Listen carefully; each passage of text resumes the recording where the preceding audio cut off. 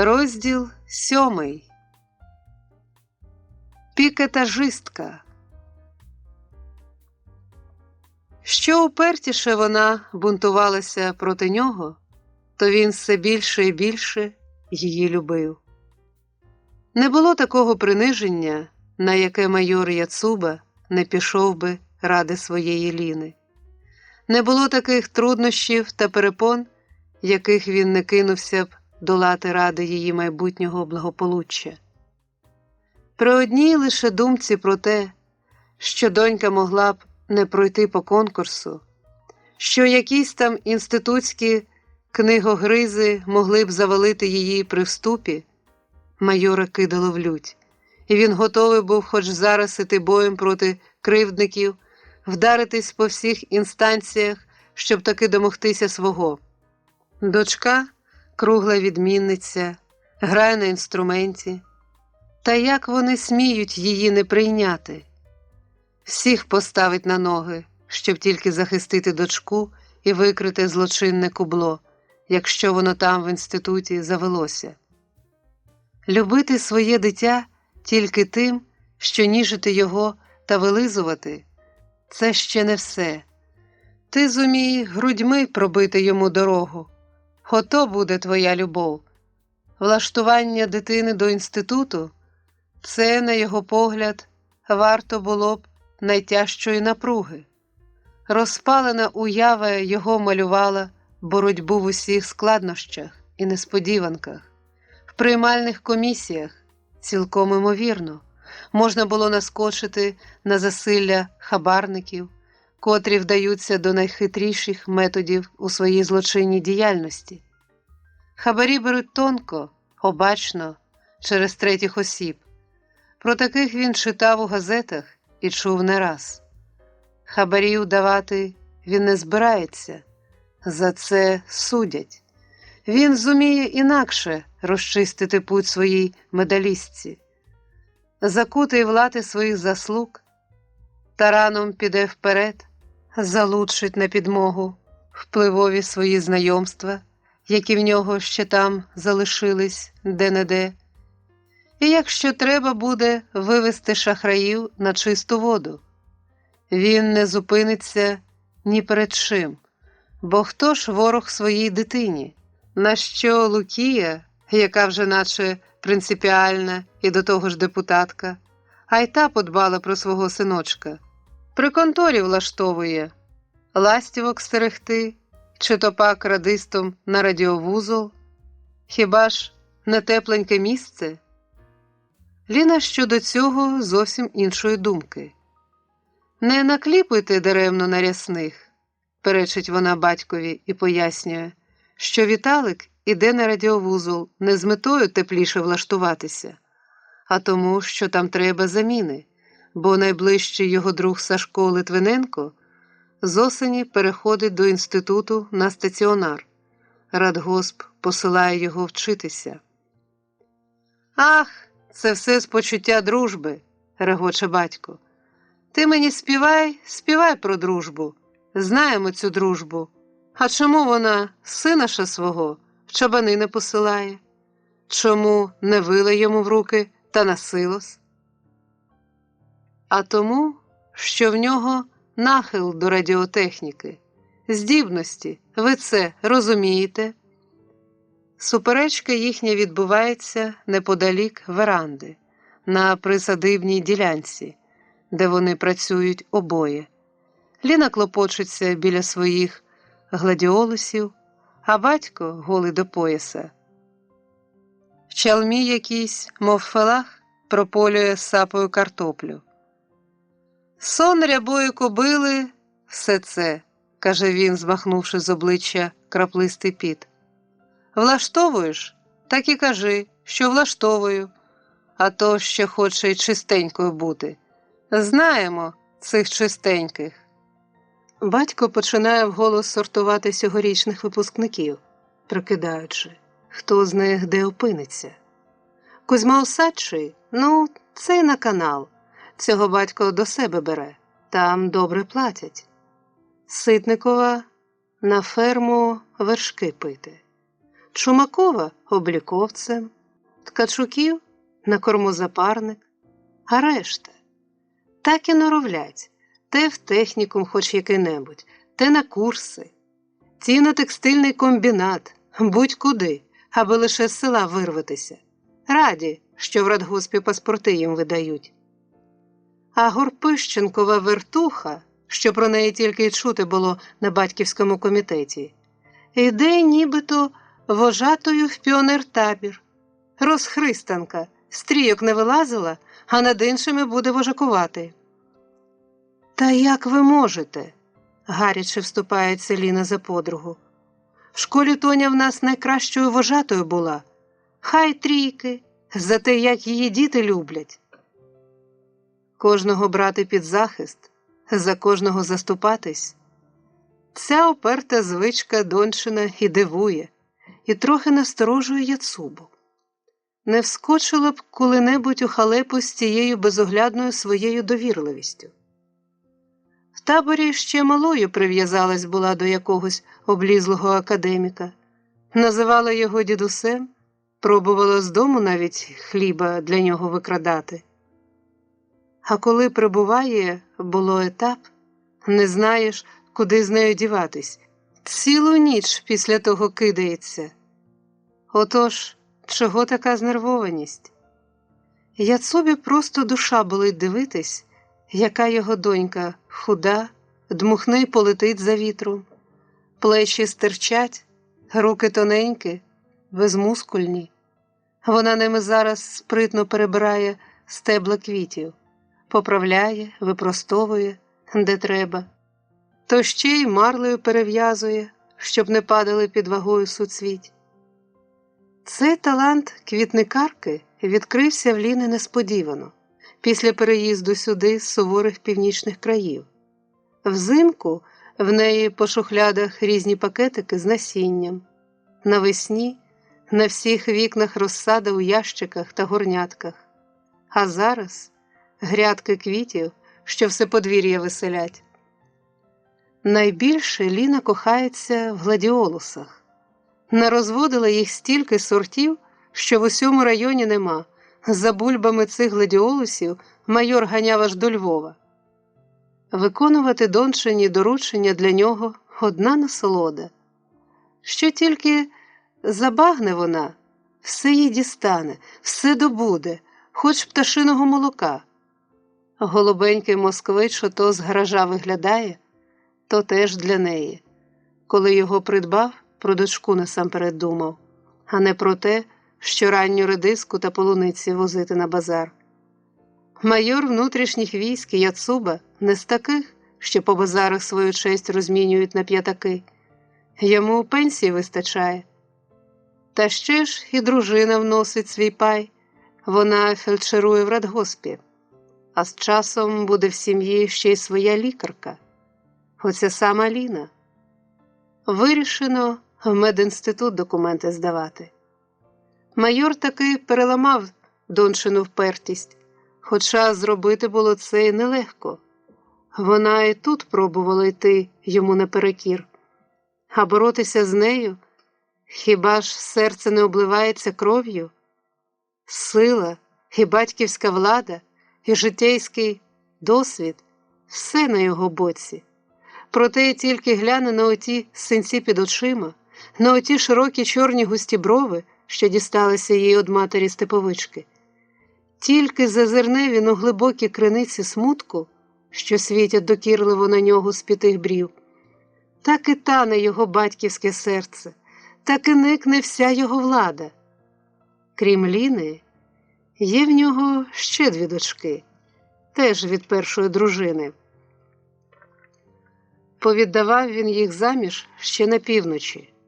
Одну за метеоролога-полярника, другу за військового. Але з ними він більше конфліктує тепер, ніж живе в миру, бо вони тільки й добрі до батька раз на рік, восени, коли батько літаком доставить їм в їхню тундру корзини винограду. А як виноград поїли, уже знову давай батька критикувати. Для них він наскрізь культовик. прочерствілий продукт догматичної ери. А він вам ось що скаже на це, мілейші зятьки та дочечки. За культу теж не все погане було, принаймні не розперізувались так, як зараз розперезалися. Дисциплінка в усьому була. Кого треба боятись? Боялись. Перед ким треба змовчувати? Змовчували. А зараз порозв'язували язики, мелють таке, за що раніше давно б уже на соловецьких випасах білих ведмедів пасли. Розігнувши зомлілий поперек, Яцуба озирає своє володіння. В цей час собака, здоровезна його вівчарка, кидається до хвіртки і, ставши на задні лапи, визирає на вулицю через паркан. Це явна ознака, що за парканом хтось є. «Ліно!» – чути звідти дівочий голос. Ліна ніби ждала цього. Відірвавшись від квітів, майнула бігцем до паркана, схопила собаку за нашийник і відкинула вбік. «Заходь, заходь, він не займе», – каже вона до тієї добре знайомої пружинистої смаглявої особи, що з'являється на подвір'ї з палицею в руці, з рюкзаком за плечима. Тоня Горпищенко завітала. Рюкзак, палиця, доріжні сині шаровари. Спорядилася в путь чи що? Попрощатись зайшла, вирушаю в рейс. Весело дзвенить вона до Ліни, а помітивши між виноградними шпалерами майорову чалму над литою бронзою спини, учепливо кидає й туди. «Здрастуйте! Коли вже ви свого собаку в міліцію здасте?» «Він і мені потрібний», – глухо відгукується майор. «Там хоч злодюгу якогось піймав би». «Хай виховають собі». І майор знову налягає на сапу. Ліна в тихому захваті оглядає Тоню в її дорожньому спорядженні. «Ти таки зважилась? А що? Літо пробуду в піонертаборі, помуштрую дітлашню, накупаюся в морі досхочу. А тоді вернуся в радгосп та організую дівчачу чабанську бригаду», – сміється Тоня. «Самих тільки тих, що по конкурсу в інститути не пройдуть. Ми тоді декому носа втремо. Я ж он в радгоспі Приморській така бригада. Самих тільки жінок-чабанок. Старша чабанка їхня навіть у Москву на виставку їздила. А я що ж, не змогла б? По 120 ягнят не дала б на 100 вівцематок? Чорти вашій матері!» Дівчина аж ногою притупнула і, сміхом вислизнувши з-під рюкзака, кидає його на майорський ослін. «Потомственна ж я чабанка». Ліна жвавішає біля подруги, веселішає, наче якісь біотоки б'ють на неї від Тоні, наче саму силу життя випромінюють оці повні граєва та блиско очі, і личко лукаве, розрум'яніле, персикове туге. Просто позаздрити можна Тоні. З усього вона вміє черпнути радощів. Життя для неї сповнене гармонії. На кожному кроці жде її щастя. І чи не оця життєрадісна безжурність найбільше і надає їй такої краси, сонячності? «Ой, як твої гладіолуси розпустилися!» Тоня вже біля квітів, над кожною квіткою нахиляється, над кожною ойкає від захоплення. «Ой, ця яка, а ця, а ось яка ніжно-ніжно-рожева, як небо при сході сонця. Зоря вранішня, тільки ще ніжніша. А ця перлисто-рожева, та моя гордість Ліна. Мені вона чомусь найбільше подобається. Аріоза зветься цей сорт. Сніг і вранішня зоря. Хоча це не точно. Такі тонкі барви, мабуть, тільки музикою можна передати. А це що за козак? Тоня вже нагнулась над іншою квіткою, рубіново-червоною. Ти вгадала, козак і є. Степан Разін. А це Касвалон. Білий – це Зоя. А це сеньоріта. Торкає Ліна рукою яскраве оранжево-абрикосове суцвіття. А Тоня нишпорить оком все далі по грядці, маленькі, смагляві, в якихось роздрипанках руки. Її так і шурхають між стеблами та суцвіттями. Очі взиркуються в тугі нерозквітлі бутони, що випинаються на вершечках. Стільки сортів! Це ж кожен треба було комусь вивезти? На мить задумалась Тоня. Ліна, підпушуючи кущик дитячими грабликами, посміхнулась. Є теорія, що квіти занесені до нас з інших планет, що колись на землі були тільки папоротники. Не забивай собі голову, Ліно, різними вигадками. Де це ті планети, щоб з них такі квіти до нас долетіли? Люди самі все вивели. І в той же час є люди, Тоню, що віки живуть і ніколи не бачать такого, відповіла стримано Ліна. Це ж квіти сонця, не всюди їх викохаєш. Я вже думала, якби хоч кілька сортів на північ. Бо я ж і сама, доки була на півночі, просто не догадувалась, що є на світі така краса. Гладіолусів і в нас не густо, оце, мабуть, тільки в тебе. А в нас коло хат більше рожі сіють, ти ж бачила? Біля школи їх у нас повно, цупкі, високі женуть. Правда, буває, і рожа в пригоді стане, знов розвеселилась Тоня.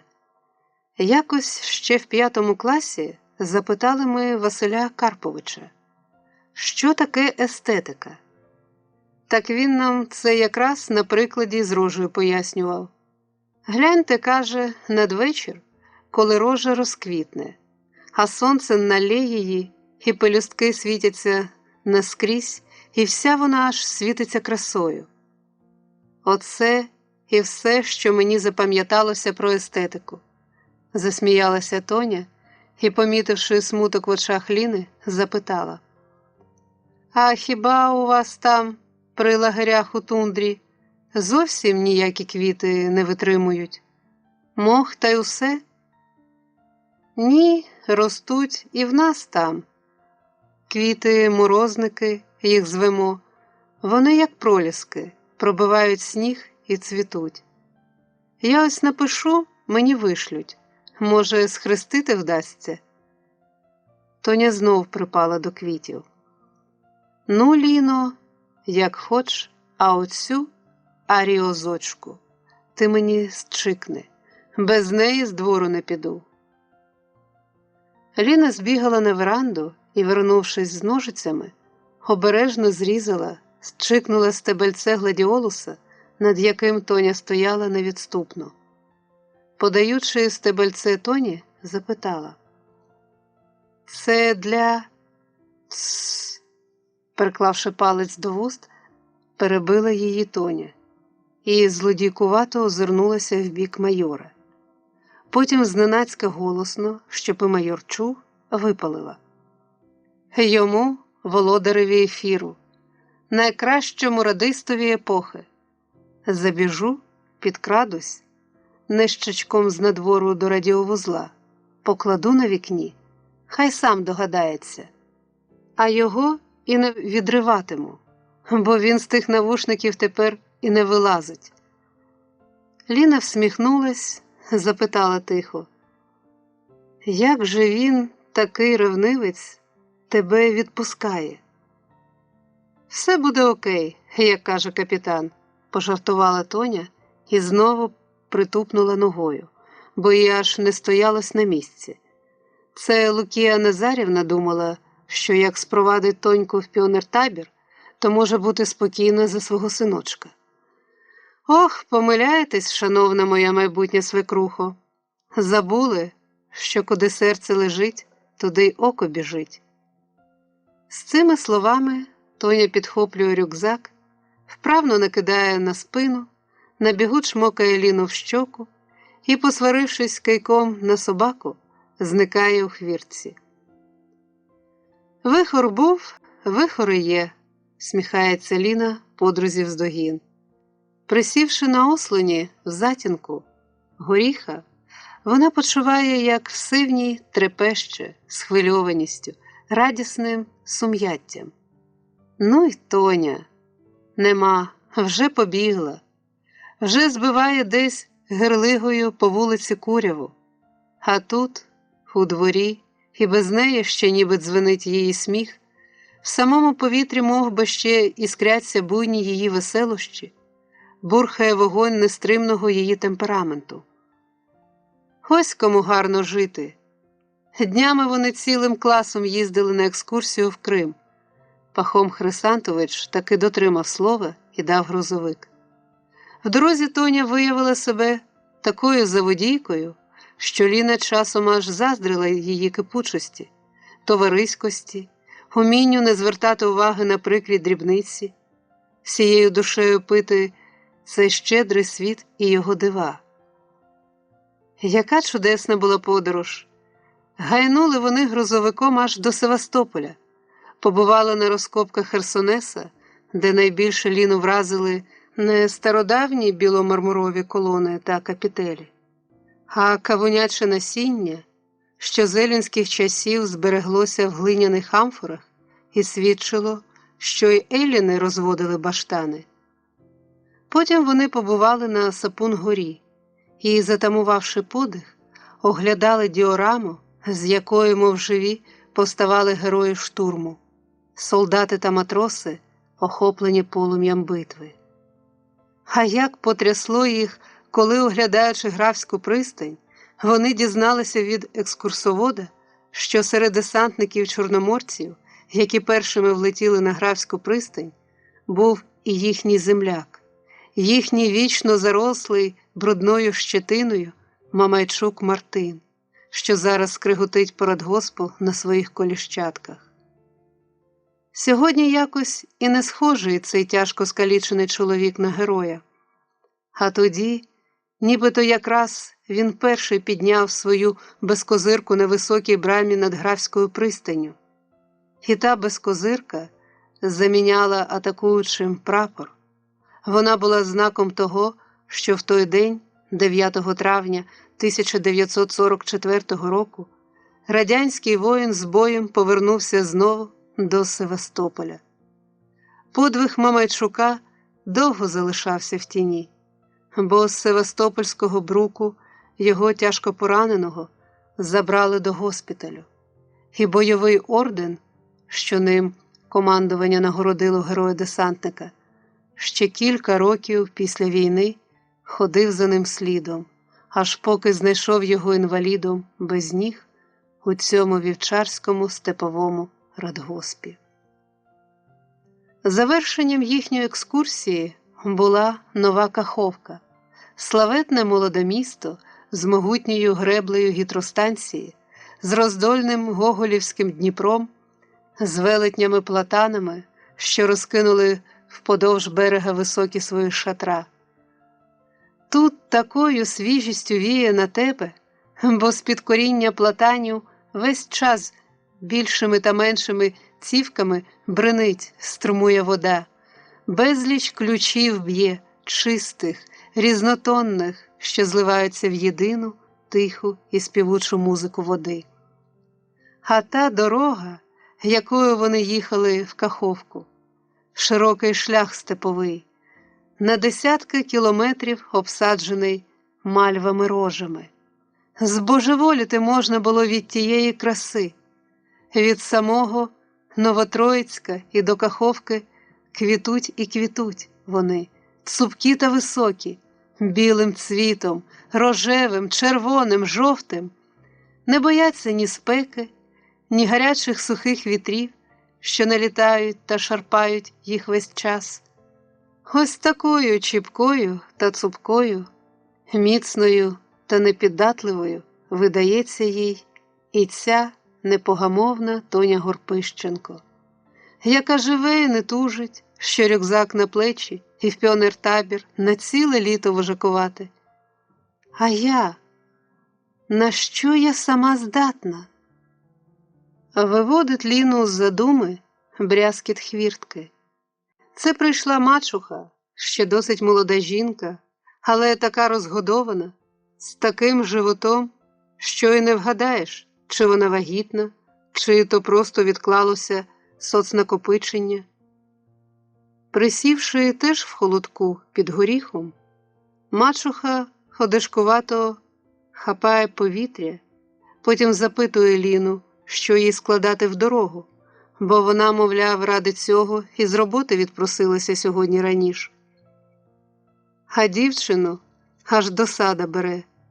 Поїздки тієї на 2 дні, тільки документи здати та й назад, а вовтузні наче збирають тебе на острів Діксон. А вранці батько валізку перевіряв, зараз мачусі треба. Може, ти пальто демісезонне візьмеш? На що пальто? Плащ на руку, та й гайда, каже Ліна. Їй самій стає неприємно, що в голосі пробиваються нотки роздратування. Мачуха, проте, вже видно, звикла до цього. Провинність її минулого мовби вимагає саме такого ставлення з боку пасербиці. І Яцубиха, мабуть, була б навіть здивована, якби Ліна заговорила інакше. «Що нового на медфронті?» – запитує, підходячи батько. І мачуха слухняно розповідає.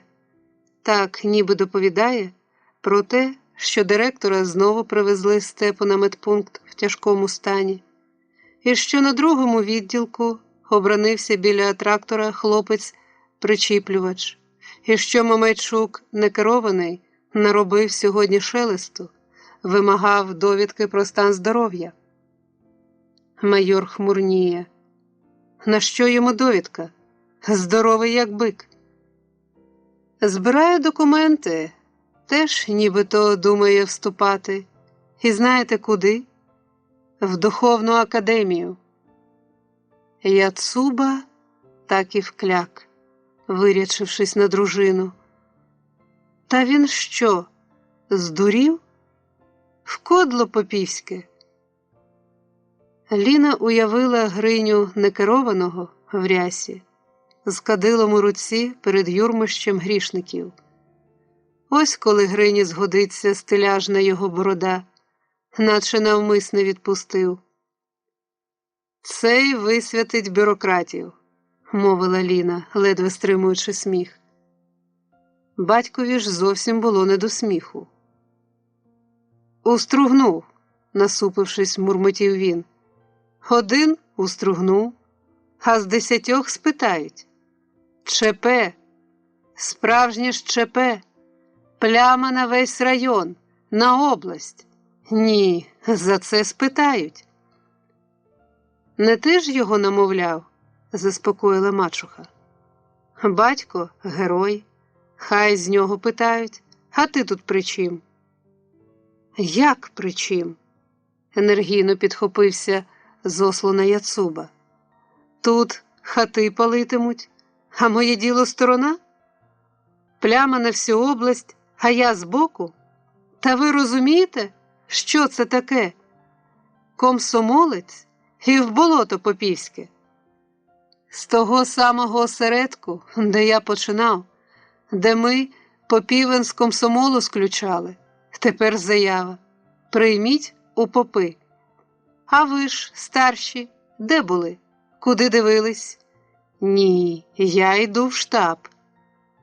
За хвилину батьків капроновий бриль уже віддалявся по той бік паркана. Ліну теж брала цікавість.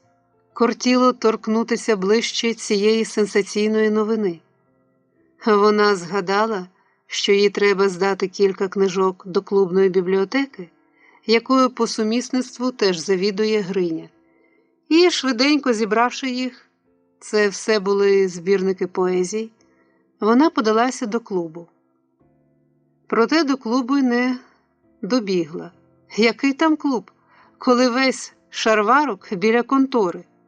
Тут стоїть обліплений гаслами та афішами Мамайчуків автофургон, і цікавих уже зібралось чимало, а сам винуватець сполоху мовчки порядкує собі в будці фургона.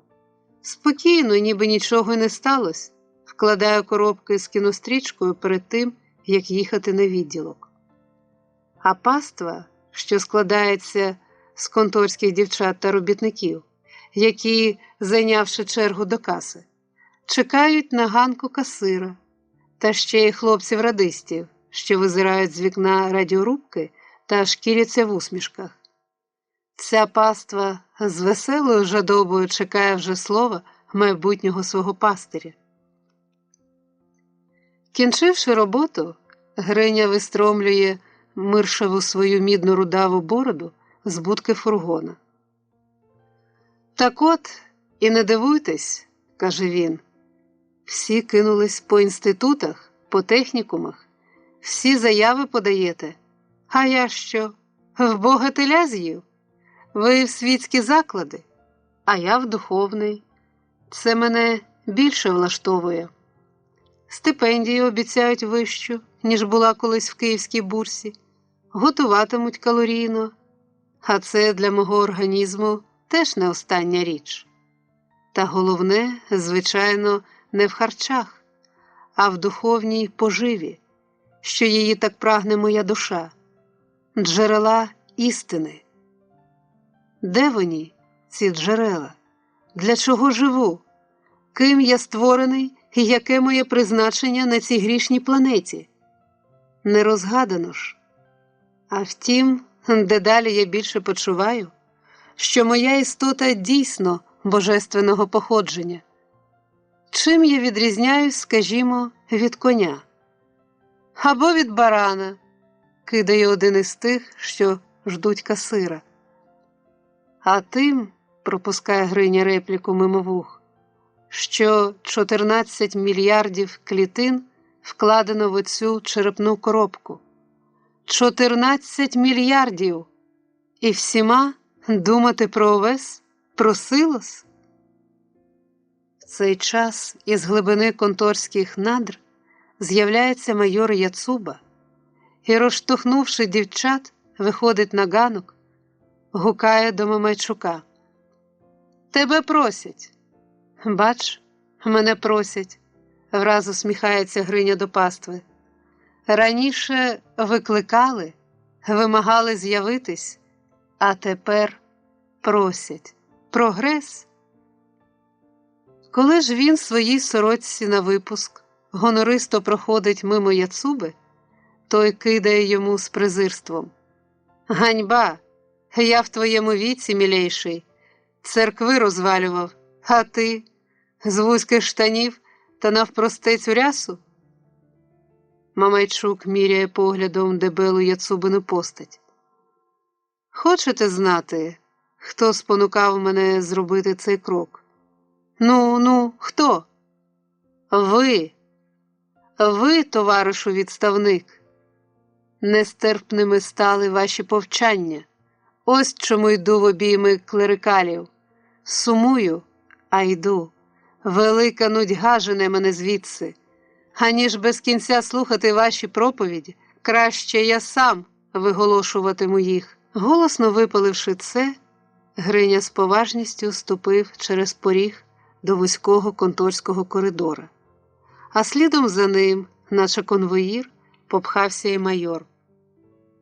Було відомо, що Гриню викликало на розмову радгоспне начальство, що й батько його теж зараз там, в директорському кабінеті, і навіть є хтось приїжджий.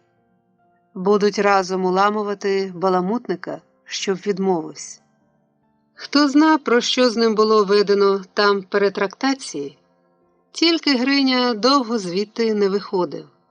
А коли вийшов, то підняв угору вказівний палець і тоном Галілея, що мовить своє славетне, а вона таки крутиться, прорік. «Гумор! Гумор, люди, понад усе!» Помітивши Ліну, що з книжечками під пахвою, стебелясто сутулилась осторонь біля газетної вітрини, Гриня мимохідь вшанував її своєю увагою. Здавати принесла тщерь. І, взявши в неї книжки, Гриня недбало жбурнув їх у халабуду своєї пересувки. По хвилині тільки пилюка вже танула на тому місці, де стояв розмальований фургон кінопересувки. Помчала роботяща кінотрудівниця на відділок. Хто б подумав, Гриня і в академію.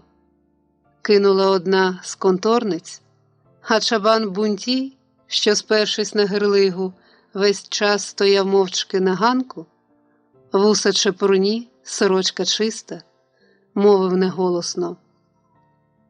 Нема таких академій, щоб набирали без клепок, а випускали з усіма клепками.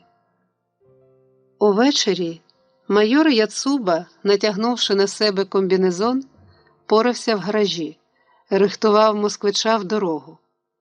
Але, колупаючись у моторі, видно, не міг звільнитись від клопоту за Мамайчука, бо з кожної нагоди звертався до дружини, яка теж, готуючи на завтра своє, раз у раз то спускалася в льох, то вибиралася з льоху. Ти тільки послухай, до чого він верне, стервець. Ще нас хоче й винними поробити перед приїжджим товаришем. Мій крок, каже, вимушений. Це через вас, каже. Мене тягне або кадило взяти до рук, або бути в гурті тих, що по міських бульварах і ржуть по конячому. Реготом переляканих ідіотів то в них зветься. По-моєму, його просто треба оженити, зробила висновок дружина. Подейкують, що до Тамари зоотехнічки в нього таємна любов, то, може, через те й баламутиться. Еге, ти його глибше колупни. Він усім на світі невдоволений. Мене, каже, кінець світня туга хапає за душу. Знову чумакувати хочеться. Коли я прикину умом, куди ведуть ці ваші атомні перегони, якщо людство, мовляв, не схаменеться, все на цій планеті почнеться спочатку. Декого я вже бачу, каже, звірячій шкурі і з кам'яною сокирою в руках. І кажучи це, смотре на мене падлець. Ліна, погойдуючись в сітці гамака під горіхом, слухає звідти батькові нарікання, і їй навіть уже й не смішно, що Мамайчук має намір іти вчитися на попа. Безглуздо? А чи так багато глузду в тому, що вона ось поїде оббивати пороги в медичний? Ніколи не думала про це, не збиралася, і раптом зубним лікарем будеш. Вирішувала, правда, не вона, вирішив сам батько за неї. Бо він чомусь переконаний, що з усіх умінь вміння медика найбільш вартісне.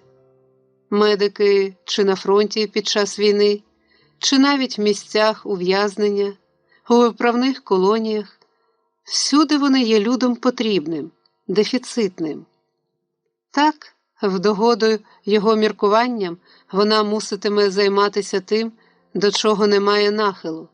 З душевною обридою мусить виборювати місце, про яке хтось інший, може, тільки мріє. Хіба що зріжеться на вступних. Тоня жартує, погрожує сформувати чабанську бригаду з дівчат, які проваляться. А в Ліни зараз такий настрій, що хоч би й провалитись, то ніскільки не страшно. Тоні можна тільки позаздрити, їй усе ясно. Вона десь у це уже весело осяє очима у відблисках піонерського вогнища, і ніякі сумніви її не роздирають. Вродиться ж людина такою. А Ліну обсіли гризоти. Вгорі над Ліною в космічній глибокості яскравляться зоряні візерунки неба, стелиться на південь чумацький шлях. А коли на мить заплющиш очі, вже постає тобі шлях інший, земний, степовий, обсаджений рожами, і про нього дівчині хочеться скласти вірш або передати його музикою. Потім їй чомусь згадується світлий місячний Крим і затиснуте в скелях місто Бахчисарай, де їхня екскурсія ночувала. Згадується Чебуречна, де вони увечері їли чебуреки, а після того при місяці оглядали ханський палац і парк, і оту лиховісну соколину вежу, куди вкидали дівчат-полонянок. Закривавлених, розтерзаних, замучених спрагою, гнали їх отим зоряним чумацьким шляхом з України на Крим. Топталася краса, честь, кохання. Над усім панувала сваволя та культ кривавих брутальних ханів. Династії змінювались династіями. А де вони? Нібито аж 57 ханів один за одним перейшло тут, а ім'я жодного не зосталося ні в пісні, ні в пам'яті людській. В безвість пішли разом із своїми євнухами, середньовічними катівнями. Музейним експонатом дотліває грізна колись соколина вежа. На горі вона вся обмережена візерунчатими ґратами. Там нібито тримали соколів, навчених для ханського полювання. І лише раз на рік, з ласки Аллаха, туди на вежу дозволялося підніматися невільницям-степовичкам, щоб могли вони глянути з тієї кримської воркути на білий світ, на блакить Дніпрову, на далеке степове роздолля. Але й звідти, з вежі, їм видно було лише круті гори, що нависають кам'яними лобами над містом, мов би чатуючи все живе. І тільки за тими гранітними крутогорами вгадувався полонянкам і обрій широкий, і воля, і рідний край. Скільки невільницьких пісень з тих ущелин брали початок, скільки сліз було там пролито, від яких і той ханський негорючий камінь горів. Недарма ж одна з полонянок на рушничку, що чудом зберігся від тих давніх часів, вишила те, що їй вимріялось в неволі. Вигаптувала дерево калину та солов'я і посадила їх у човен. Човником послала цю вишиту дівочу свою мрію через гори, куди поривалась її душа. Такий той Бахчисарай, немов страшний моторошний сон. Все це зримо поставало перед Ліною. І хмари, й кінноти, і аркани, і полонянки, що їх гоном женуть, щоб поховати в ханських гаремах степову їхню вроду, і молодість, щоб випити, висушити їхні почуття, викохані на волі. Аж потім, коли їхня екскурсійна група залишила нарешті те протрухлявіле ханське гніздовище та піднялася нагору, всі похмурі привиди минулого разом зникли, розвіялись. На горах було ніби інше повітря, тепла південна ніч сухо дзвеніла цикадами, і повний місяць якось вільно світив на Бахчисарай, на його мінарети і тополі. Ліна й зараз звідси, зі степу, мов би обіймає поглядом всю ту недавню подорож, де все повите чарами, де місяць пісенно освітлює море, рівне і безкрає, і піднято в небо діадему Кримських гір від Айпетрі до Чатир-Дагу. Якась закохана пара, мабуть, саме стоїть зараз на тому камені, де Ліна недавно стояла, споглядає красу нічних, напоєних свіжістю долин, з яких де-не-де світло місяця вихопить силует тополі, цієї степової сестри Кипариса, що, мов би заблукавшись, прийшла туди і стрімко вигналась на кривавих ханських токовищах. Пахощі ночі, стрекіт цикад, контральтове булькотання води в ариках. Жила в снігах, у тундрі, чула крижаний подих Арктичного океану, гуркіт прибою, і навіть гадки не мала, що полонитимуть її такі найніжніші південні ночі, як там у Криму. І ось тут, де пахне горіхом, степом, нічною фіалкою, і спати можна на дворі, не залазячи в мішок, і цикади своїм невтомним стрекотом навіватимуть тобі одвічну музику світу. Батькові клопоту біля москвича вистачило до пізньої ночі, ще зосталося й на ранок. Думка була виїхати разом із сонцем, бо не близька дорога. А вже й сонце підбилося ген-ген, а москвич їхній голубенько поблискує біля радгоспних майстерень, де батько ще щось виточує та підпилює напослідок. Ліна теж тут, готова в дорогу. Стоїть у дверях майстерні та безвідривно дивиться, як працює товариш Курінний, токар по металу, колишній морський офіцер. Є щось просто артистичне в його роботі.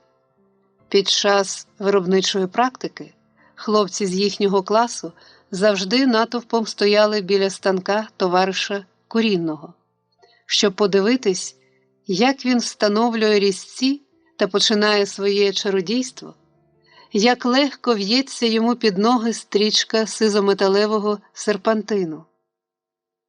Ліна якось вхопила стружку в нього з-під ніг, а вона виявилась така гаряча, що аж пальці попекла.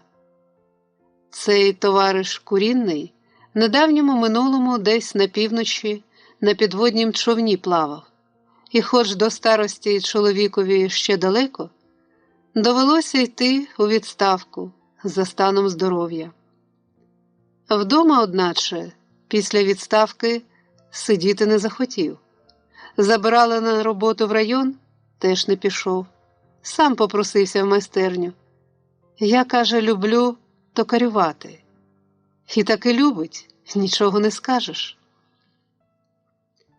Владністю над речами, своїм буденним трудівницьким умінням, ось чим вражають тут Ліну робітники. Муфти виточують, ресори зварюють, там щось кують, там розбирають мотор.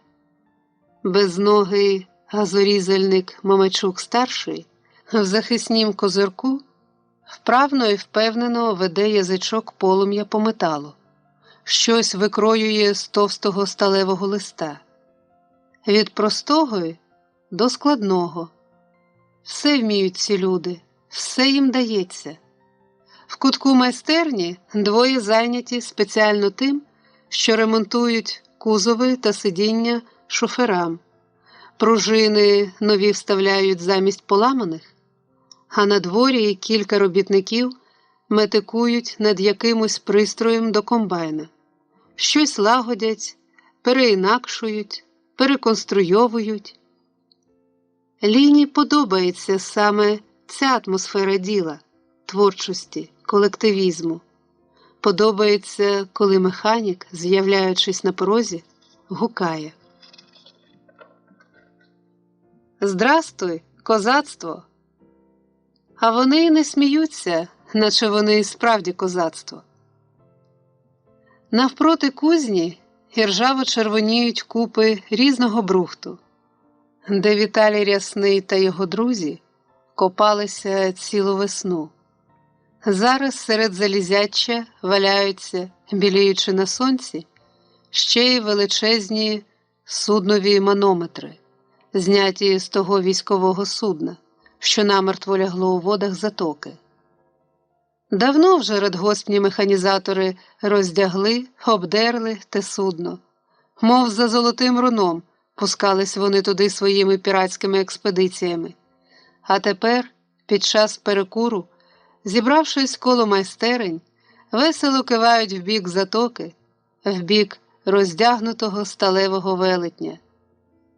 Якби на колеса його та в степ, ото був би трактор. Під час перекуру Мамайчук-Севастополець під'їздить до Яцуби, який все ще копирсається в моторі. Рвучко сердито, відштовхуючись від землі, інвалід кружляє, скрегоче довкола машини, насуплено розглядає, наче бачить голубенького цього москвича вперше. І хоч зараз інвалід і не п'яний, а Ліна його чомусь побоюється. Дівчину відлякує і його похмуре одутле обличчя в брудній щетині. І оте каліцтво. І що на великому пальці в нього замість нігтя чорніє якийсь запечений гудзь. Здається Ліні, що ветеран ось-ось насвариться на неї тим гудзем або запитання якесь їй поставить таке, що вона й відповісти не зуміє. Запитання в нього і справді визріває, але з ним він звертається не до Ліни, а до самого Яцуби. «Скажи, навіщо тобі цей персональний москвич?» Батько відповідає жартом, що ось, мовляв, повезе дочку в інститут, бо пішки далеко йти. Але Мамайчук жарту не приймає. Його, як завжди, пече Яцубина пенсія, що її, мовляв, забагато йому дають. На 3 солдатських вдів вистачило б. «Ти свідомий? Ні, скажи, ти свідомий?» Учепливий, мов кліщ, пристає до відставника Мамайчук і вказує йому на іншого відставника, на Курінного, що в цей час саме лазить з комбайнерами біля комбайна. Он, мовляв, він теж відставник. До полюса під кригами плавав. А коли списатися довелось, сам прийшов у майстерню, бо совість в людини є. Слово за словом, і між ними вже спалахує чвара. Батько кричить: «Ти мені очі цим не штрикай. Я не сам собі пенсію встановляв. Я за неї пургою та цингою платив. Зубів ось, чортма, бачив?» І він вишкіряє до Мамайчука свою вставну нержавіючу сталь. «Не на курорті був. Там був, де дитина ось замість яблук сиру картоплю гризла. Дружину поховав. З собою не рахувався. До впаду своїй владі служив. А сказали, бери відставку. Взяв. Не взяв би. Саме життя тобі відпустку дало», – глипає з-під лоба Мамайчук. «Не спішіть Яцубу ховати. Рано. Ще, може, самі покличете нас, щоб синів ваших до тями приводили. Бо повипускали чортів з пляшки, а назад загнати не вмієте. Ну-ну, синів ти наших не чіпай», – наїжується Мамайчук, і вже коліщата його скрегочуть знов до майстерні. А батько, грюкнувши капотом, наказливо кидає Ліні: «Сідай!» Москвич їхній, тикаючись між комбайнами та старими сівалками, поволі вибирається на простори. Вже хащі машин були позаду, коли Ліна зненацька вгледіла капітана Дорошенка. В білому кітелі, в капітанськім кашкеті він стояв над купою ржавого брухту, розглядав величезний якірний ланцюг, що його теж, мабуть, разом з манометрами привезли з того нічийного судна. Даючи москвичеві дорогу, капітан відступився і в цей час загледів на переднім сидінні Ліну, що нескладно гнулася поруч з батьком, і всміхнувся їй. Була в його усмішці якась делікатність, доброзичливість. Це Ліна відзначила в ньому ще на шкільному вечорі. Певне, ця делікатність властива йому. Певне, є в нього душевна потреба саме такого поводження з людьми. І зараз підняв руку, ворухнув у повітрі пальцями. Щасливої, мовляв, дороги. Радісно і трохи аж тоскно стало дівчині від цієї миттєвої зустрічі з капітаном. Людина змістовного і красивого життя, він таке глибоке на неї враження справив на випускному. Так гарно розповідав їм про того степовика Парубійка, що з торбинкою тьопав до причалу, і що з байди дядьківської, подолавши всі труднощі, таки вийшов на простори океану. А в який же вона, Ліна, пускається океан? З якими передчуттями вирушає в свій перший рейс?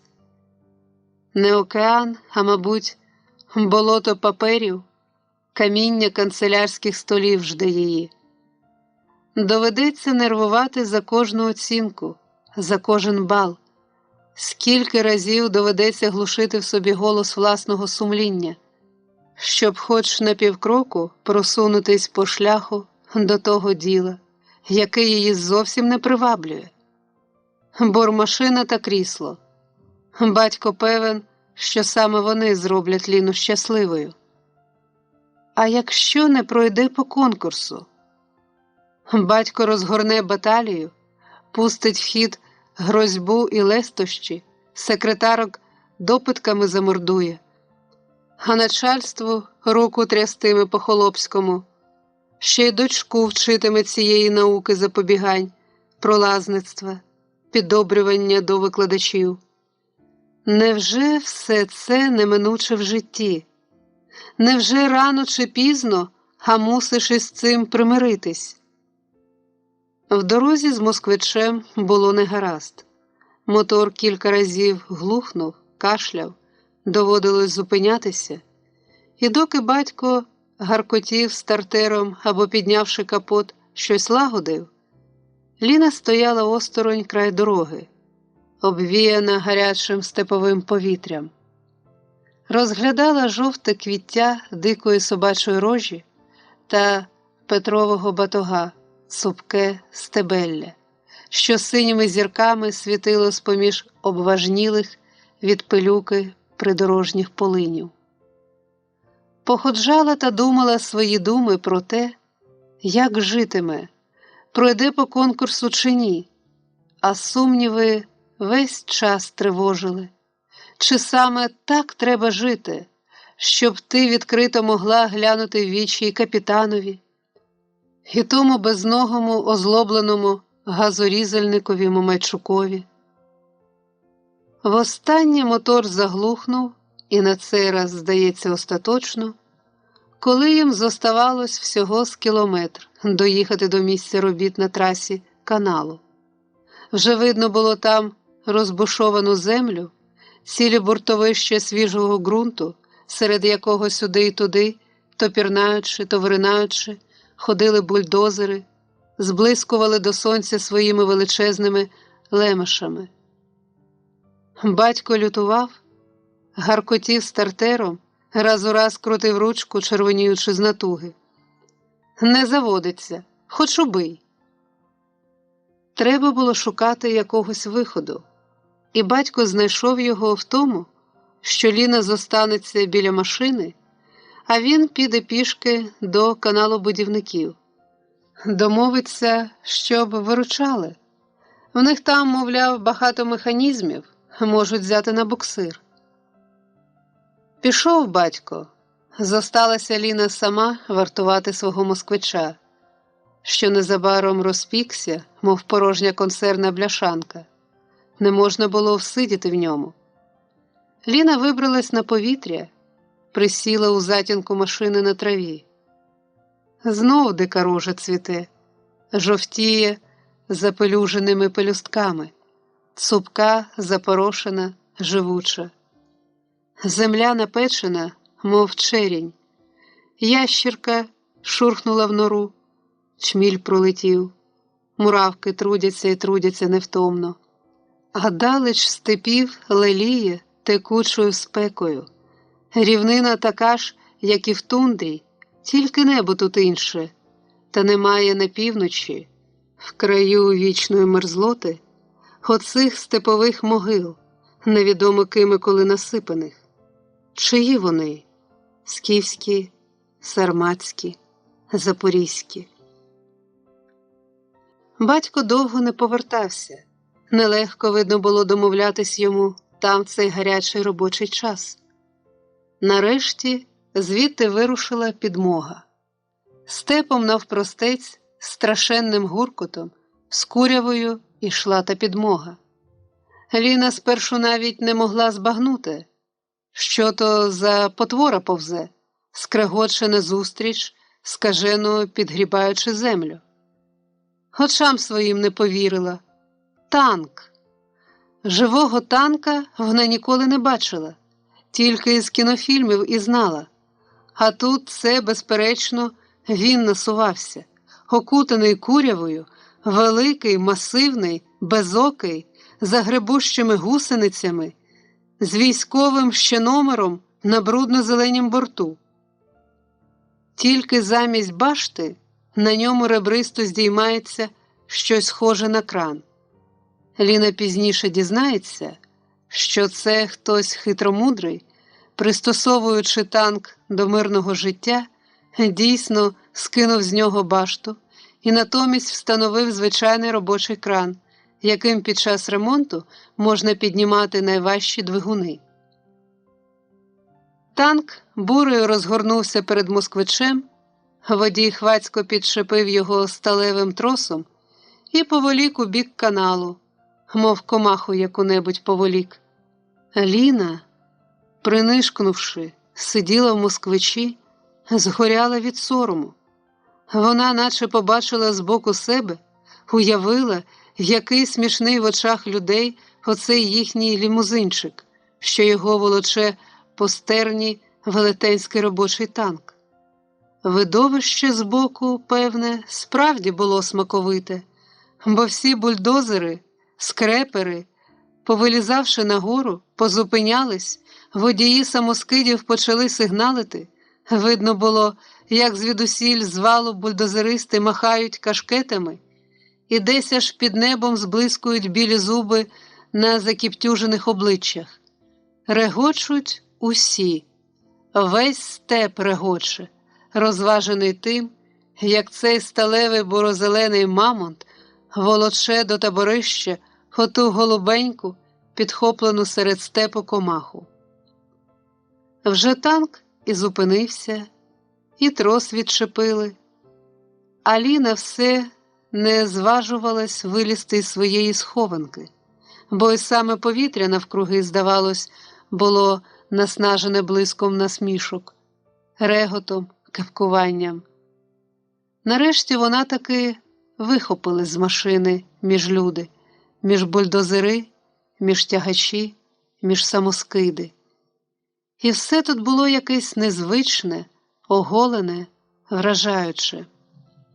Зубаті оці механізми, житлові вагончики, дошка пошани, барила з водою.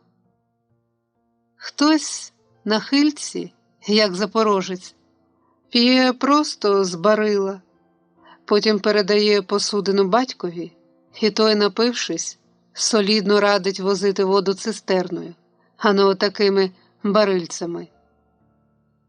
«А ми навмисне такими барильцями», – відповідає той, що пив, молодий, закіптюжений смаглій, і білкуваті очі його по-циганському грають лукаво. «Бо привезли б цистерною, та й на 3 дні, та й тухнутиме вода, а в таких волі-неволі щодня возять.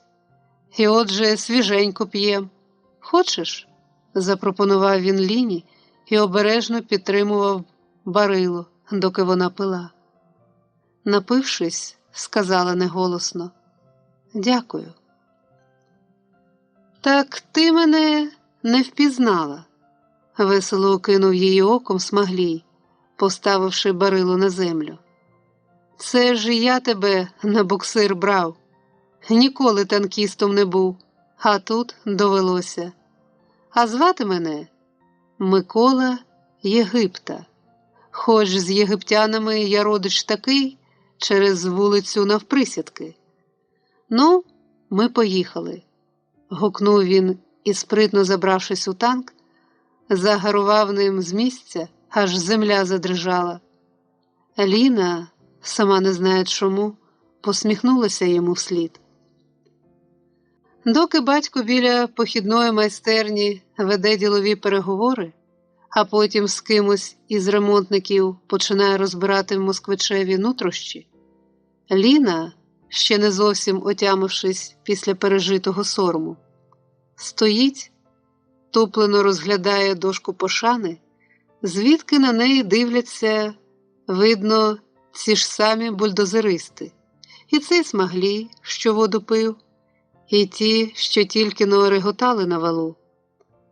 Вони й тут, на фотографіях, веселі, безшабашні, а одягнуті ще по-зимньому чи по-весняному, в фуфайках. В того шапка-вушанка на бакир, на вухо, а в того навмисне насунута на лоба. Той поклав на гусеницю бульдозера руку, мов другові на плече, а інший картинно позує, взявшись у боки. Ще котрийсь кремезний, широкоплечий, видно розважаючи товаришів, скорчив таку міну перед об'єктивом, що мимоволі всміхнешся. Із-за вагончика вийшла дівчина в ситцевому платтячку, мабуть, ровесниця Ліні, тільки куди міцніша, здоровіша за неї, з вогню та сонця вся. Так і цвіте вся здоров'ям, налите тіло горить смагою. Ну й кумедія ж була дивитись, як вас тягли, сміхається вона до Ліни. Це хлопці навмисно придумали вам для боксира танка послати. А Єгипті цього тільки подай. Найшли розваги. Та ви на них не ображайтесь.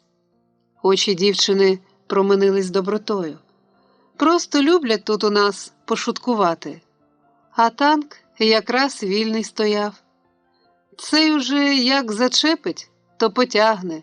Він у нас трудяга. Дівчата разом глянули на танк, що стояв віддалеки на своєму, видно, постійному місці.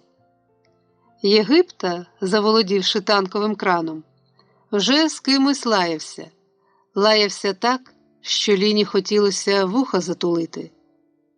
«Не зважай», відвертаючись від Єгипта, заспокоїла її тутешня дівчина. «То він механіка перевиховує». Дівчата розгомонілись. Невдовзі Ліна вже знала, що звати цю дівчину Василинка, а прізвище Брага, і що брат її тут працює бульдозеристом на каналі, і що наступного літа вона вступатиме до Ровенського інституту інженерів водного господарства. Канал обіцяє послати, буде стипендіаткою каналу. А тут працює пікетажисткою, це от слово пікет. Обов'язки нескладні, ходиш, переставляєш геодезичну рейку, а майстер нівелює. Якщо старикан в доброму настрої, то він і пікетажистку підпускає до нівеліра, що привчалася. Але це так, понад програму. Головне ж діло пікетажистки – переставляти оці вішки рябенькі. Бачиш, он під вагончиком стоять. Одна моя, а друга – моєї напарниці, її зараз нема. Де ж вона? Розрахувалась, бо в неї мати дуже захворіла, а доглядати нікому. Оце, де зараз канал споруджується, все якраз з Ганусею ми пікети розставляли. Між нашими пікетами найжаркіші роботи йдуть. Своєю роботою, Василинко, ти дуже задоволена? Як сказати, буває цікавіше, але й тут хай по 100 метрів вперед, та все ж таки вперед. Інший світ, все таке далеке, одначе Ліна почувала, що їй цікаво слухати. І про ті пікети, і про нівеліри, і про те, як тут живуть. Слухала, а тим часом хтось підкрався із-за спини і хап її за голову. Міцно затулив долонями очі. «Єгипта», – майнула найперша думка. Чомусь саме його руки уявились такими гарячими, міцними, з горіхами мозолів на долонях. Треба було вгадати, крикнути ім'я, щоб випустив. І добре, що не крикнула, бо коли випручилась, то перед нею стояв Кузьма Осадчий. Усмішка до вух, сам закудлений, зашмарованій майці, в пилюці, і в бровах, і в чубі пилюки набилося густо. «Так це тебе тягнуто на буксирі?» – казав Кузьма. «А я думав, там тільки старий твій. Куди ж мандрівочка пахне?» «Вона в медінститут їде документи здавати», – прохопилась першого Василинка. «Ніколи не чув я, щоб ти медициною захоплювалась», – здивувався Кузьма. «Відкрила в собі такий нахил?» «Який там нахил?» – досадливо всміхнулась Ліна. А Кузьма веселим тоном побажав: «Ну, зеленої тобі вулиці та голубого неба. А ми тут, бачиш, земельку пересипаємо, з місця на місце пересипаємо, а кажуть, щось буде». «Не щось, а мах-канал», – поправила Василинка. «От чуєш? Мах, себто магістральний», – пояснив Кузьма. «А не тому, що перед тобою якісь маги. Тут без магії, тут вколювати треба. А зате вигрохкаємо такий, що більше буде розміром, ніж відомі тобі канали марсіанські, що їх Скіапареллі відкрив. Із самого Марса в телескопи видно буде наш степовий арик». Хлопець засміявся, розфантазувався. «Вже десь там сидить, мабуть, такий собі вчений марсіанин, трохи на самурая схожий, розглядає нашу роботу в окуляр телескопа та покректує: що таке? Не було каналу в цьому секторі Землі. І ось він уже є. Де була бура пустеля, рівна якась смужечка лягла. Оптичний обман, чи, може, і там, на планеті Земля, є більш-менш розумні істоти. Щось там риють, прокладають, ведуть. А коли так, то треба їхній витвір негайно нанести на карту земних каналів та мерщій у дисертацію його. Єй-єй, за це дадуть комусь доктора марсіанських наук». Дівчат розважають його пустощі. Обидві сміються, а Кузьма тим часом по-робочому замашним рухом, хопивши барило з водою, жлуктить на хильці, аж чути ковтки. Глох, глох. Все в нього якось здорово виходить. Хлопець навіть п'є так, як щойно пили тут дорослі бульдозеристи. Напившись, втерся всією п'ятірнею по-робочому. Зовсім небагато й пробув на каналі, а вже з'явилося в ньому щось певне, владне. Розставивши ноги, твердо стоїть на землі Кузьма каналобудівник. Тільки жаль, що в вухах землюка. Може, гречка звідти прорости. Чи давно це було, коли в школі хлопці ще тільки вчились водити трактора? Скільки сміху було, коли за кермо сідав оцей вухатий Кузьма. Чи він придурювався, чи справді не вмів тоді ще правувати? Трактор його ніяк не хотів слухатись і, виписуючи по майдану п'яні зигзаги, прямував кудись у степ навмання. А хлопці горлали невдалому керманичеві навздогін: «Кузьмо, тримай картуз!» Картуз був тоді на Кузьмі, якийсь чудернацький, не нашої ери, з переламаним козирком. Де він такого й видер? Аж шкода, що зараз нема на Кузьмі того картуза. Не втримав, мабуть, таки його, загубив десь по дорозі сюди разом зі своєю школярською безтурботністю. Ось так, Ліно. Степи збираємось обводнити, а самим поки що напитися ніде. Кидай агрегат і біжи аж до цих бочок за ковтком води. Бо термоси порозчавлювали, каже Василинка з докором. А як його не розчавиш, коли йдеш майже сліпим польотом? Принесуть, поставлять у бур'яні. Хіба там помітиш з кабіни ваш термос? Наїдеш і коржик з нього. Чи не герой, спокійно хмикнула Василинка. А вчора кому від батька влетіло за порушення правил безпеки? Погрожував і вуха пообривати. Ці обірве, другі виростуть, відбувся жартом Кузьма і пояснив Ліні.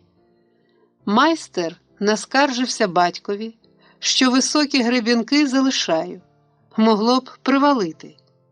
Так старий і дає мені урок по техніці безпеки. Ну, скоро ось моє ходіння в підпасичах закінчиться. Вже є телеграма з Харкова, що партію нових бульдозерів нам відправили. Десь і мій там летить. «Ще чи одержиш?» – підражнювала Василинка. «Одержу. Подякую батькові за науку, за здорову критику, за бульдозера і на свого суверенно пересяду. Годі ходити в підручних, заживу під гаслом «Вольность і неподлеглость». І, труснувши чубом, Кузьма розвалькувато рушив до місця роботи. Вже відійшовши, обернувся до Ліни. «Хочеш глянути, які я гори верну?» Дівчата, весело перезирнувшись, рушили за ним.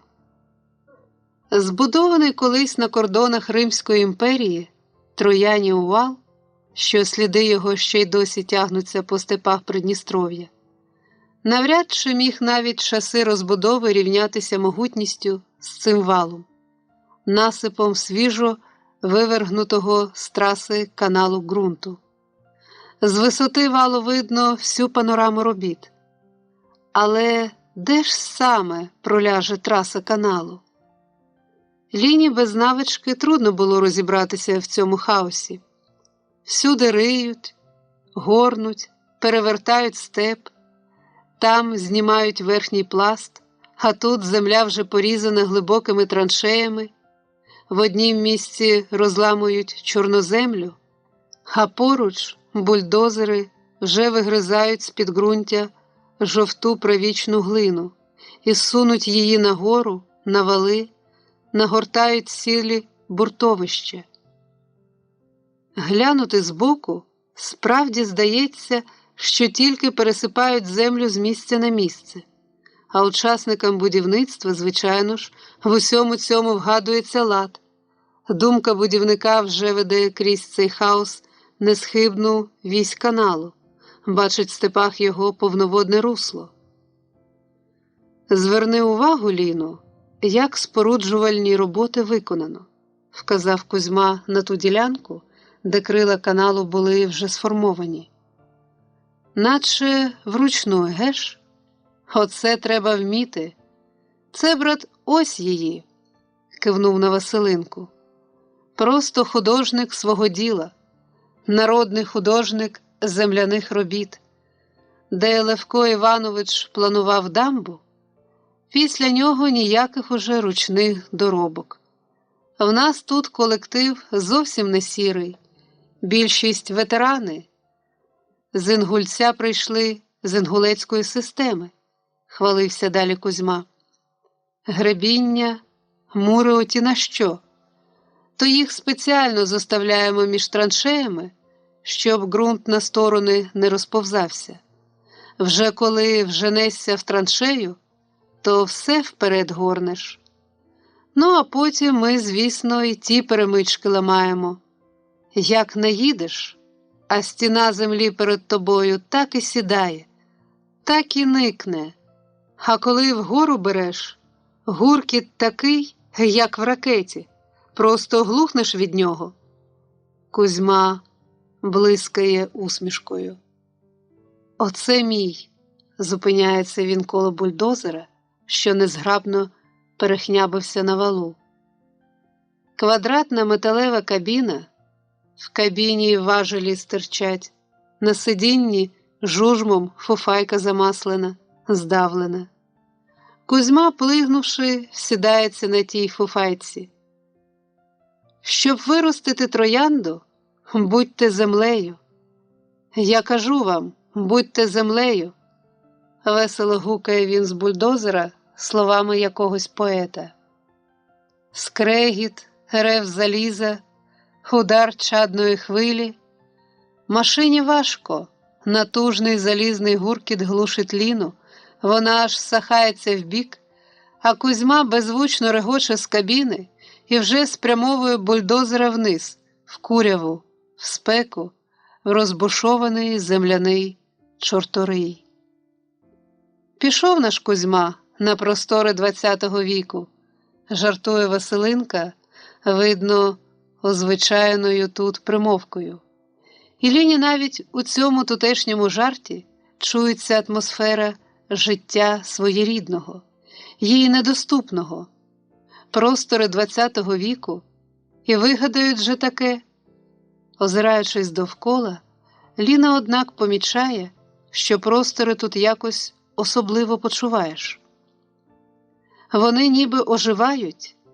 Поряд з цим бушовищем земляних робіт ще більше відтіняється безмежжя степів та великість полудневого неба. А наші хатки на колесах, правда, гарненькі? Киває Василинка на яскраві жовто-червоні та голубенькі вагончики, що наче автобуси на стоянці таборяться внизу. Це десь аж із Естонії нам прислали. Дівчата повагом рушають туди, шугаючи в розпушеному теплому ґрунті. Звикла вже, Василинко, до життя на колесах. А що звикати? Зате ж нам, крім основної ставки, ще й колісні платять або курявні, розважно каже Василинка, випромінюючи усміх своїх великих, блискучо-карих очей. Вагончиків, правда, не вистачає. Частина наших аж у Брилівці живе, їх машинами возять на роботу. І з роботи. Я теж деколи їжджу. Натрясешся за дорогу, сидиш, зігнешся, коліна вище вух. Вона знову посміхнулась рівною своєю посмішкою. Спокій і врівноваженість, здається, ніколи не покидають її. А все ж, бачу, тобі таке життя до вподоби. Життя як життя, коли допечуть тебе чим-небудь, а потім глянеш. Твою ж таки роботу видно, недаром живеш. Бульдозери всюди гуркотіли, мов амфібії, плавали в землі, і вже й не вгадати було, де там Кузьма Осадчий. Загубився хлопець серед інших механізаторів, злився з ними, з їхнім гуркотом, скреготом, курявою. А водночас і в тих, що лагодили москвича біля ремонтного вагона, діло, видно, наближалося до кінця. Один з робітників-ремонтників, які допомагали Яцубі, давав господареві вже прикінцеві напуття. Не допускайте, щоб вода закипала, і на стартер не тисніть без пам'яті, А якщо їхати доведеться заповідним степом, там особливо пильнуйте. Це ж чого? Зубру-бізони, щоб з вами не пожартували. Вони ж там на волі гуляють. Отож порозпускали. Скоро й левів із-за ґрат повипускають. А зубру-бізони, хіба вони на людей кидаються? Людину побачать – нічого. А дуже чомусь не люблять отакі автомобільчики останнього випуску. Тільки загледить, жене за ним щосили, щоб на роги підняти. «Ну, це вже ви заливаєте», – недовірливо поглядає майор на співрозмовника. «Я очевидець», – підходячи, каже Єгипта. «Сам був свідком. Я ж по своєму літунстві і там працював деякий час. Якось ми з Ісом сіно набираємо рано в степу. Чуємо тупіт. Глядь, табун їх. Цілий табун гривастих бізонів просто на нас мчить. Братва хто куди, а бізонам до нас байдуже, вони мерщі на нашого Зіса. Як шеменули, так і пішов із сіном шкереберть. Так то ж Зіс, а отакого, як ваш оцей ліліпут, коверне одним рогом і догори колесами поставить». Майор, витираючи замазучені пальці, поглядав з-під лоба на Єгипту, не знав, вірити чи ні, серйозно той каже, чи тільки голову дурить. Згаяв майор Яцуба тут часу чимало, однак за роботою не забував раз у раз накинути оком і на дочку. Бачив, як вона спершу зацікавлено розмовляла з якоюсь тутешньою дівчиною, литкастою, повногрудою. Потім син осадчого приєднався до них. І чути було звідти хихи та хихи. Все поміж ділом бачив майор. І як сміялись, і як воду пили, і як ходили на вал. Потім дівчата обидві чогось в отой он вагончик шурхнули, де штаб цього загону всього. Коли нарешті москвич завівся, Яцуба від полегшення навіть подобрішав. Настійливо посигналив раз і вдруге, після чого висунувся з машини і гукнув бадьоро: «Ліно, де ти там? Поїхали!» Дочки якусь мить не було. Потім вона з'явилась на дверях вагончика, незвично весела, збуджена, аж вразила батька цією привітною збудженістю. А ще більше вразила рейкою рябою в руках. «Тату, я не їду. Я залишаюсь тут. Я пікетажистка». Розділ 8. Капітан Дорошенко. Довге життя випало старій Дорошенчисі, або Чабанисі, як частіше називають її. Давно вже нема панського палацу, що його спалив роки громадянської війни якийсь рябошапка. Немає басейнів, в яких купалася її горьовита юність. Немає чоловіка-чабана, що загинув ще в першу голодовку. Сини? Один з її синів загинув під час фінської в снігах на Карельському перешийку. Другий безвісти зник у 41-му, служив кадрово на румунському кордоні. Зник, як тисячі їх зникало в ті дні, серед гуркоту фронтів, серед розбушованих пожеж, коли вітри віяли над землею паленні, і небо високе горіло над людьми.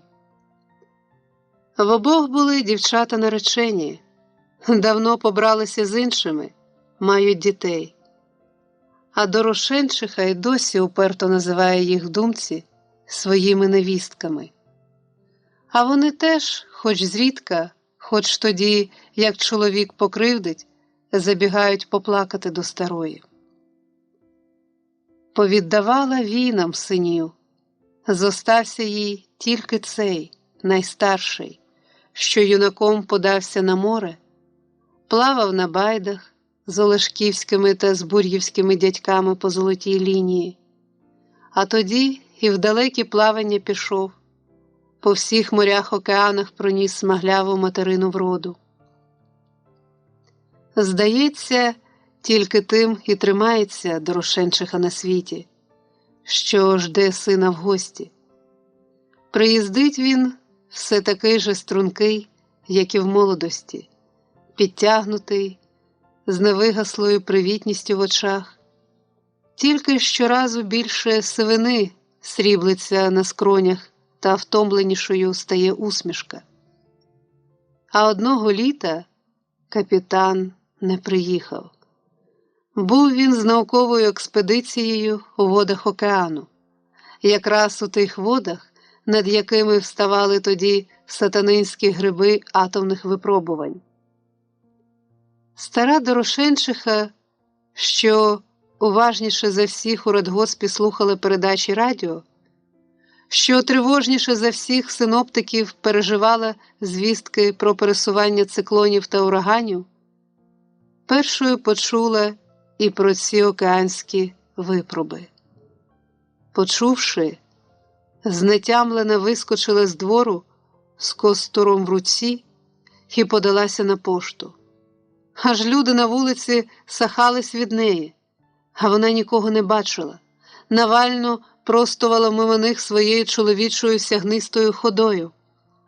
На пошту, куди вона раніше заходила урочисто, мов у храм, і звідти справді неодноразово поверталась з обличчям, просвітленим добрими синовими звістками, на цей раз вона вдерлась роз'ярена, з повним ротом проклять.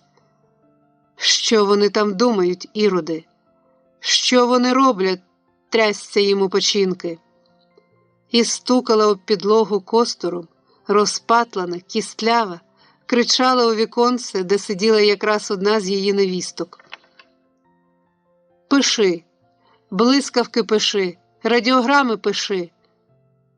«Кому ж писати?» – розгубилася та. «Міністрам усім, президентам. Що вони думають? Люди ж у морі, син мій там». Всі службовці збіглися на Бучу.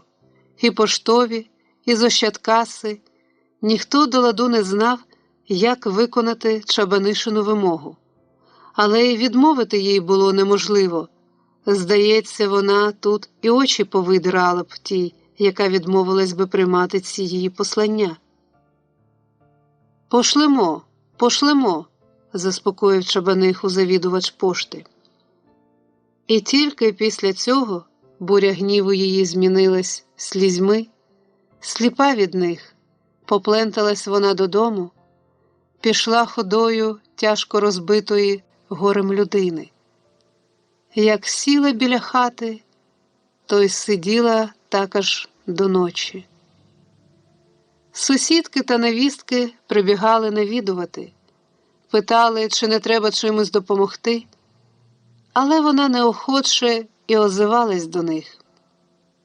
Пустили потім Ясу, що звихнулась умом Чабаниха, але цьому мало хто вірив, бо в очах у неї видно було непотьмарений розум. В темній глибині їх стояв закипілий біль. Цілими днями сиділа й мовчала. Тільки коли якось став накрапати дощ, вона озвалася до дітей, застерігаючи, щоб не бігали під дощем, бо тепер, мовляв, дощі погані. Ждала вістей.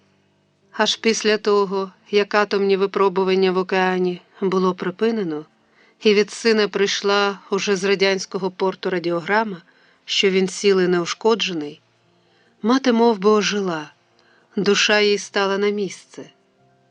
Правда, Чабаниха й тоді зосталася певною в тій думці, що це вона своїми посланнями-блискавками врятувала сина, відвернула від нього в океані нещастя. А тепер син ось уже вдома. Зоріє світанок, а він лежить, спить солодко. І мати ходить навшпиньках, щоб не розбудити. Обережно ставить йому біля узголів'я склянку трав'яного настою. Хай вип'є наче серце, як прокинеться. Коли він тільки поскаржився після приїзду, що головні болі часто мучать, вона заспокоїла його переконано, твердо. «Я знаю такі травки в степу, їх треба до схід сонця збирати. Зроблю настій і хоч які головні болі зніму. Один до мене аж з міста приїжджав, сам лікар, а я зробила йому настою свого зілля, переказував, допомогло, допоможе й тобі». Знає вона також, що в сина негаразд із очима. Час від часу погіршується зір, але певна вона, що і це пройде. Це в нього просто кров приливає. Треба заспокоїтись. Його темні в черепаховій оправі окуляри мати не злюбила одразу. Забрала, заховала, не дає користуватися навіть в пору найбільшого блиску повітря. Орли на сонце дивляться, а який зір? До ранкового чаю мати ставить на стіл тарілку з уламком свіжого, налитого медом щільника. Це вона робить так само тихо, крадькома, щоб не потривожити сина. А він тим часом уже прокинувся, вже напіврозплющені очі весело стежать за матір'ю. Вона аж відмолоділа з його приїздом.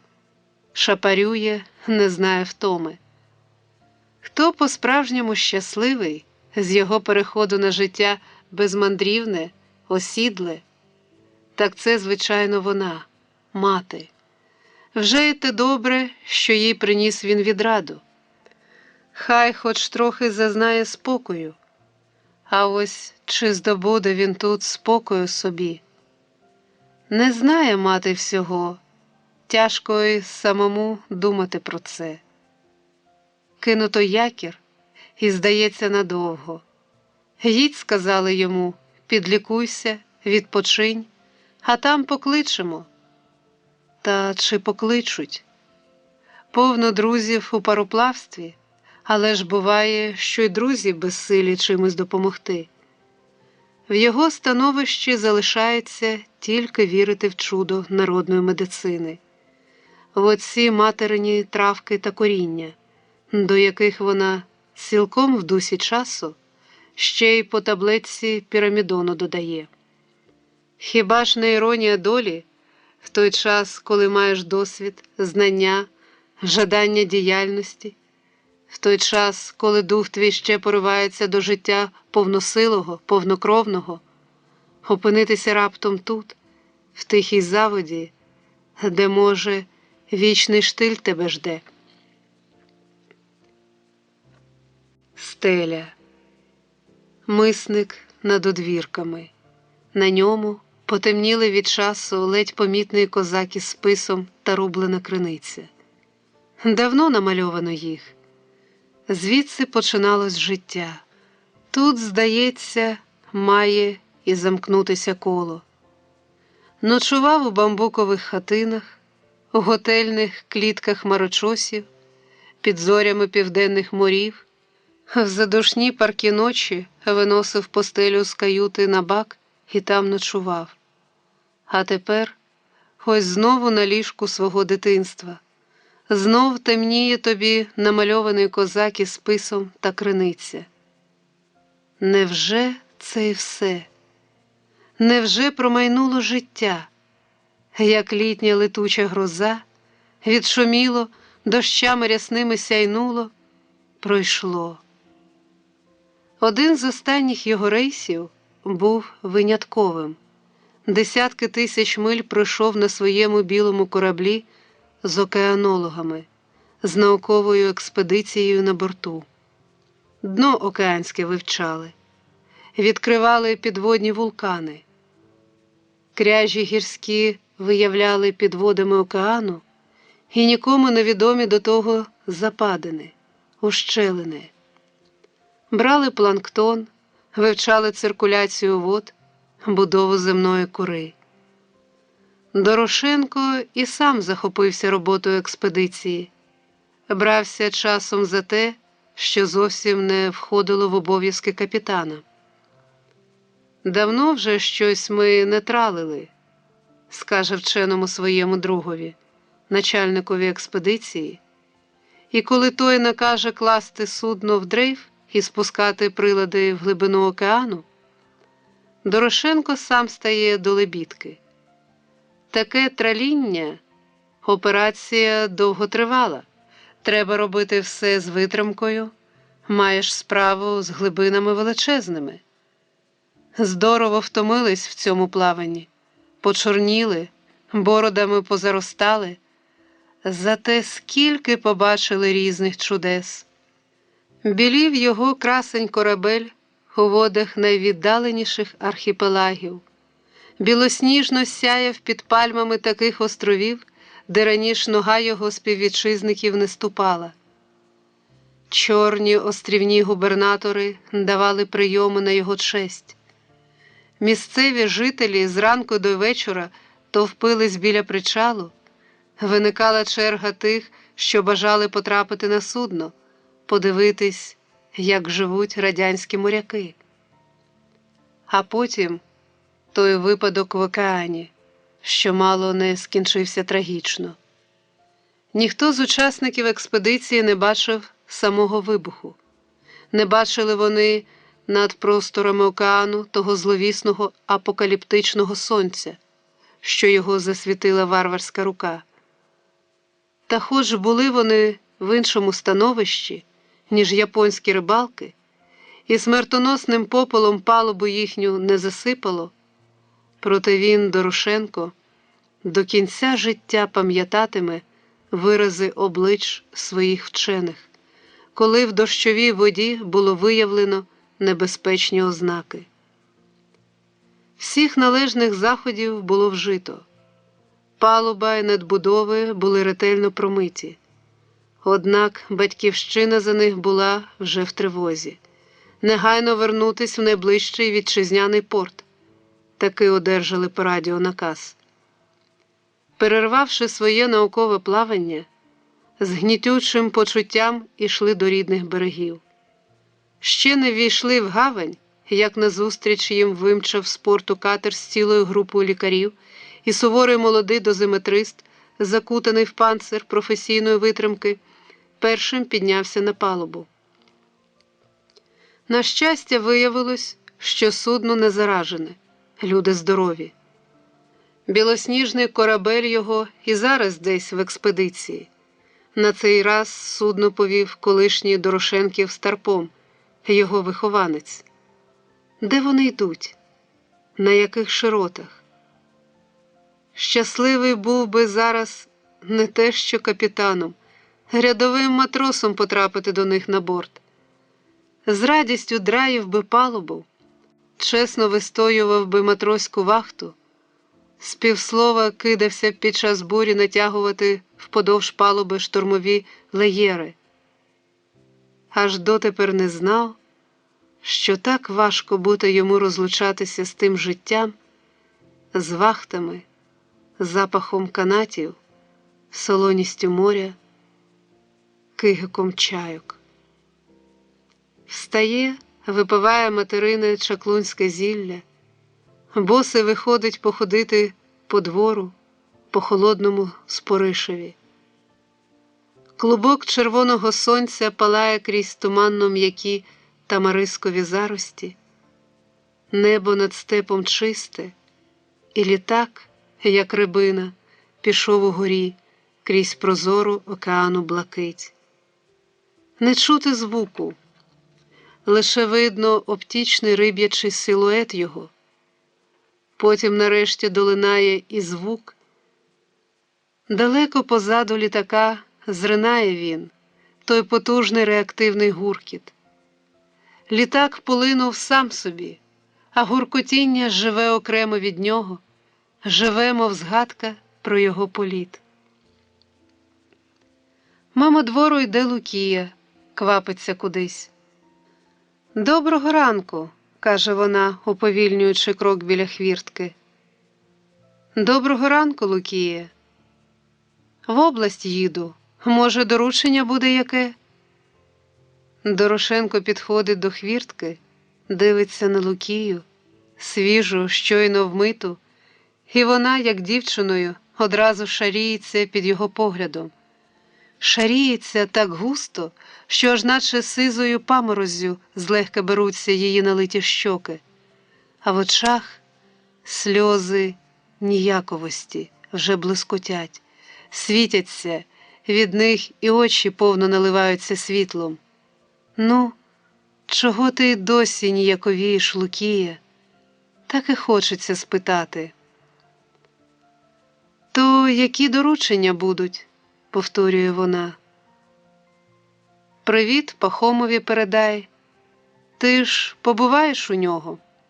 «Неодмінно». Не уник таки хірургового ножа їхній Пахом, упертий їхній подвижник. Схопило біля Силосу так, що літаком довелося відправляти Небораку в область. Того ж дня й прооперували. Пілот Сіробаба, цей рум'янощокий життєлюб з чорним викоханим вусом, розповідав потім в радгоспі, що директор їхній і там ніби під ножем хірурга репетував своєї.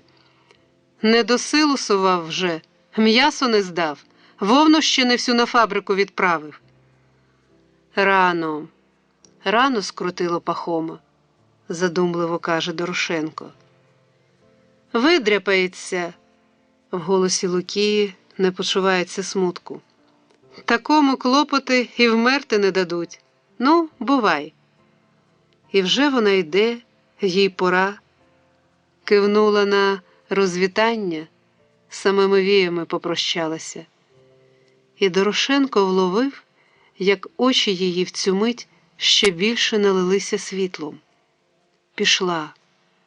Коси Лукії скручені на потилиці, а високим тугим вузлом. Дорошенко в присмутку дивиться на той вузол, йому аж трохи шкода стає, що Лукія віддаляється від нього, що призначені для міста високі каблуки її постукують все далі розмірено і гордовито. Лукія – ось його щедра молодість, ось чиєю дружбою він може пишатись. Щоправда, не все так сталося, як гадалося, але ще й досі в душі зосталося жеврево від того кострища, яке таким жарким полум'ям було спалахнуло колись. Ось він, ще молодий, повен любові до неї, в Буенос-Айрес, іде в перший самостійний рейс. Осінь, негода, ніч. Із тих ночей, що трощать кораблі, що стугонять стихіями, у шквалах розметуть тривожні сигнали СОС. Реве, бушує Атлантика, а в розвированім океані неба тривожний місяць бреде. Єдина розбухла цятка, жовток світла серед тьмаво-сріблястого безмежжя, серед вировища і хаосу хмар.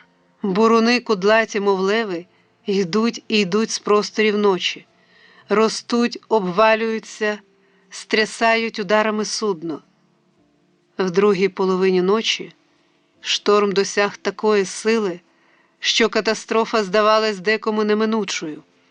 І якщо ти не втратив тоді самовладання, вивів судно, то, може, це й тому, що був не сам, що серед атлантичного вировища вона, Лукія, знаходила тебе із сяєвом своїх закоханих очей. І зараз, проводжаючи поглядом Лукію, Дорошенко відчуває, як пробуджується в ньому давня до неї ніжність, росте нездійсненна жага щось повернути, щось повторити, далеке, як молодість, невловиме, як сон. Вдруге розпочати життя. Цього ще ніхто не зазнав. Нікому із смертних ще не вдавалось обминути той похмурий останній порт, що раніше чи пізніш, а кожного жде. Пахом однокашник згорів на роботі, а його Дорошенка ще обіцяють покликати. Та чи покличуть? Чи, може, це вже не тимчасова недуга, а саме твоє вечоріння владно на тебе наступає? І саме тоді, коли так багато тобі відкрилось, краса світу, яку ти в юності не розумів по-справжньому, принаймні не помічав, не дорожив нею так, як зараз. Краса людських облич, поглядів, вчинків, поривань. Все життя мов би, тільки тепер відкривається тобі в своїх найістотніших зв'язках і достоїнствах. Може, це і є те, що звуть мудрістю? Думка ясна, мозок світиться, як казав улюблений його художник, а день вечоріє. І з цим змиритися, осліпнути до синяви небес, оглухнути до далеких гудків океану? Невже не потрібно більше твоє вміння, твої знання, твоя воля і твій неспокій? Чи, може, ти ще потрібен? Мати йде з городу. Хустка на ній чиста, біла, неначе в неділю, бо для неї вічна тепер неділя. В руках несе кріп, моркву, петрушки почечок, свіжозеленої, рясної. Зеленини тобі до сніданку. Коли тобі що не так у мене, сину, ти кажи. Все так, мамо, все так. Поголишся, поснідаєш і йдеш з нічев'я поблукати порад госпу. Завернеш на радіорубку, де на тебе війне чимось корабельним. Погомониш про різні новини з Віталиком, що вже впевнено входить в обов'язки радиста, а потім підеш собі по затінках старого Щепанського парку, де в запущеній гущавині тобі вдається відшукати руїни панських басейнів і навіть сліди тієї химерної споруди, що звалась ковшовим колодязем, де по рівчаку, по вічному колу, день у день ходив колись горбатий верблюд Гарасько, женучи ковшами воду для поливу. Зрання й до ночі ходив він тут зав'язаними очима по вибитій сліпою ходнею круговій доріжці, без нікого ходив. А ти, який біля нього запогонича, тільки прийдеш, перепряжеш, гікнеш, щоб рушив він у зворотному напрямі, і вже мовчки пішов твій двожильний Гарасько поволі розкручувати назад своє вічне, терпляче, намотане коло. Край парку теж залишок панської старовини. Позубрена, погризена цегляна брама, а неподалік капличка, під якою в давні часи був підвішений дзвоник, щоб скликати батраків на роботу. Ще далі один за одним вишикувались, як сфінкси, облуплені цегляні льохи для вина. Всі вони позамикані, час виновбрання ще далеко. За ними пашить черепицею присадкуватий сарай, що колись був каретним, а зараз, завдяки Яцубиній настійливості, переданий під пожежню. Сарай відчинено навстіж, з глибини його булькато виглядає фарами червона пожежна машина, готова щомиті ринутись куди слід, а на дверях з'являється і сам Яцуба. Вдивляється в степ, вистежує, мабуть, Чи непомітно де-небудь димка підозрілого? «Добрий день», – підійшовши, вітається Дорошенко. «Виглядаєш, чи де не горить?» Яцуба має вигляд якийсь замордований. Схуд, пожовк, сивою щетиною обріс. Чи він не хворий? Пісне, аскетично витягнуте, як на візантійських розписах, обличчя, затаїло в собі якийсь біль, страждання. «Що з тобою, Федоре?» Нарешті він заговорив глухо, не відводячи очей від степу. Третій раз блискавка підпалює оту кошару на Кураєвому. Третій раз б'є і все в один ріг. Чи там закопано що, чи поклади які? Він знову помовчав. І на їхньому ж полі торік громом тракториста вбило. Його вбило, а трактор ще з годину сам по полю ходив. Що це з ним сьогодні? Говорить ніби в маренні, ніби кошмарне сновидіння якесь розказує. Небо чисте, ніде ні хмарини, а він про блискавку та про трактора, на якому тракториста вбило. «Чи тебе, Федоре, не хвороба переваляла?» – запитує Дорошенко співчутливо. «Ні, я здоровий».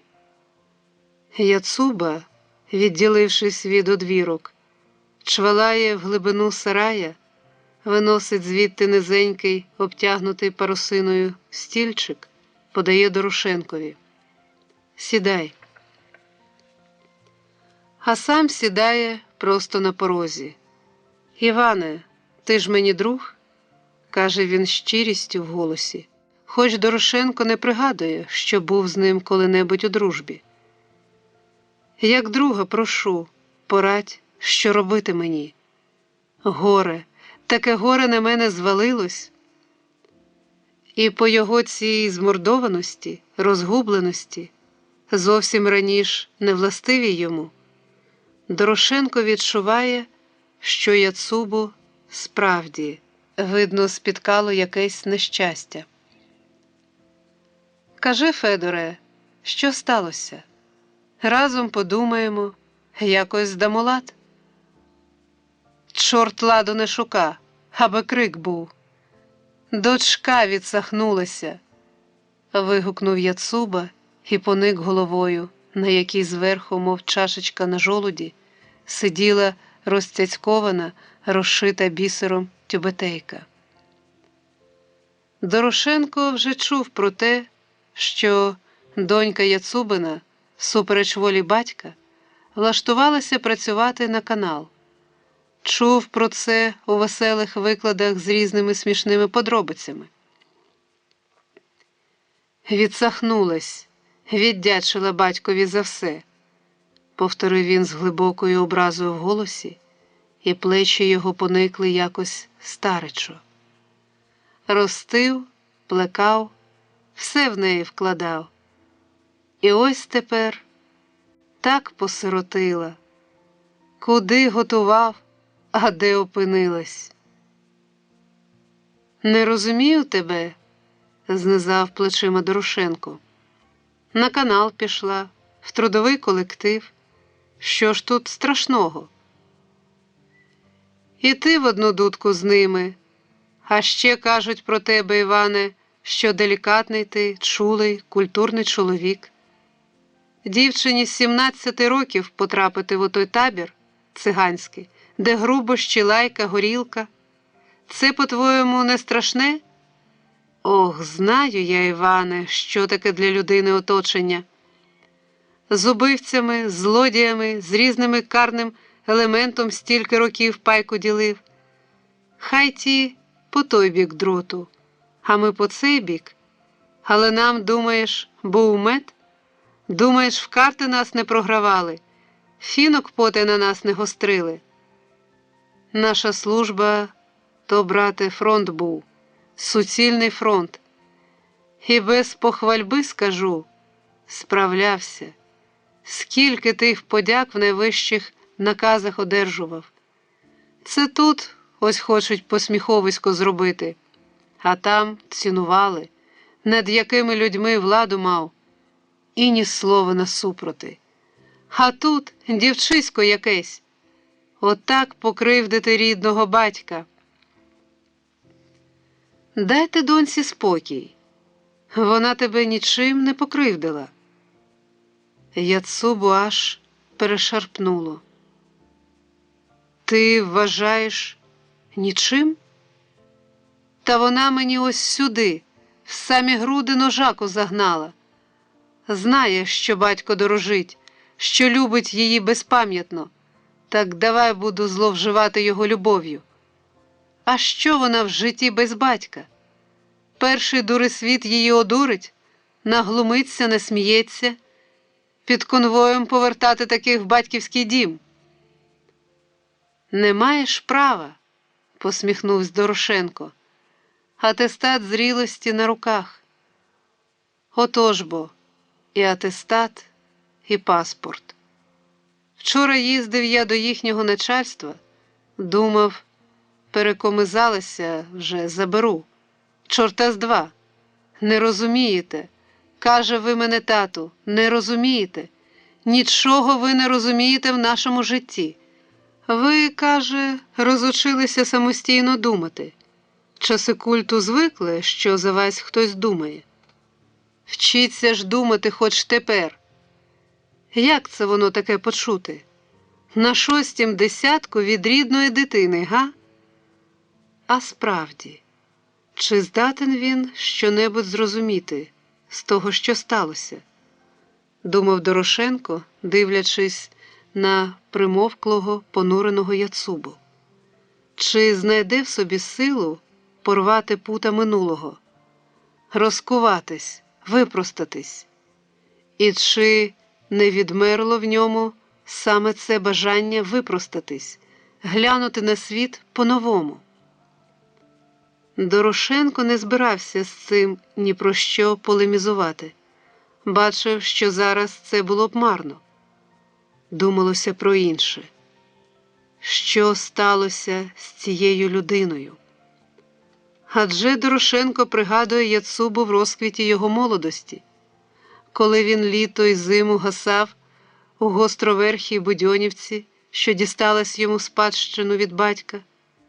І хоч Яцубою тоді за його запальність та горлатість молодь називала фанатом, але від нього таки пашіло життям, завзяттям, не було в ньому оцієї гаракчеївської дубовості, загального тупіння, що його, видно, і мала на увазі дочка. Хто висутав з нього здорові соки душі? На яких духовних раціонах доводилось йому жити? Сиру картоплю, каже, гриз на лагерній службі. Не вистачало вітамінів. Але ще більше не вистачало, видно йому, якихось інших вітамінів, тих, що для душі. Ось чого її так покрутило, понівечило, наче отих асканійських птахів, що хворіють на вітаміноз. Наче й годують їх добре, а все ж чогось їм бракує в штучних умовах парку. Фламінго навіть міняють барву пера, з рожевих стають білими, а в лебедів кликунів шиї покручено, поставлено свердлом. Так, здається, й тобі, голубе, скрутило шию, бачиш лише в один бік, не помічаєш, що життя навкруги змінилося і клімат змінився. Вчіться думати. Іч яка? Та в мене, дочко, вже голова від думок пухне. Я ж не отой тобі трактор, що за нього тракторист думав. У мене своя голова на плечах, вона від думок уже посивіла. Буває, ночами не сплю та все розгадую. Що ж то було за шаманство? Що за криваве затьмарення на всіх нас тоді найшло? цькували один одного, створили собі ідола і давай перед ним розбивати лоби. Так, було, згодився Дорошенко. Соромно. Перед цілим світом соромно. Вони, молоді, думають, що все це так просто собі.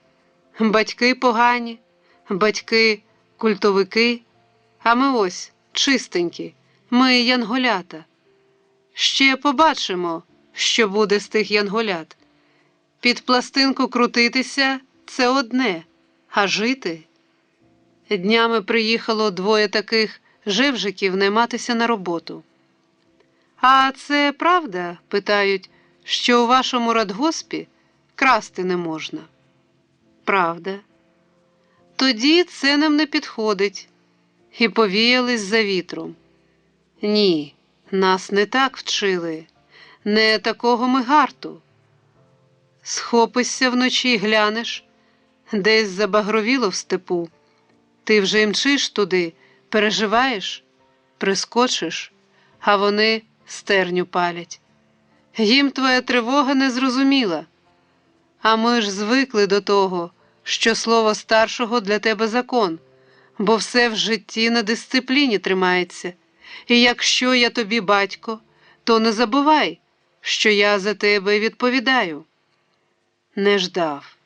Не ждав я, що вона так мене поганьбить.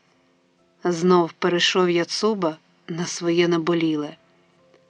А я ж її пальцем ніколи не торкнув, як обіцяв покійній дружині. Голос його здригнувся. «Повір, вона ще порадує тебе», – сказав Дорошенко. «Ще батькові слави там, честі добуде». «Ти так гадаєш? Ось побачиш».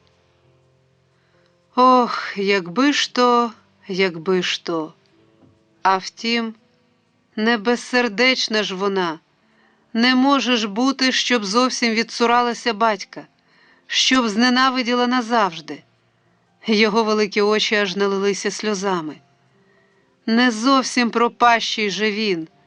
Хай покрутило його та покривило. Але ж із карельської берези теж меблі роблять, хоч яка покручена». Закурявлена парокінна тачанка зупинилася навпроти сарая. Молодий агроном, не встаючи з сидіння, гукнув Яцубі: «Дим якийсь он на схід, так як на 4-му відділку». І цього було досить. Яцуба-командир був уже на ногах, вже владно вдарив на сполох мідний пожежний дзвін, і шофер, що, розпластавшись, спав під сараєм, схопився очманіло і ще, здається, й не прокліпавшись, кинувся виганяти машину з сарая. «А якщо то не пожежа?» – додав агроном услід Яцубі, що вже вскакував до кабіни, «то поможете деревця поливати? Там побачите, бензовоз уже поливає над шляхом». «Єсть», – почулось у відповідь. Коли пожежна цистерна помчала, Дорошенко вийшов на шлях до агронома і теж став глядатися в обрій. Диму ніде не видно було. Вихор далеко степом пішов, але ж вихор той не погасиш. «Ложна тривога», – весело сказав агроном. «Там діти навесні деревцями шлях обсадили на рибальче. Так треба полити, бо така суш. Бензовоз уже поливає, а чого ж ці гуляти?» І його тачанка легко полинула далі. «Ох, пізнаю свою Таврію», – посміхнувся Дорошенко, прямуючи пустирищем побіля ще не заповненого водою великого ставка, що його тільки вирили цього літа. Пахом Хрисантович дуже гордився цим ставком.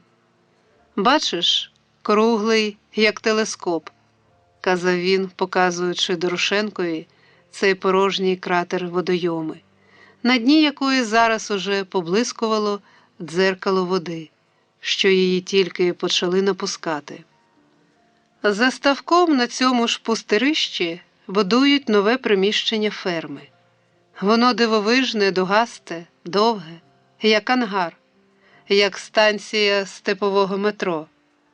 Бригадиром будівельників тут теж товариш Дорошенкової молодості – Андрій Бойко, жилавий, легкий, ніби висушений часом чоловік з веселими, поривно молодими очима. У робочому фартусі, з кельмою в руці, спускається з свого ангара, питає моряка зацікавлено. «Про що це тобі Яцуба там наливав? За дочку все. Мабуть, і сльозу пустив». Та воно таки йому болить.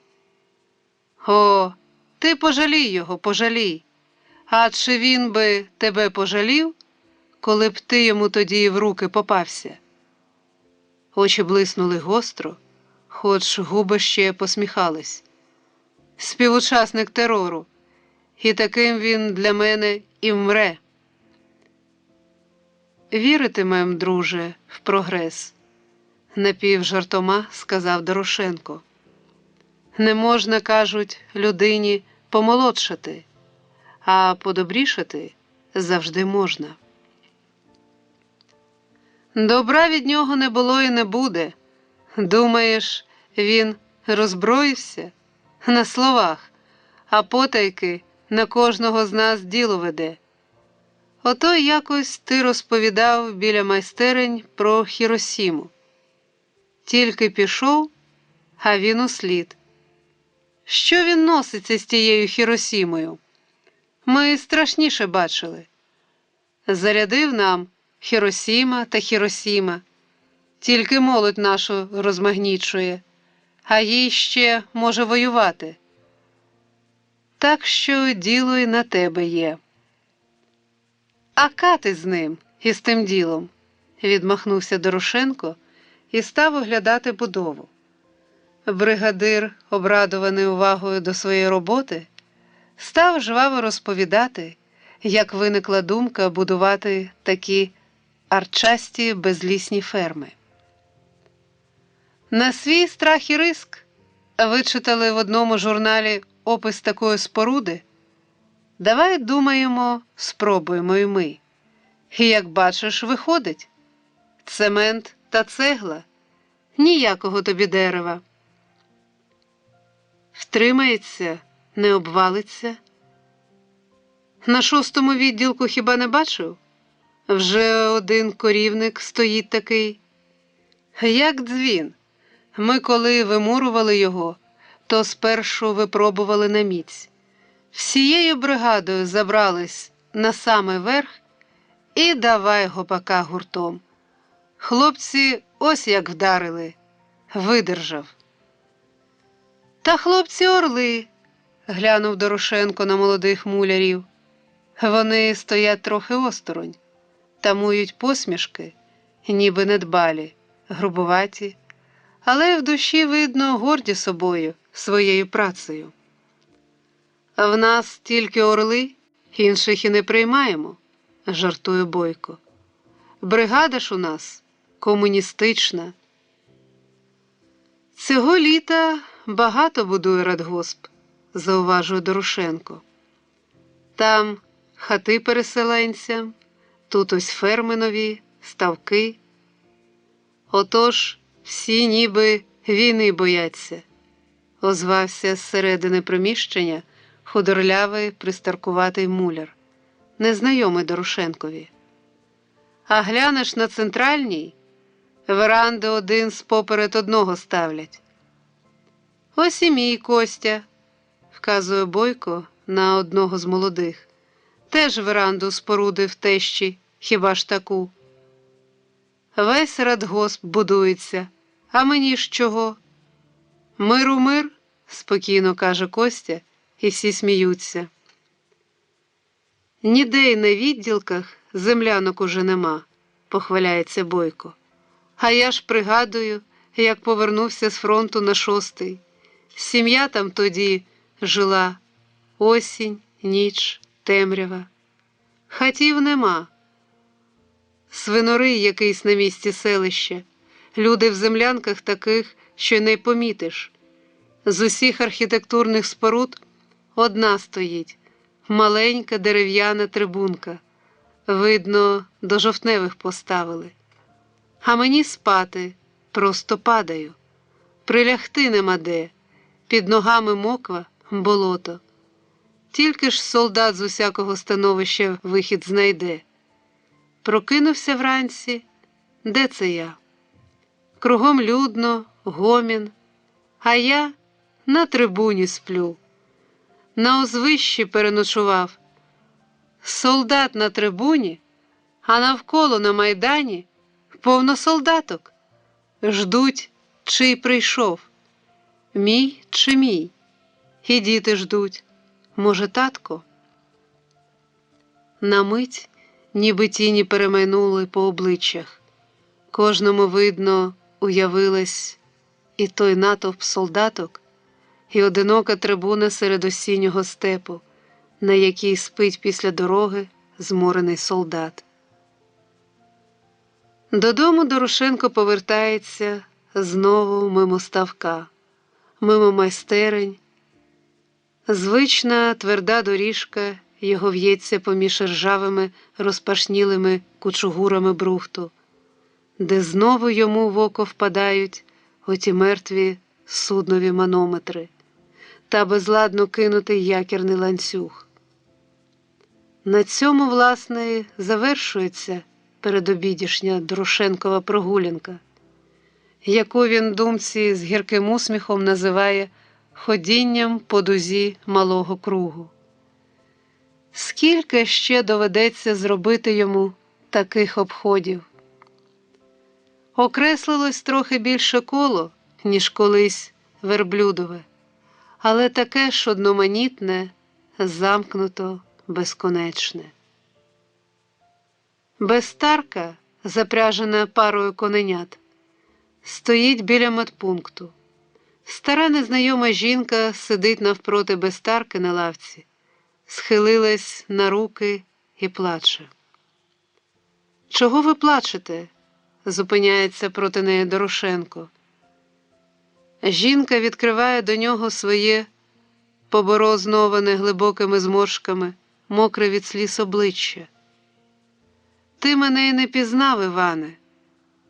Подумав, що баба якась стара. А я ж Варка». Він став пригадувати, яка ж це Варка.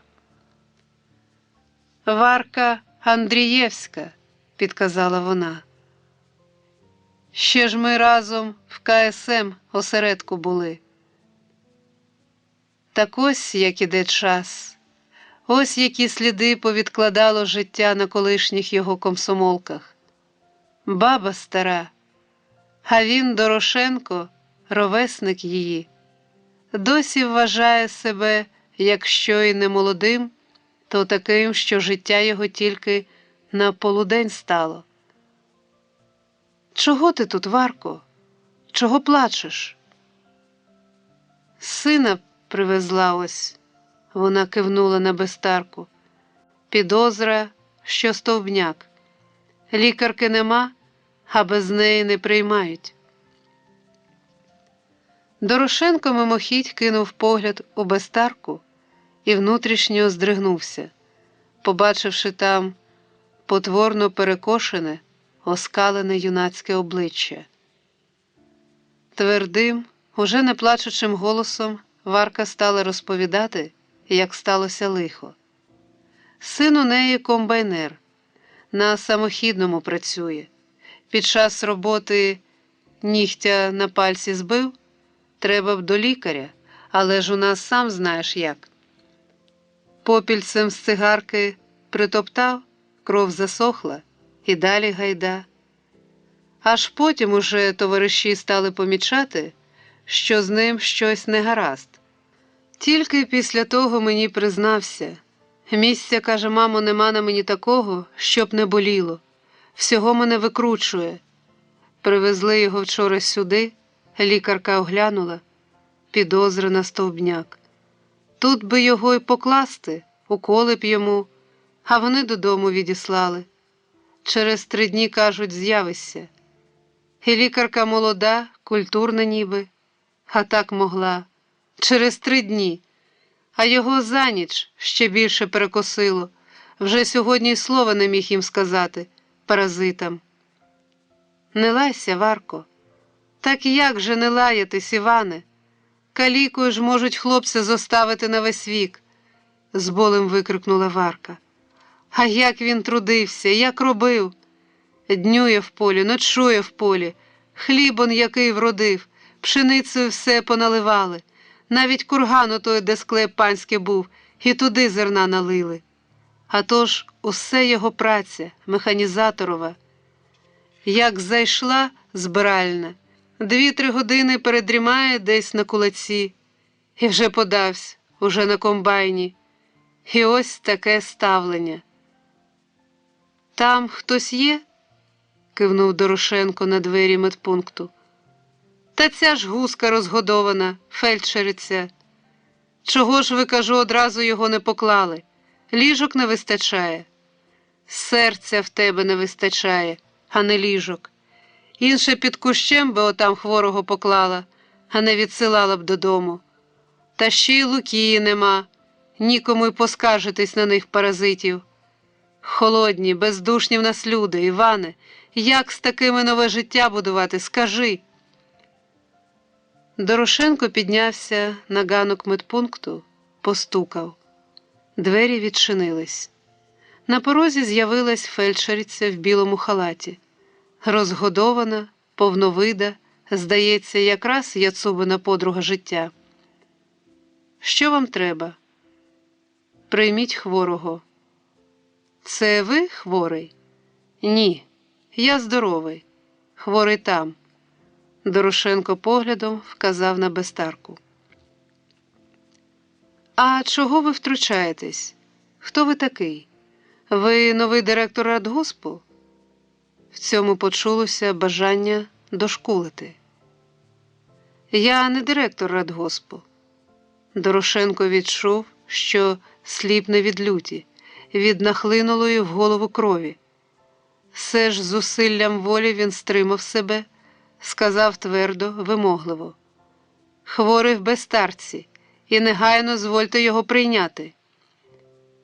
Своїм владним тоном він, здається, таки осадив цю нахабу. Фельдшериця, заткуючи, забелькотіла щось знову про ліжка, про те, що без лікарки вона не має права. На гомін, одначе, вискочила десь із внутрішнього двора й сама лікарка. Молода і досить гарненька особа з фарбованими віями та модно напущеною на лоба зачіскою. Аж не вірилось, що така молода, і, сказати б, цілком сучасна дівчина вже встигла стати такою бездушною. А в інституті сама ж, певно, обурювалась бюрократами, їхньою черствістю. З'ясувалося невдовзі, що хворого справді тут нема де покласти. До того ж, таким хворим потрібен особливий режим, темна кімната, і мусять лежати вони на голих дошках. Треба, одне слово, вести в районну лікарню. Дорошенко чемно взяв лікарку під руку, підвів до Бестарки. «Сідайте і відвезіть його, і зробіть все, що треба. Ви така юна, бездушність вам просто не личить». Лікарка залилась ніжним рум'янцем, аж маленькі вуха в кліпсах порожевіли. Дорошенко допоміг їй забратися в передок Бестарки, і вона мовчки влаштувалася там поруч з Варкою. І вже її струнькі дівочі ноги зібгано стоять поруч з варченими бугровато важкими, в темних вузлах набухлих вен. Варка, випроставшись, торкає віжками коней, і Бестарка з торохкотінням віддаляється вуличкою в степ. А капітан Дорошенко після цього заверне на пошту і, дізнавшись, що ніякої телеграми нема, прийде додому, вип'є ще склянку материного трав'яного настою, вгамується, перепочине під захистом цілющої материної турботи.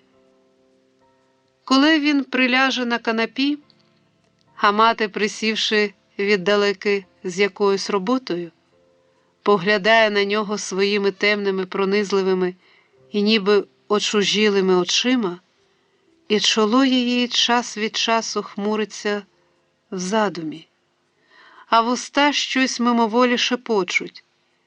Синові часом здається, що вона і справді володіє гіпнозом або ще якоюсь силою і вміє поробити. Досі переповідають в радгоспі, як вона одразу після війни, коли сила селена пацюків розвелася на фермах, своїм гіпнозом нібито викликала їх з приміщень, вивела й повела степом у бік моря, і як вся ота отара пацюків слухняно за бабою йшла. Тоді ж, після війни, коли тут ще не було лікарів, з усіх усюд несли до неї дітей лікувати, від младенчиського, пізніше навіть і медики визнавали, що бабине купання дають певний ефект. Яке це складне створіння людина! Як багато ще в ній нерозгаданого, сил недосліджених. Давно вже він збирався запитати матір про таємниці її лікування. А коли зараз запитав про це: «Як ви лікуєте, мамо, людей?» Вона аж ніби відчула себе незручно. Кого як? Кого зіллям? А кого можна лікувати болем? Чи помислом? Чи добрим словом? Всі ці дні, що він уже вдома, мати тільки ними живе. Ласка її невичерпна, але іноді йому здається, що й рідній матері він був дорожчий отой, морський, буряний, той, що долав урагани, зазнавав небезпек, викликав тривогу за себе, а не цей безкрилий, тихий, домашній. Звичайно, не той випадок в океані спричинився до його довготривалої відпустки. Він не опромінений. Це показало обстеження. Гіпертонія розгулялася та й усе. І що зір погіршився, це, певне, теж тимчасово. Зараз уже навіть краще.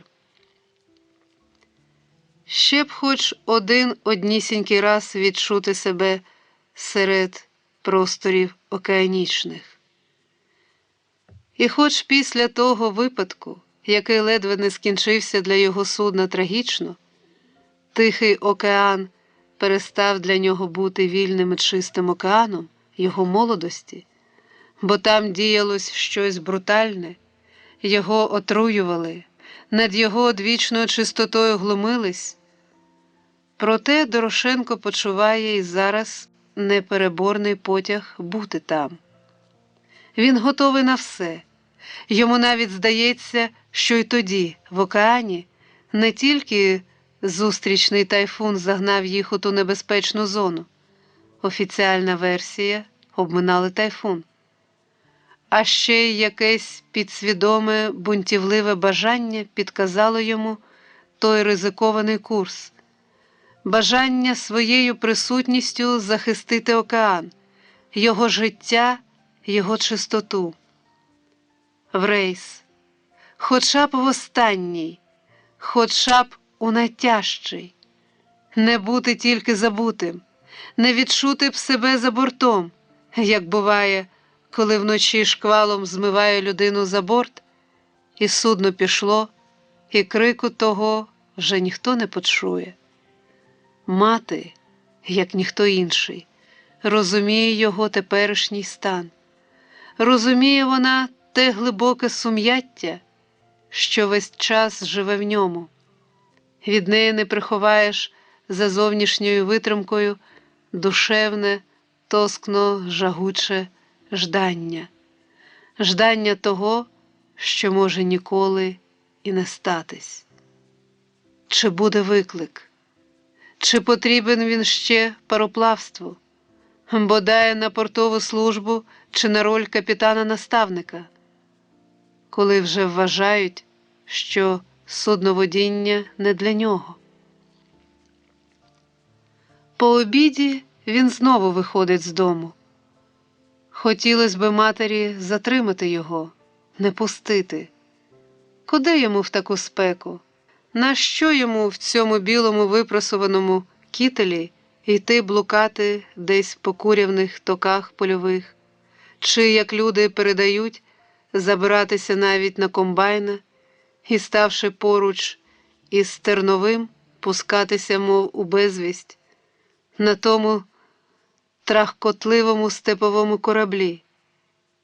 Ні, не затримує його мати, бо хоч сама ніколи не бувала в морі, але сприйманню її душі доступно.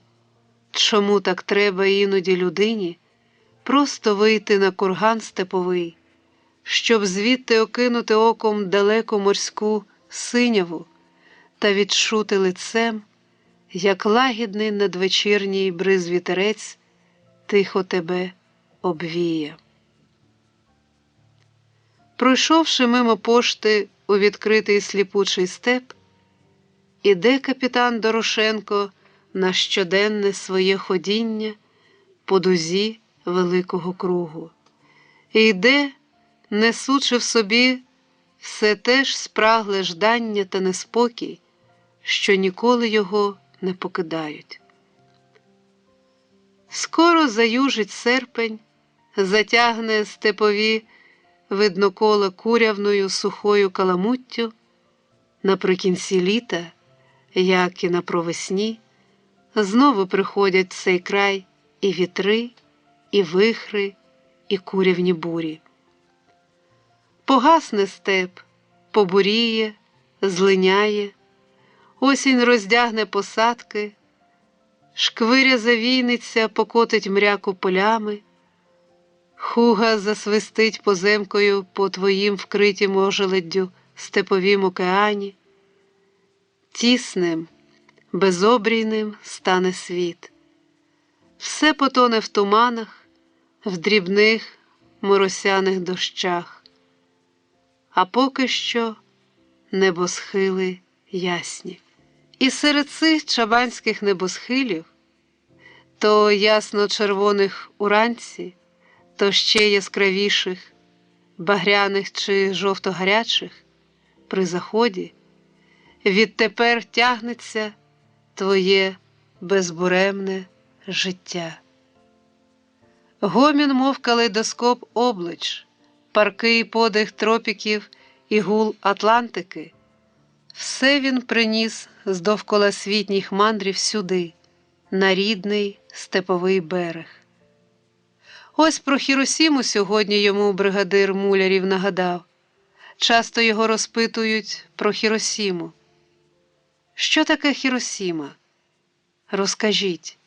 При цьому слові йому чомусь вчувається одразу тупе, одноманітне поклацування пачінко, гральних автоматів на кожному розі новозбудованих кварталів загиблого міста. Протягом 2 днів свого перебування там Дорошенко все бачив людей без посмішок, душевно пригнічених, принаймні йому так здавалось. Бачив атомний лазарет, переповнений нещасними, приреченими людьми, що гинуть від білокров'я, що очі їм виїдає катаракта. І всюди його переслідував усе той клацаючий, дурманливий, ніби наркотик, звук пачінко. Хіросіма, одначе, не тільки це. Сотні тисяч звуглених людей. Оце Хіросіма. Хіросіма – Це коли балки сталеві плавились, і черепиця скипалась у груддя шлаку, і вишивка відбилася, мов трафарет на живих жіночих плечах. Це також оті дівчатка-школярки, що, опираючись на бамбукові палиці, шкандибають кудись світ за очі в обгорілім лахмітті, і кличуть матерів, і просять ковток води серед тієї сліпучої радіоактивної спеки. Буде віднині тут, де чабани водять отари безлоцій в своїм неогляднім сухім океані, де над полями морські чайки, ці крилаті душі загиблих моряків, тільки деколи збіліють, замайорять білокрило, збираючи хробаків та кузьку. Змалку він звик до просторів, до просторого життя. Серед численних друзів його є прості чабани і вчені океанологи, степові комбайнери і моряки по всьому світу. Багатий він дружбою, досвідом, пориваннями, багатий своєю любов'ю до людей і одвітною любов'ю до нього. І ось з усім цим багатством опинитись збоку в лимані, у вічному штилі. Буде, може, віднині твоєю палубою оця твердь степова, по якій ти йдеш навмання, і де на тебе гарячим повітрям хлюпає простір знайомий, океанічний. Нема тільки хвиль, нема бурунів. Посизілий, витерлуваний вівцями степ, він де-не-де побризканий краплинами синього цвіту. То вперто цвіте цупкий Петрів батіг. Цвіте навіть там, де все стерловане, вибите. Молодими очима дивився колись ти на цей степ. Була в очах орлина зіркість, а зараз сльозою розпливаються розгублені поцарені краплини синього цвіту. Ось могила козацька, де місце колись звалося Скарбне. Не раз в дитинстві тобі захоплювали дух перекази про скарби, закопані тут запорожцями. А як найти? Виїдь верхи конем на могилу, коли сходить сонце, і там, де ляже тінь від голови коня, копай, там буде скарб. Бо все міняється, тільки ця могила на місці, та сонце на місці, та тінь від коня. Хоча вже й не весна, але марево ще й зараз по весняному щедро затоплює степові простори. Тече, струмує всюди, мов світла весняна розлий вода. Блищить на відкритих рівнинах, на подаху логовинах, обтікає далекі скирти і посадки, робить їх серед цієї повені нереальними, ілюзорними. Наче в плесах чистих стоять, у лагунах, і самі себе відбивають у воді. А підійди ближче, там суш, колючі зарості маслин та гледичі і калюча суха трава внизу. Подекуди вона, правда, ще не зовсім суха, зеленавими пасмами рунами стелиться по землі, заваблює подорожнього. Ось таке, вибравши місце в затінку, Дорошенко сідає на траві, погляд його спочиває на пшеницях, що підходять аж до посадки, смагляві, повноколосі. І падалішній соняшник лежить неподалік, переїханий колесом. Але він ще цвіте, цвіте і в пилюці, і пахне цей квітчастий брат сонця дитинством, і бджола заклопотано лазить по його тугому, передавленому колесом щільникові, впинається в кожну чашечку, бере нектар. Відчувши, що зморився, Дорошенко приліг, випростався на траві горілиць.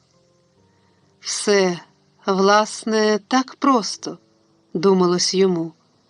Варто тільки усвідомити, що живеш один раз, що життя – це той рейс, який не повторюється, і що його треба провести достойно.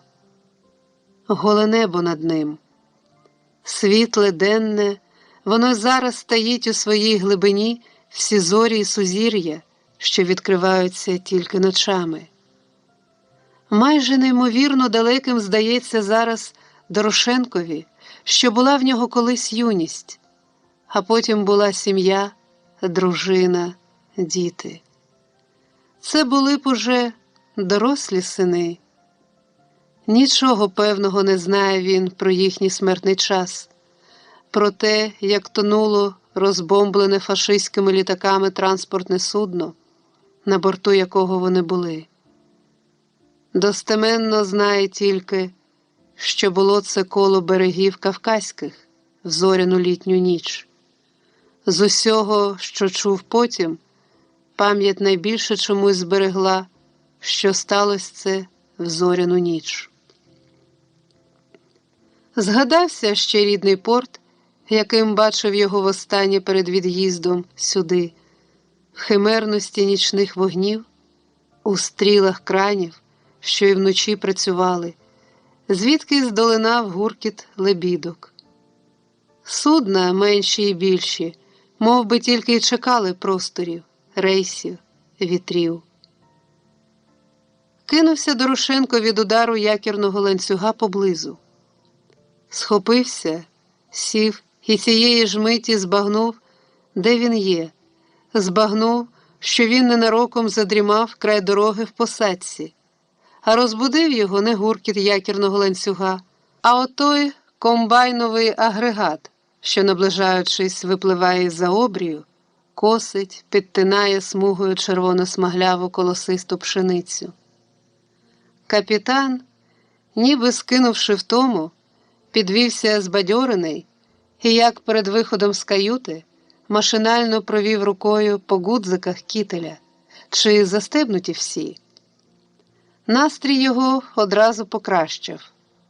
Почути тут гуркіт якірного ланцюга – це добрий знак, подумав Дорошенко і неквапом рушив назустріч комбайнові. Розділ 9. Залізний острів. Блакитніє море. Дитячим щебетом починається ранок на одному з мальовничих півостровів, що по-тутешньому зветься просто Кут. На Куті великий старовинний парк, один з тих парків, що їх колись насаджували та поливали в таврійських маєтках заробітчани та місцеві степовики, ті, чиї внуки та правнуки зараз ціле літо щебечуть у затінках цього парку та смаглявіють біля моря до мулатної смаглості. Комуна зветься цей кут і цей парк, тому що тут ще в 20-ті роки справді була комуна демобілізованих червонофлотців.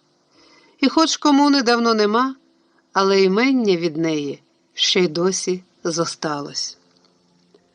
Восени та навесні, доки діти у школі, в комуні проводяться наради районного масштабу, форуми чабанів або кукурудзоводів, сюди ж їдуть відзначати і 1 травень, а потім на ціле літо, рясно-сонячне, степове, а влада тут переходить до рук піонерії, хлопчаків та дівчаток, що їх з усіх усюд звозять сюди грузовиками, і їхнім житлом стають супкі профспілкові намети, а єдиним начальством – виховательки та вожаті. І хоч тут здебільшого все люди веселі, але й серед них своїми вигадками та голосом, що як веселий дзвіночок, виділяється Тоня Горпищенко. Коли не глянеш, вона в оточенні дітлашні І хоч нікому Тоня не потурає, як і їй самій батько не потурав, всякого вміє приструнчити, і все ж, незважаючи на це, малюки чомусь линуть до неї найбільше, їм з нею весело. Тоню вони по-справжньому люблять. Її енергії вистачає і на танці, і на співи, і на різні ігрища, а дітям, що прибули сюди аж з обласного центру, ніхто так цікаво, як Тоня, не розповість про різні трави та про комах, про муравок та степових птахів. Вона тобі і цикаду, і ящерку сама зловить, щоб зблизька її з дітьми роздивитись. Але якщо ти звичками розгуба роззява і, скупавшись, там і забуваєш біля моря щось із своєї одежі, щоб хтось за тебе підбирав, то не сподівайся, що Тоня вожата це так тобі пропустить. З її легкої руки на табірному подвір'ї з'являється така собі дошка юних забудьків, на якій висять на гніздочку чиїсь забуті труси, чиїсь балетки, чийсь картуз. Люблять з нею діти ходити в походи, а оскільки дивитись тут особливо нема чого, все степ да степ, де тільки й побачиш давній. Може, ще Сарматський курган або сліди капонірів, захистків, де під час війни стояли обкопані літаки. То найчастіше Тоня йде з дітьми по дузі затоки, аж до того місця, де над самим морем край рудої суші соковито зеленіють кущики очерету. Вгадайте, звідки цей очерет? Чому ніде більше нема, а тут зеленіє? І буває, що декотрий з дітлашні і вгадає. Мабуть, тут є солодка вода. В очереті справді натрапляють вони на таке багатство, якому й ціни не складеш у степу. Криниця чистої джерельної води. Не дуже й глибока вона, сонце її просвічує аж до дна, а саме дно, мов у каменоломні, золотиться уламками аби як накиданого каменю черепашника. Дітям розкіш, обляжуть криницю з усіх боків, набирають воду в пригорщі і смаковито п'ють, а понапивавшись, пустують, бризкають один одному в обличчя, лящать, аж поки знову прищухнуть, дивлячись, як вода в криниці встоюється, і сонячне проміння, зламане в ній, перестане гойдатись.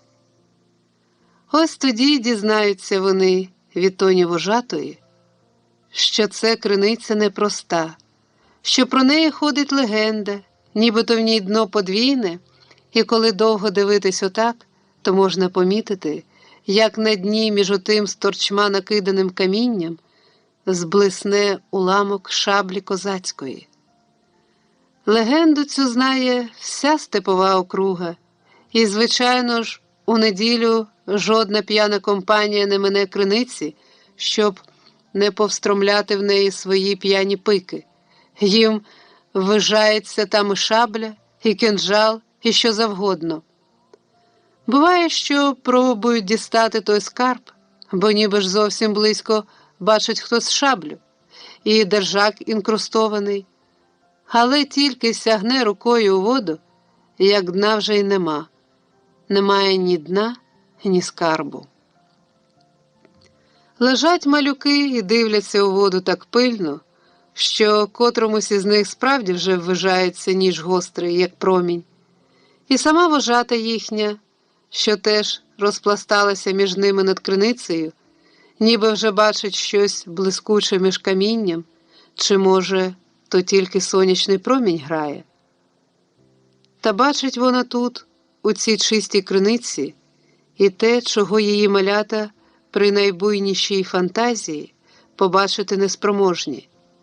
Неспроможні загледіти, як десь із самого дна крізь хащі наламаного проміння всміхається до їхньої вожатої якийсь хлопчина, той, чиє зображення отак проблискувало їй із води, налитою в гумове колесо в степу для чайок.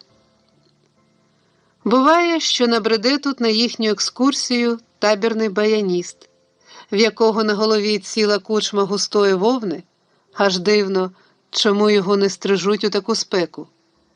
Баяніст починає приставати до вожатої з різними жартиками, називає її смаглявочкою, а вона просто вічі баяністові каже, що як йому не соромно тут байди бити поміж дітьми, коли міг би зерно на токах вантажити в цей час.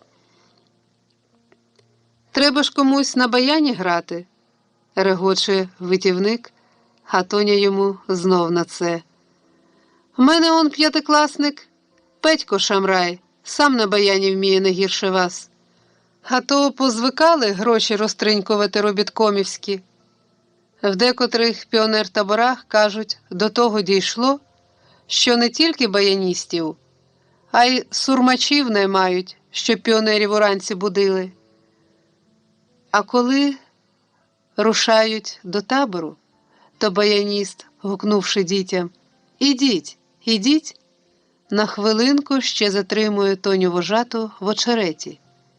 І тоді дітлашня, нашорошена, як зайченята, знову чує: «Ех ти ж, смаглявочка!»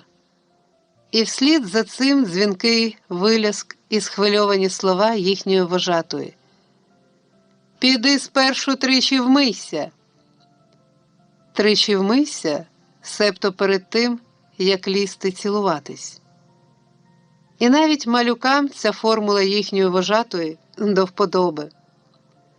А чим ближче до кінця тижня, тим більше Тоню обіймає якесь хвилювання. В суботу з самого рання вона вже сама не своя, бурхливо радісна, нестримно кидається з обіймами на товаришок вожатих, і вони знають, в чим річ. Вони дружно просять начальника табору, щоб відпустив Тоню на вихідний додому.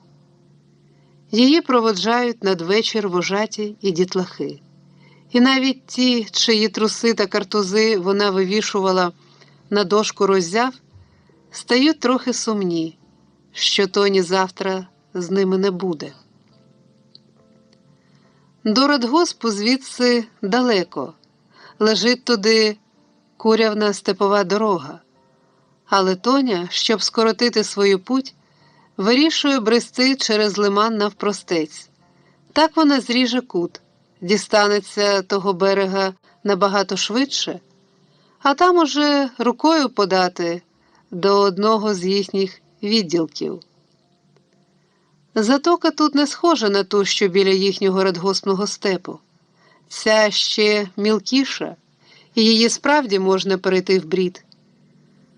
Помахавши на розвітання рукою дітям та вожатим, що вийшли на берег її проводжати, Тоня підбирає платтячко вище колін, і вже її тугі смагляві ноги сміливо забродять в це тропічне море, де нагріта за день вода тепла, як молоко, і гаряче, йодисто пахнуть водорості.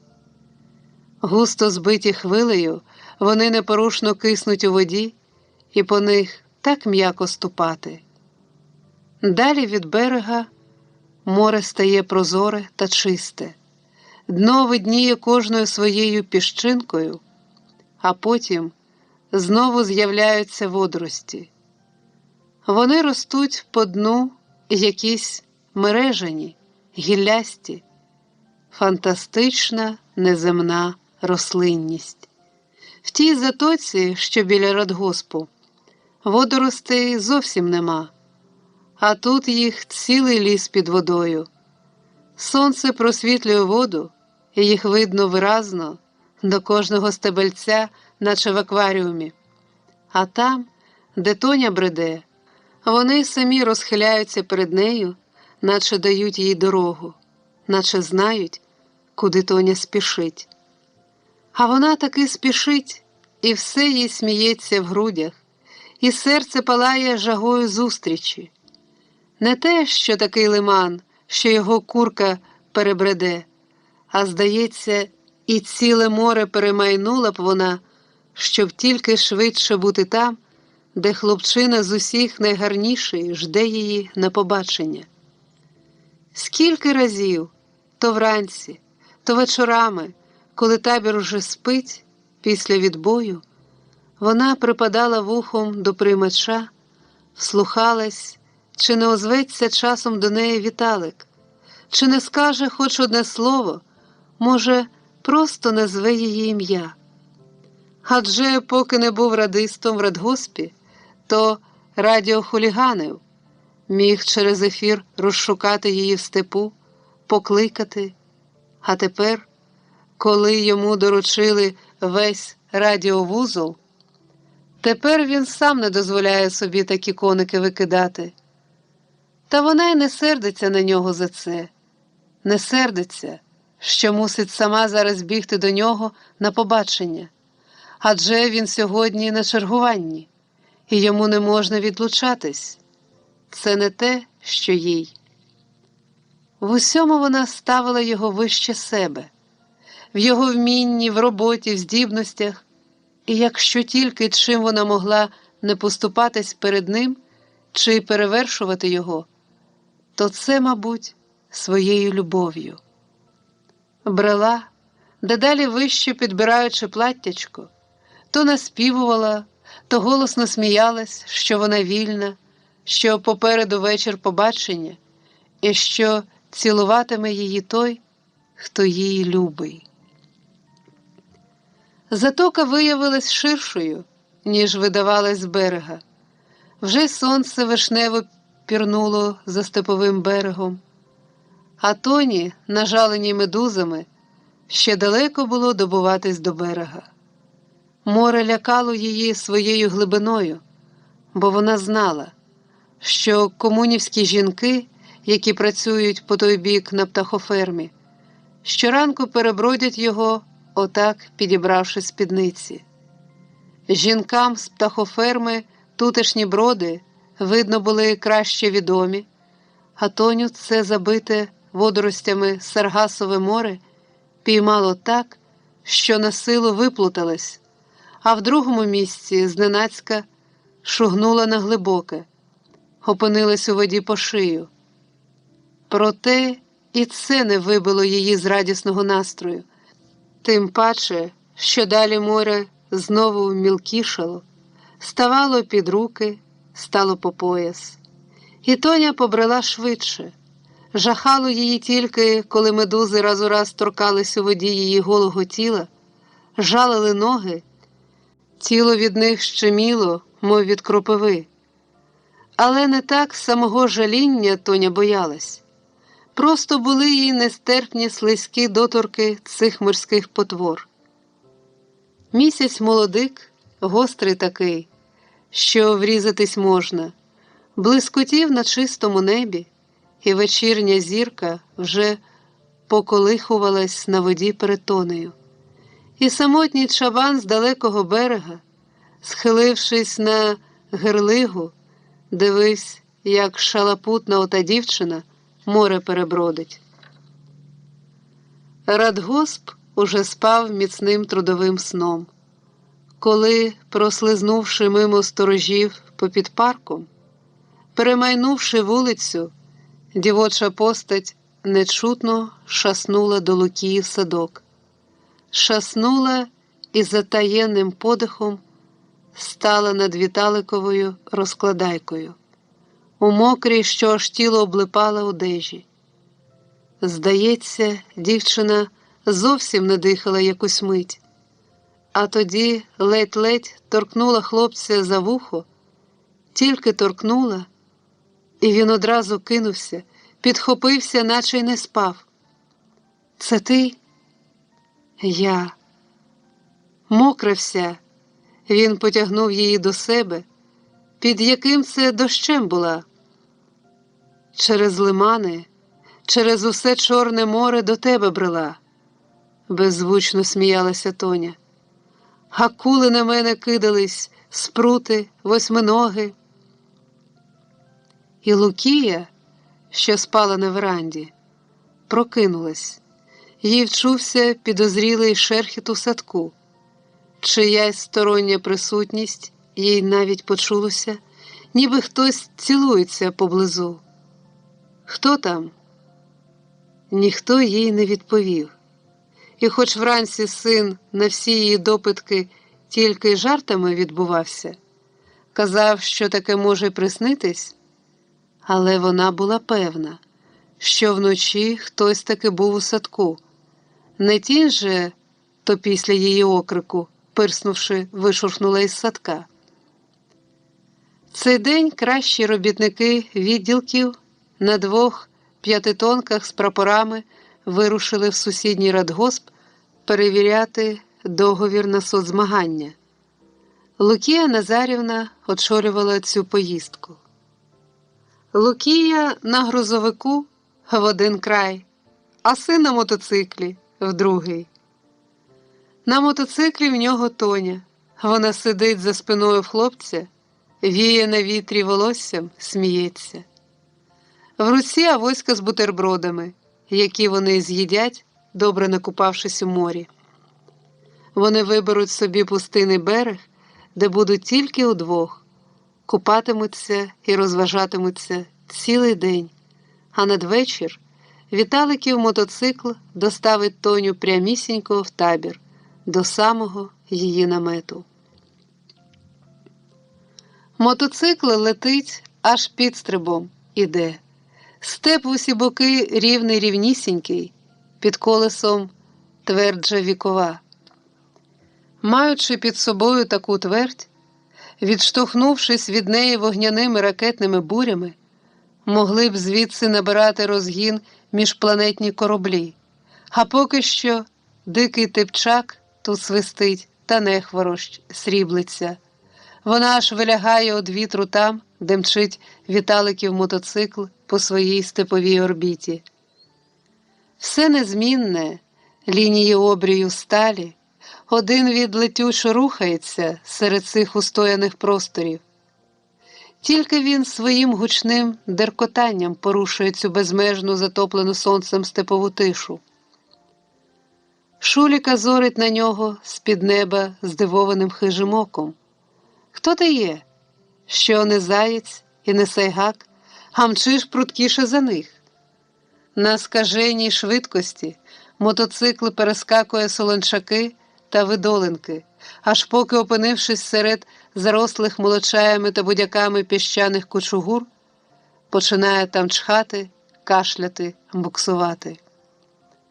Вибравшись на твердіше, він знову переможно деркоче, мчить вперед так, наче хоче злетіти в повітря, відірватись від цих в'язких піщаних кучугурищ. Хлопець упевнено віражує по бездоріжжю, шукає, де менше піску, де він не такий сипучий, а пісок дедалі сипучіший, і мотоцикл з лету раз у раз шугає в нього, заривається, трясеться на місці, і тоді хлопець озирається до своєї супутниці трохи винувато і захоплено. О, дає, як на вібростенді. Тоня сміється. Я не пробувала вібростенда. Та й я не пробував, а тепер уявляю. Оце життя, що духу мчать, їм весело, буксують, їм весело. І доки мотоцикл натужно гребеться в піску, доки моторчик уперто пирхає, Тоня нахиляється до хлопця, зазирає йому вічі, очі її повні звабливих блисків, вони горять, тануть волого, вони аж п'яні, осоловілі від спеки та приливу дівочої ніжності. Ось уже і мотоцикл лежить боком, судорожно здригається в піску, а вони стоять над ним, замлівають в обіймах. Море десь уже близько, але його їм не видно з-поміж кучугур. Зі степу було видно, а тепер синява морська зникла за сипучими барханами, за молочаями та будяками, що тільки й ростуть в цих пустинних місцях. Сліпучими скалками іскриться пісок. Жовтіє молодчай, величезний будяк гіллясто розкинувся на кучугурі, мов колючий кактус десь на межі мексиканської пустелі. Мотоцикл доводиться брати і перетягувати через кучугури саморуч. Віталій веде, Тоня підпихає, і як тільки хлопець знову заводить мотор, Тоня вже вихоплюється на своє місце, розпущене волосся знов розвівається на вітрі. І Тоні знову смішно від того, що тільки рушиш, вітер раз у раз заголює тобі коліна, облоскочує. Смішно навіть з того, що бачить вона весь час перед собою тонку, ще зовсім хлоп'ячу Віталикову шию з глибокою ямкою, що буває тільки в брехунів. Він і не з брехливих, а ямка на потилиці наше гніздечко, хоч перепелине яйце клади. Але ж веде, такого водія пошукати. Вперше зазнає Тоня такої швидкості, такої бурхливої їзди з перешкодами, але їй ніскільки не боязко, бо ніякого ж нещастя не може бути, коли такий водій сидить за кермом. Ніби підохочений нею, Віталик бере ще один піщаний бар'єр, дає швидкість, щоб віраж був на славу, і віраж такий є, і тоді ще міцніше обіймають його з-за спини ласкаві дівочі руки, і він, щасливо хмеліючи, почуває всім тілом доторк її прухких груденят. Ривок, стрибок, віраж через останню кучугуру, і ось вам море. Ось вам його синява, тиха, безмежна. Один однісінький серед морської рівнини бовваніє крейсер вдалині, і крім нього ніде ні паруса, ні катерка. Надбережжя теж пустинне, безлюдне. Тоня вперше тут, серед цих кучугур. Бувала на морі не раз, але там, де воно ближче, підходить до радгоспу, а не в цих барханах, куди й батькові отари нечасто, мабуть, забродять. Лінивий плюскіт хвиль. Суха морська трава чорніє, шелестить під ногами. Де-не-де риба в ній смердить, порозбухавши. Навіть і Віталик трохи торопіє. Ні живої душі ніде. Сліплячі, остекленілі простори. Дрімота у всьому. Ген-ген по берегу біліє самотня рибальська хатина, де кочує риболовецька бригада в сезон лову. Але зараз і там нікого не видно. Навіть дядько Сухомлин, що тижнями байбакує тут, стереже рибальську оселю, зараз не вийшов назустріч у своїм зім'ятім капелюсі та в брижуватих штанях з одною засуканою холошею. Не вийшов, не став придивлятись, хто це прибув, хто порушив цю благодатну тишу та спокій. Хіба ж не дивна ця їхня планета Земля, на якій є десь і міста мільйонолюдні з університетами, з хмарочосами, з підземними палацами метро і спортивними аренами, де шаленіють зараз десятки тисяч болільників, і водночас є таке тихе узбережжя, де дрімає собі під козирком черепиці одна рибальська хатина. Та первісно простори моря синіють, та чайка сидить, куняє коло води, біла, непорушна, мов з алебастру. А втім, є ще одне тут живе створіння – сухомлинова корова ялівка червоно-степової породи. Забрівши далеко від берега, непорушно стоїть серед чистої морської синяви. Спека, мабуть, загнала її туди.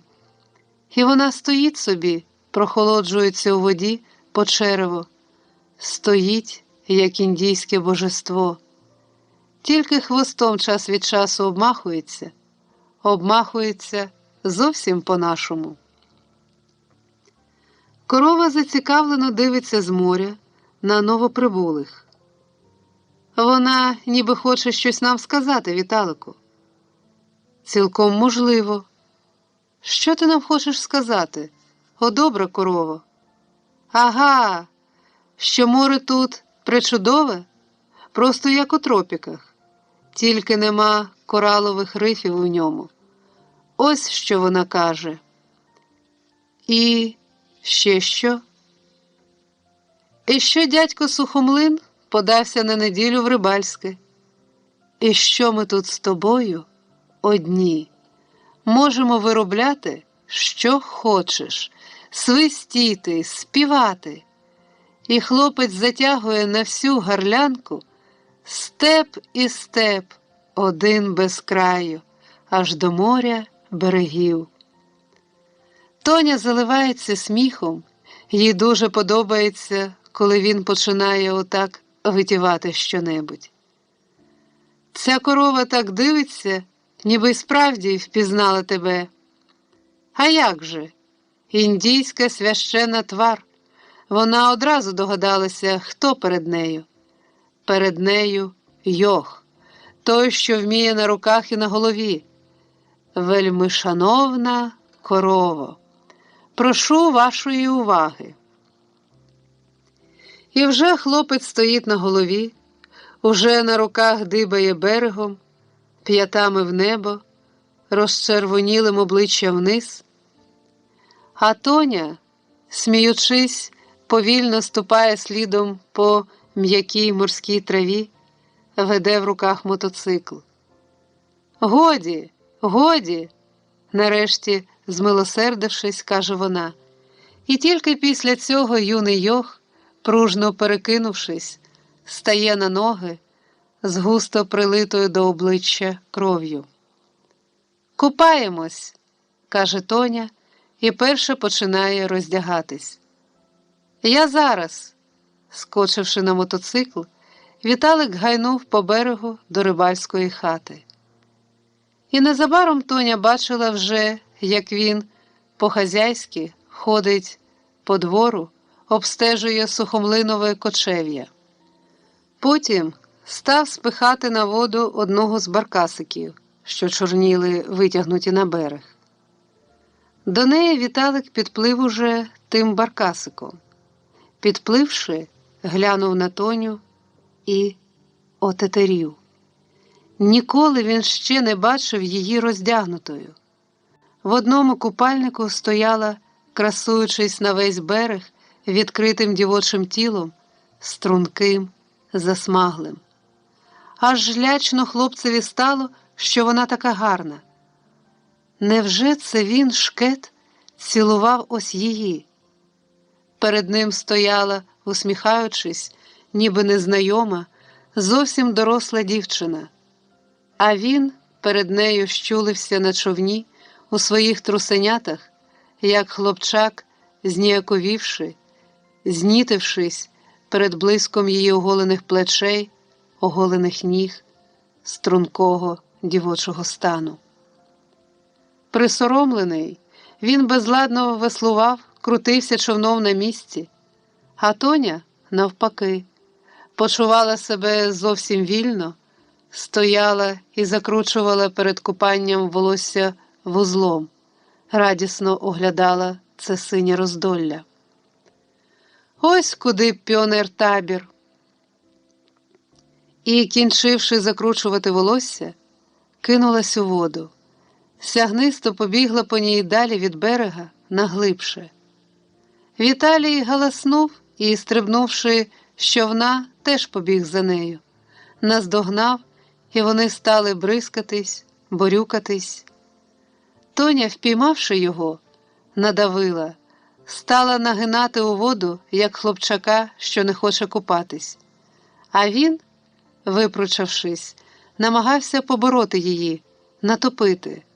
Але тут було ще мілко, і вони кинулись навперегінки бігти далі в море.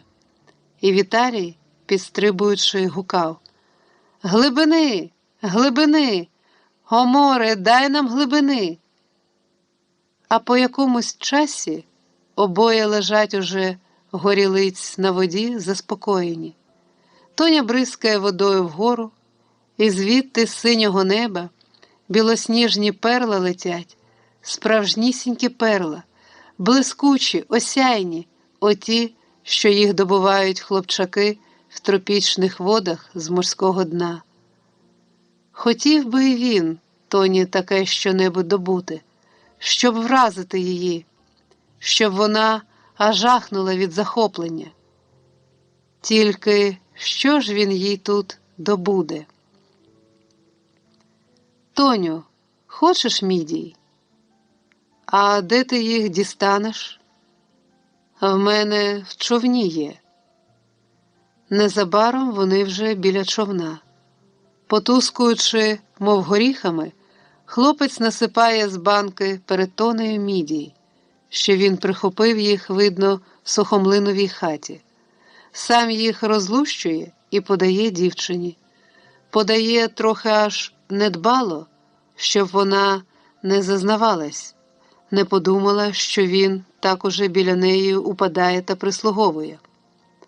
А Тоня сама вміє розлущувати, і яку розлущить, то одразу подає Віталикові. Їй подобається ця жіноча роль – годувати і подавати.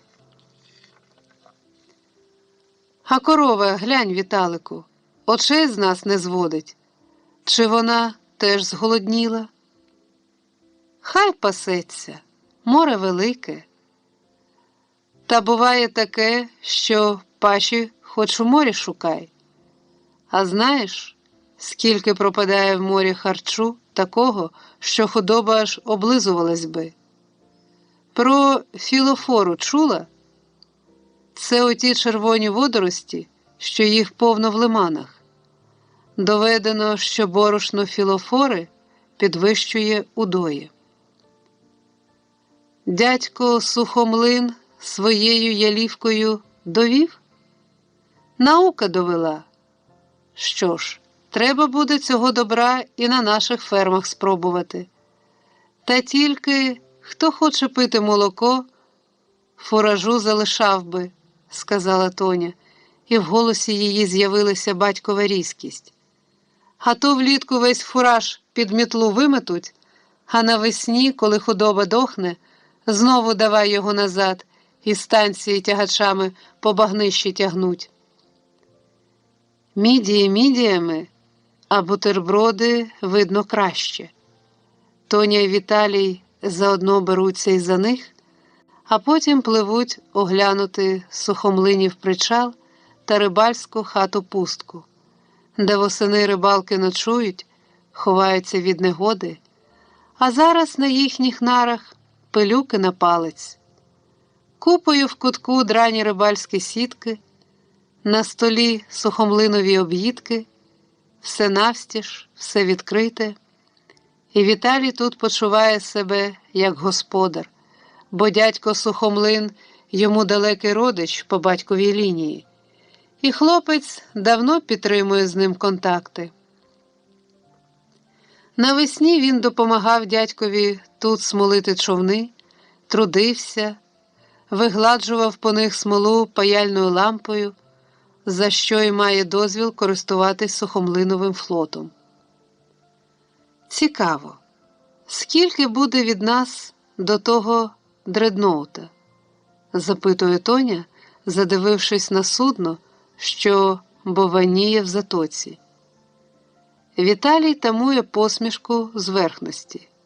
Для Тоні то загадка, тайна, а він уже побував там, одним з перших ходив на судно рубати свинець та добувати різні радіодрібнички. Хочеш, Тоню, махнем туди? Ми вже з хлопцями бували там. Тоню це, видно, зацікавило. Але ж туди, мабуть, далеко. Скільки буде кілометрів? На кілометри не знаю, а на миль 10 буде.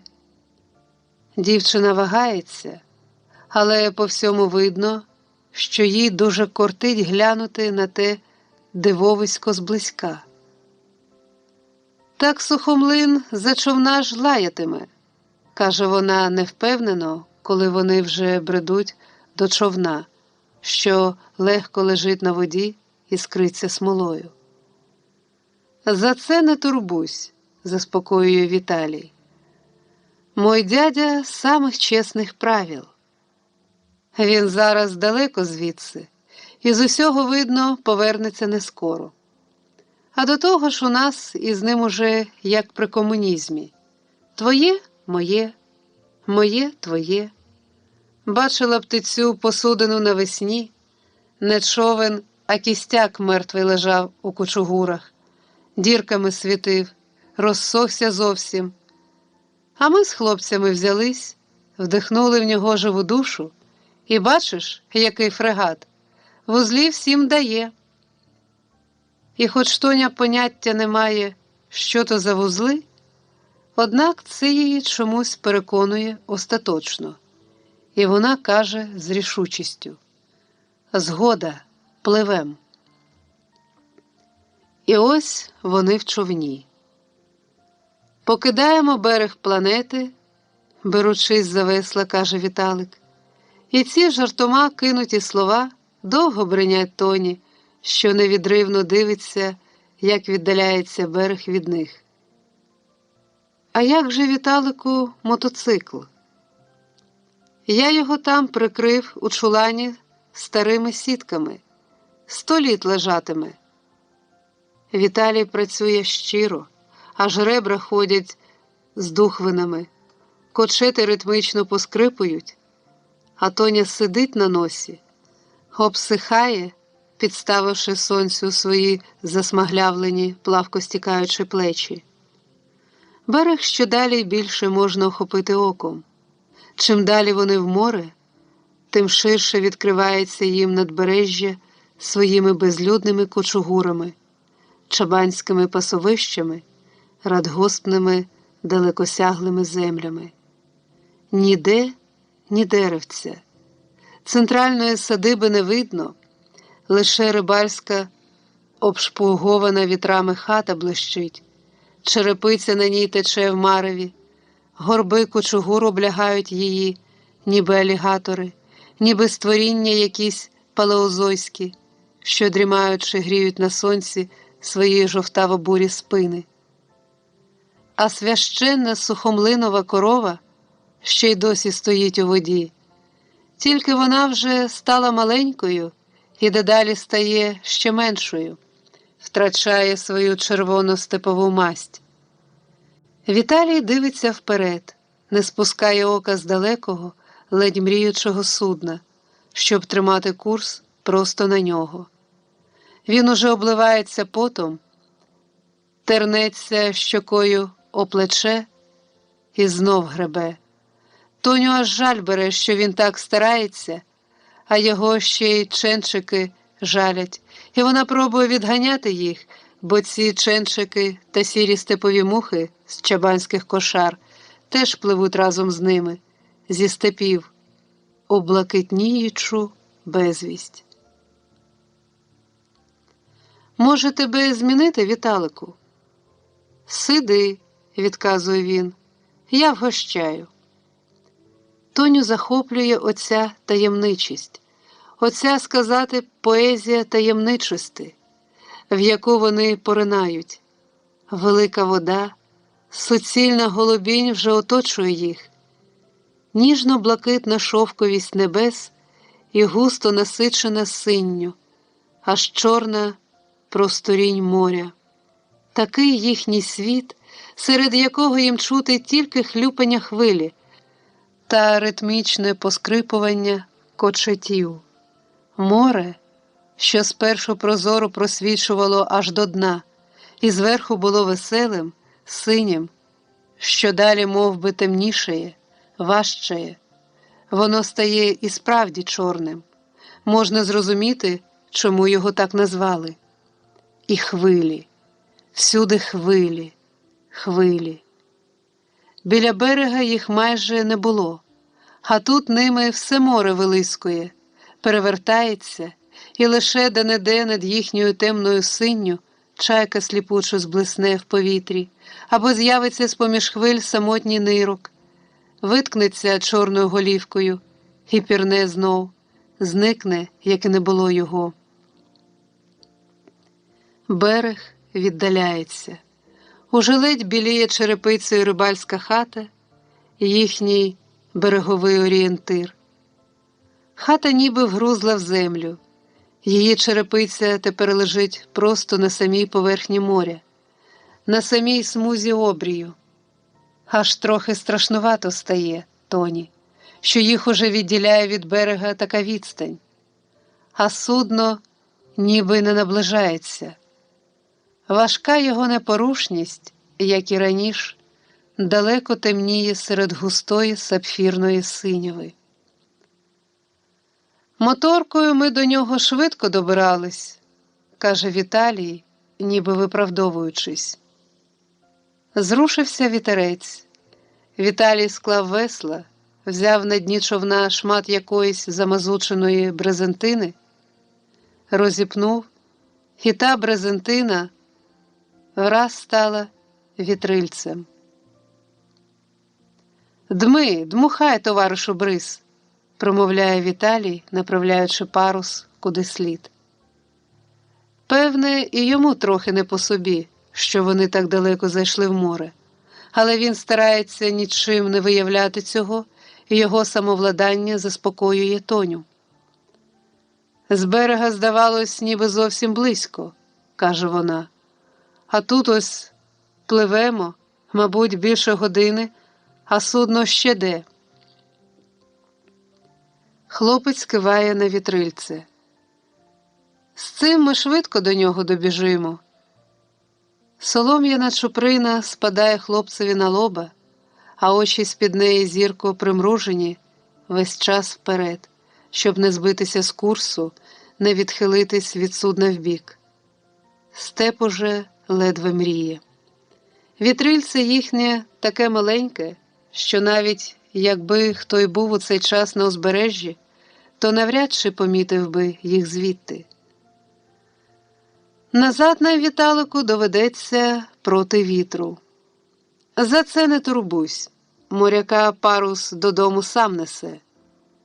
Він жартує, але без посмішки. Невже і йому трішки лячно, тривожно? Ще б пак, така темна лиснюча стихія стелиться навкруги.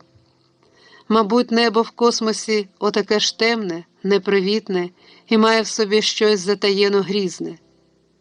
Темна морська просторінь навкруг. І тільки сонце високе.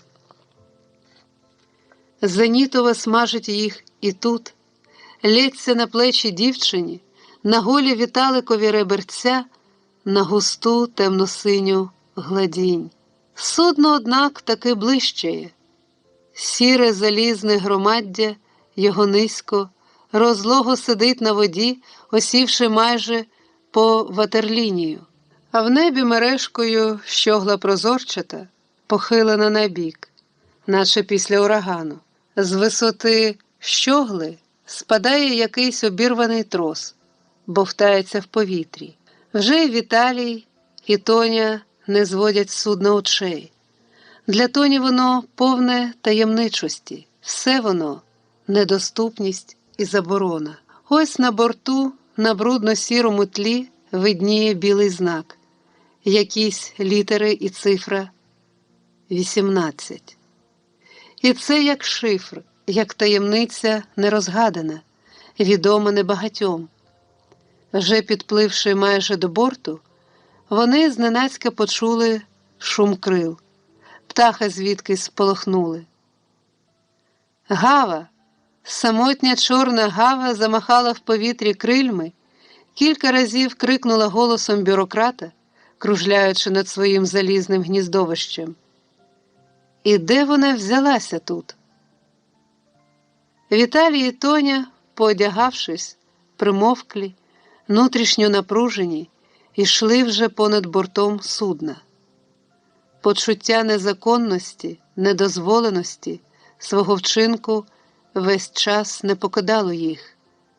Все грізне, похмуре, від усього віє запустінням. Облуплена, облущена фарба бортів, іржа, ілюмінатори засновані павутинням. В одному місці Віталій, впритул приставши до борту і взявши це махинище на абордаж, звелів Тоні хапатися і лізти вгору, на палубу. Вона мить роздумувала, потім міцно вхопилась рукою за гарячий, напечений сонцем ілюмінатор, цей теж був заснований павутинням, а далі допомогло їй якесь іржаве, нестерпно розпечене скоб'я. І не встиг Віталик дати їй пораду, як вона була вже на палубі. Залізо палуби вогнем опекло, їй босі ноги. Вона мусила аж пританцьовувати. «Пече! Ой, пече!» – гукнула вона вниз Віталієві, що вовтузився там, складаючи парус і примуцьовуючи човна. «Кинь мені босоніжки! Ой, мерщій, бо я тут як на сковороді!» У відповідь на її слова полетів на палубу один босоніжок. Потім другий, а невдовзі з'явилася із-за борта і солома Віталієвого чубчика та худенькі плечі в самій майці. З його появою Тоні стало веселіше. Почуття гостре, нервово лоскітне охопило її. Хотілося сміятись, кричати, галаснути так, щоб всі почули. Їхній крейсер, двоє їх, двоє закоханих на великовому військовому судні. Ніколи, звичайно ж, не було на цьому військовому судні закоханої пари, щоб отак він і вона.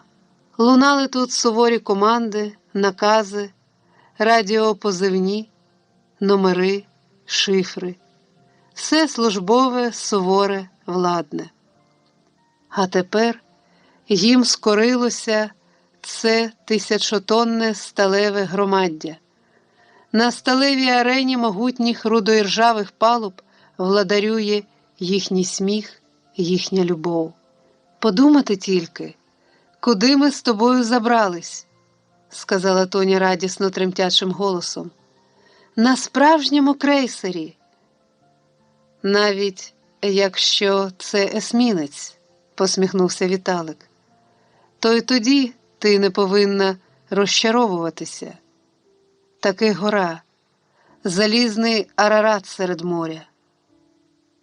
Вода була десь далеко внизу, і човник їхній там поколихувався, такий малюсінький, а судно здіймається над морем, справді, мов залізна гора, сталева скеля, їхній сталевий острів.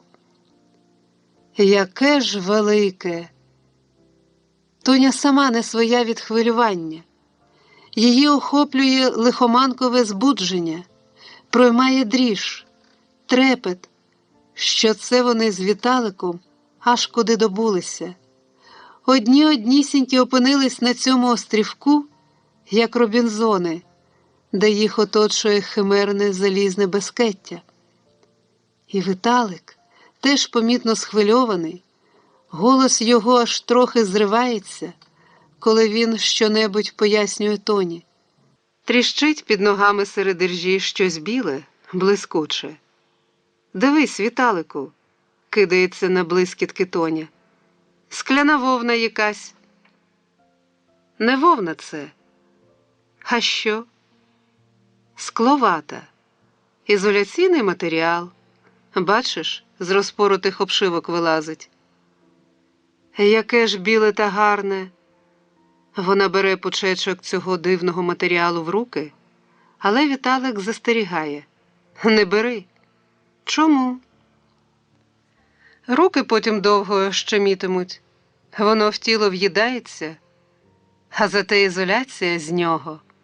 Скловата ця І вогні не горить? Ні, трошки я обов'язково візьму, в таборі моїм дітлахам покажу.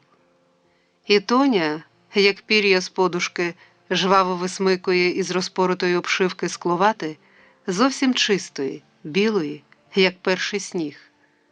Де-не-де палуба повидималась якимись пухлинами, видно на ній якісь пробоїни, рвані дірки, люки, зяючи в прірву.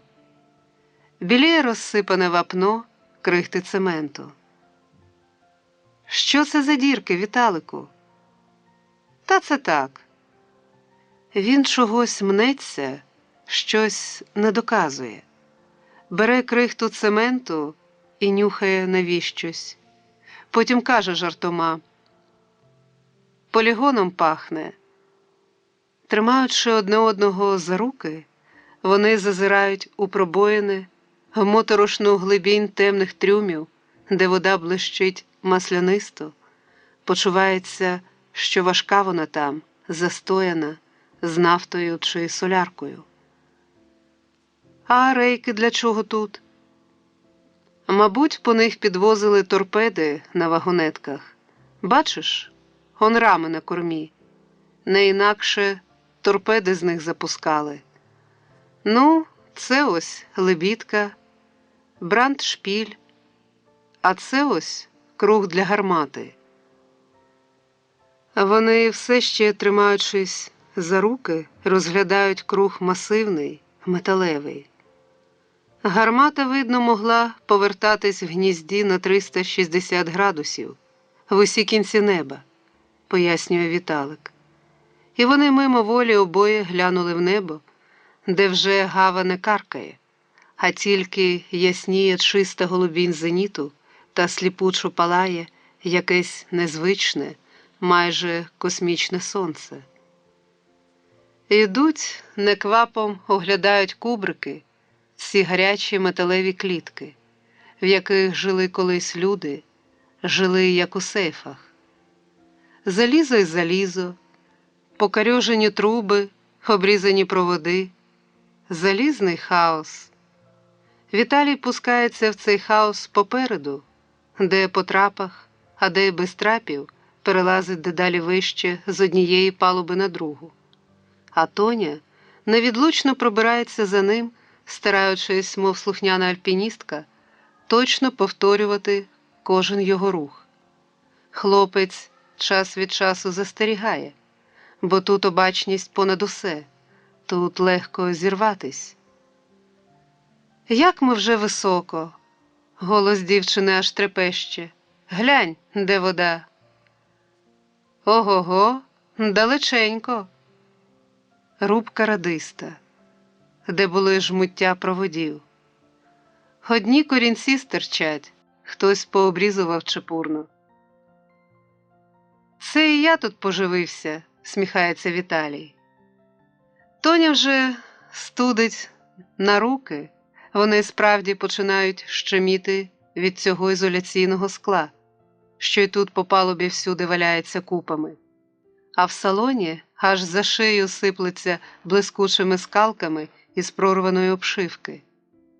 Це ж тут, в салоні, сиділи командири, бесідували, щось вирішували. Все порвано, порубано, обдерто.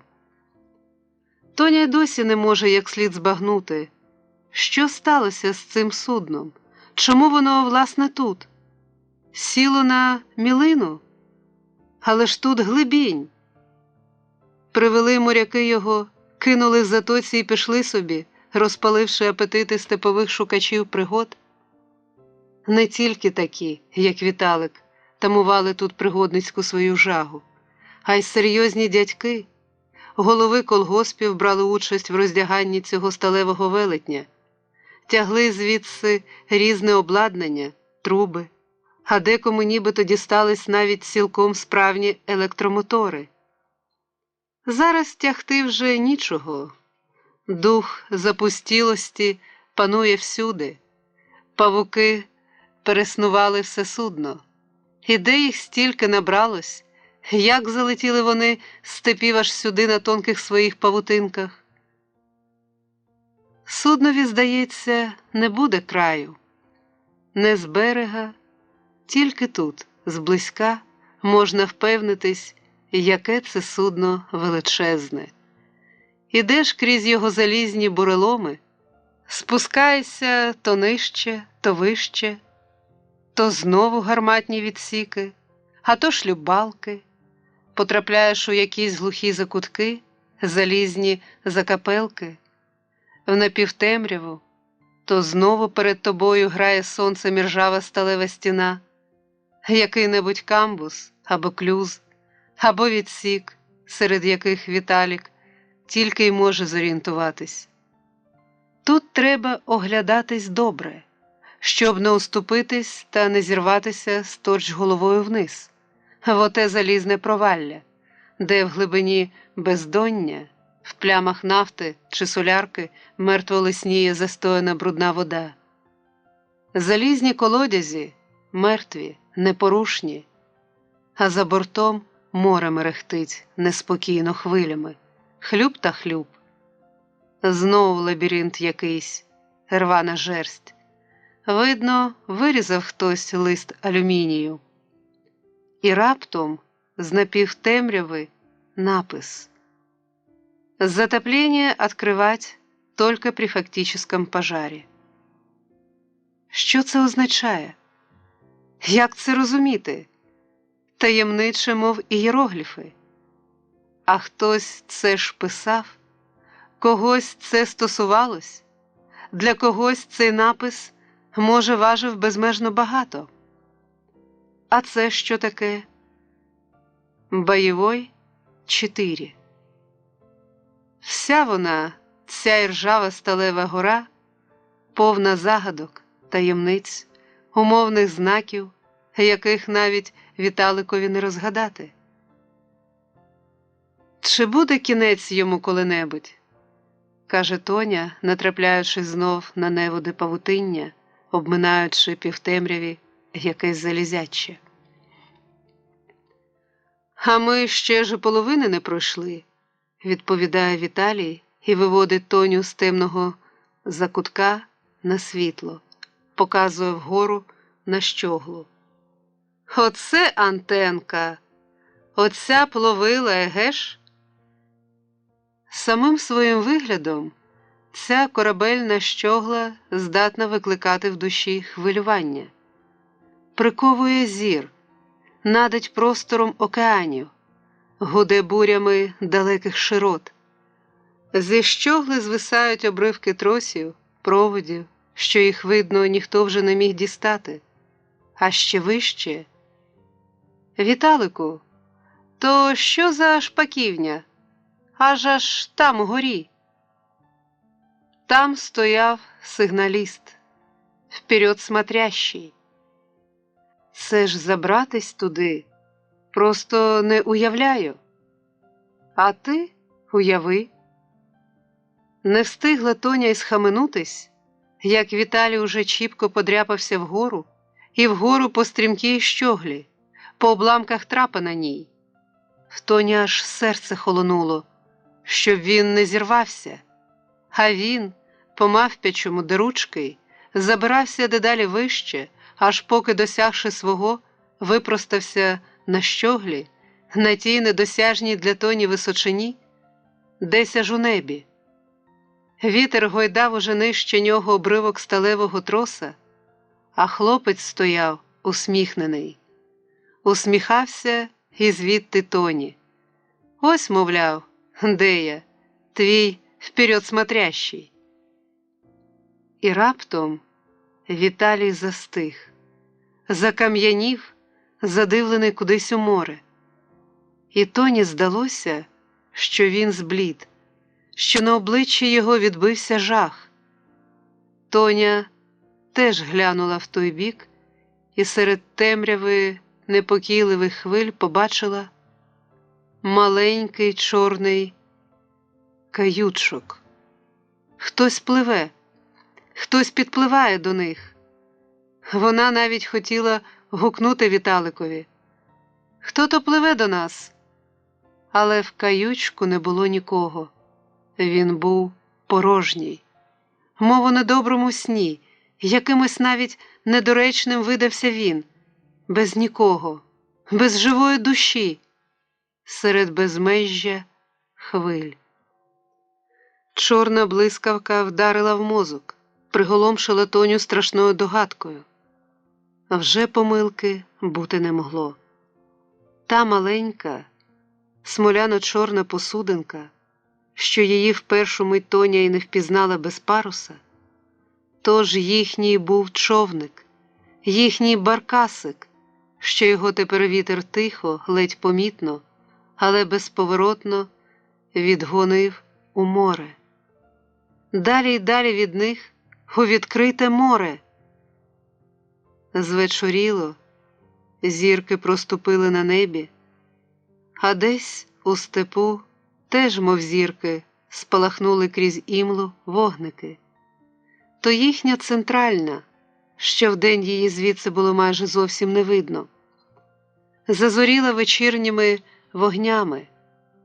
Тепер стало ще відчутніше, як далеко вони від степу, яка непереходима далеч води і темряви відділяє їх від берега, від усього попереднього життя. Ледь-ледь блискотять зимли степової їхні зорі. А вони сидять, мов сироти, позіщулювались в затишку бойової рубки. Їм холодно, залізо судна після денної спеки дивовижно швидко нахолонуло.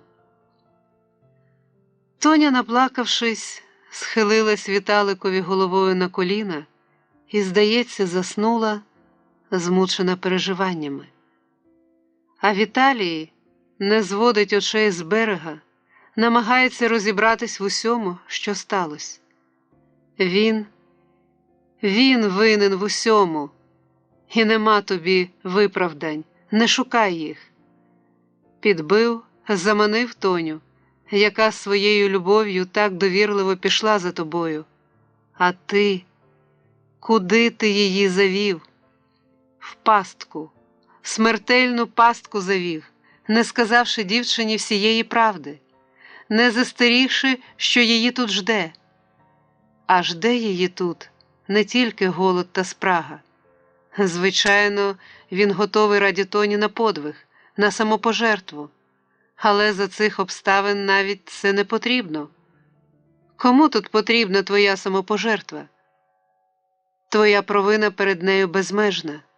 І хоч Тоня це розуміє, але з уст її не зірвалося жодного слова докору. І вона й зараз тулиться до тебе в довірі своєю любов'ю, сльозами, ніжністю.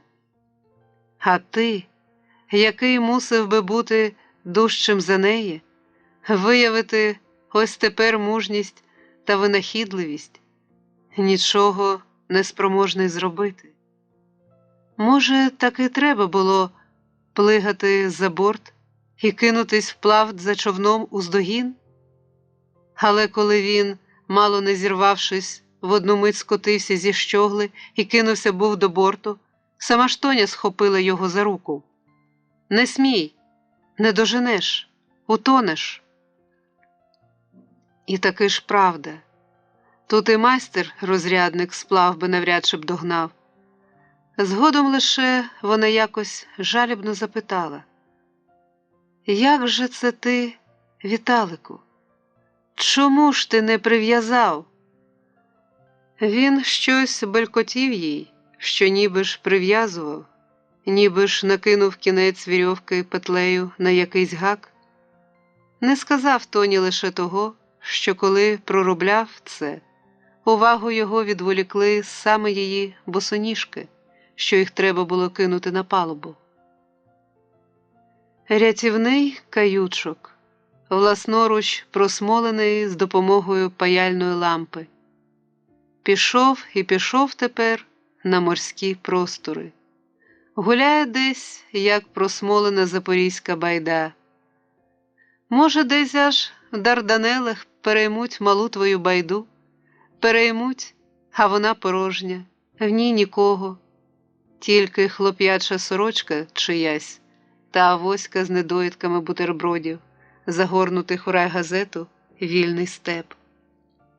Дивно, але в нього таке враження, ніби якась зла фатальна сила штовхала його сюди, і ніби все його попереднє життя було тільки готуванням до того, щоб зробити цей жахливий крок. Буває ж так, що людину тягне, настійливо тягне кудись. Ось так і його тягнуло з тої миті, як тільки він побачив із степу це бойове судно, що, мов сама його мрія, силуетно застигло на обрії. Кажуть, що є люди, яким важко перебороти в собі бажання кинутись з висоти. Безодня їх втягує, заманює, кличе, щоб кинулись, щоб спробували ніколи не пробуваного. І хто знає, чи не зринає часом подібний потяг, подібних порух свідомості в того, хто має доступ до тієї найстрашнішої кнопки, про яку має звичай розбалакувати Гриня Мамайчук. Хто дослідив той хаос підсвідомості, ті первісно темні глибочезні надра, де, можливо, якраз і зароджуються вулкани людських вчинків? Чи так уже далекий від істини той же Гриня, який твердить, що вади людської природи вічні, що ми справді гріховні від народження і несемо печать гріха на собі? Колись на зорі життя гріховна спокуса нібито погубила легендарних Адама і Єву. Хай це вигадка, хай Віталій у все це не вірить. Але знову ж таки, хіба тільки пустощами, легковажним своїм хлоп'ятством пояснить він і свій сьогоднішній вчинок? Хіба ж Тоня, його розумна, твереза, практична Тоня, сіла б із ним в каютшок, якби і її не штовхало оте чортеня зваби, спокуси, жадання торкнутися чогось заборонного, звідати незвіданого? Чи, може, в цьому якраз і є сила людини, її дар? Може, без цього не знала б вона отого виходу в океан і ніколи нічого не відкрила б? Тоня здригається нервово в дрімоті, ніби її ще й зараз стріпує внутрішній невиплаканий плач. Поменшало вогників на центральній. Певне, спати вже потроху вкладається радгоспна столиця, бо рано почне завтра свій трудовий день. Майнуло над степом віяло світляне, переміщаючись у просторі. Чи кінопересувка помчала з відділка після сеансу? Чи, може, Щабана після перевірки соцзмагання повертається мати з робітниками додому? При самій згадці про матір душа Віталикова наливається болем. Прийде вона додому, а сина нема, і завтра не буде, і, може, не буде й ніколи. Як він непрощено завинив перед нею, виплаче очі за сином. Уява малює її розбитою горем, зістареною, самотньою. Ось як вчинив з нею він, її надія, її опора. Будуть розшуки, буде тривога, але хто догадається шукати їх тут, на цьому іржавому обдертому судні, що бованіє серед моря уже тільки як льотчицька мішень? Ніч зоряна, видна, в такі ночі співає степ. Десь і зараз далеко з берега ніби чується пісня. Ні, тільки вчувається. Коники сюркочуть. Ні, тільки обман слуху. Тінь від судна темніє на воді, а море темним полиском мерехтить безкрайньо, як мерехтіло воно колись Магелланові і Васко да Гамі. Простори океанів відкривались і тобі, але твоє судно ніколи звідси не попливе, на мертвому якорі воно. А океан, живий, вічний океан, хлюпає в борти, б'є в підніжжя цієї сталевої безжиттєвої скелі, наганяє думи про владу сліпих сил, про неминучість удару, про неможливість відвернути його. Ні, так можна дійти до божевілля. Невже все?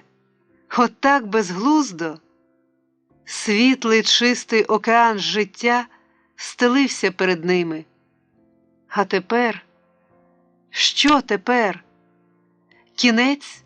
Всьому кінець?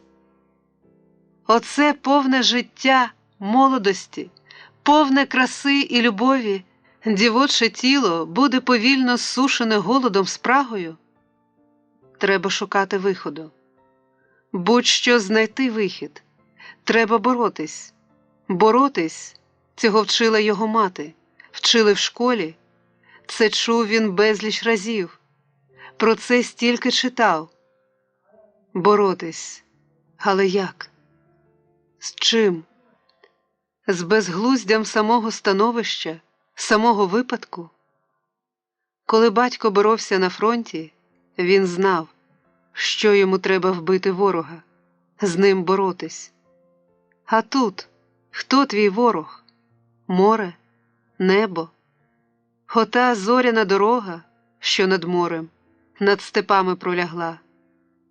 Все, що є, що вчора ще було радістю, красою, життям, зараз мов би готує тобі муку і смерть.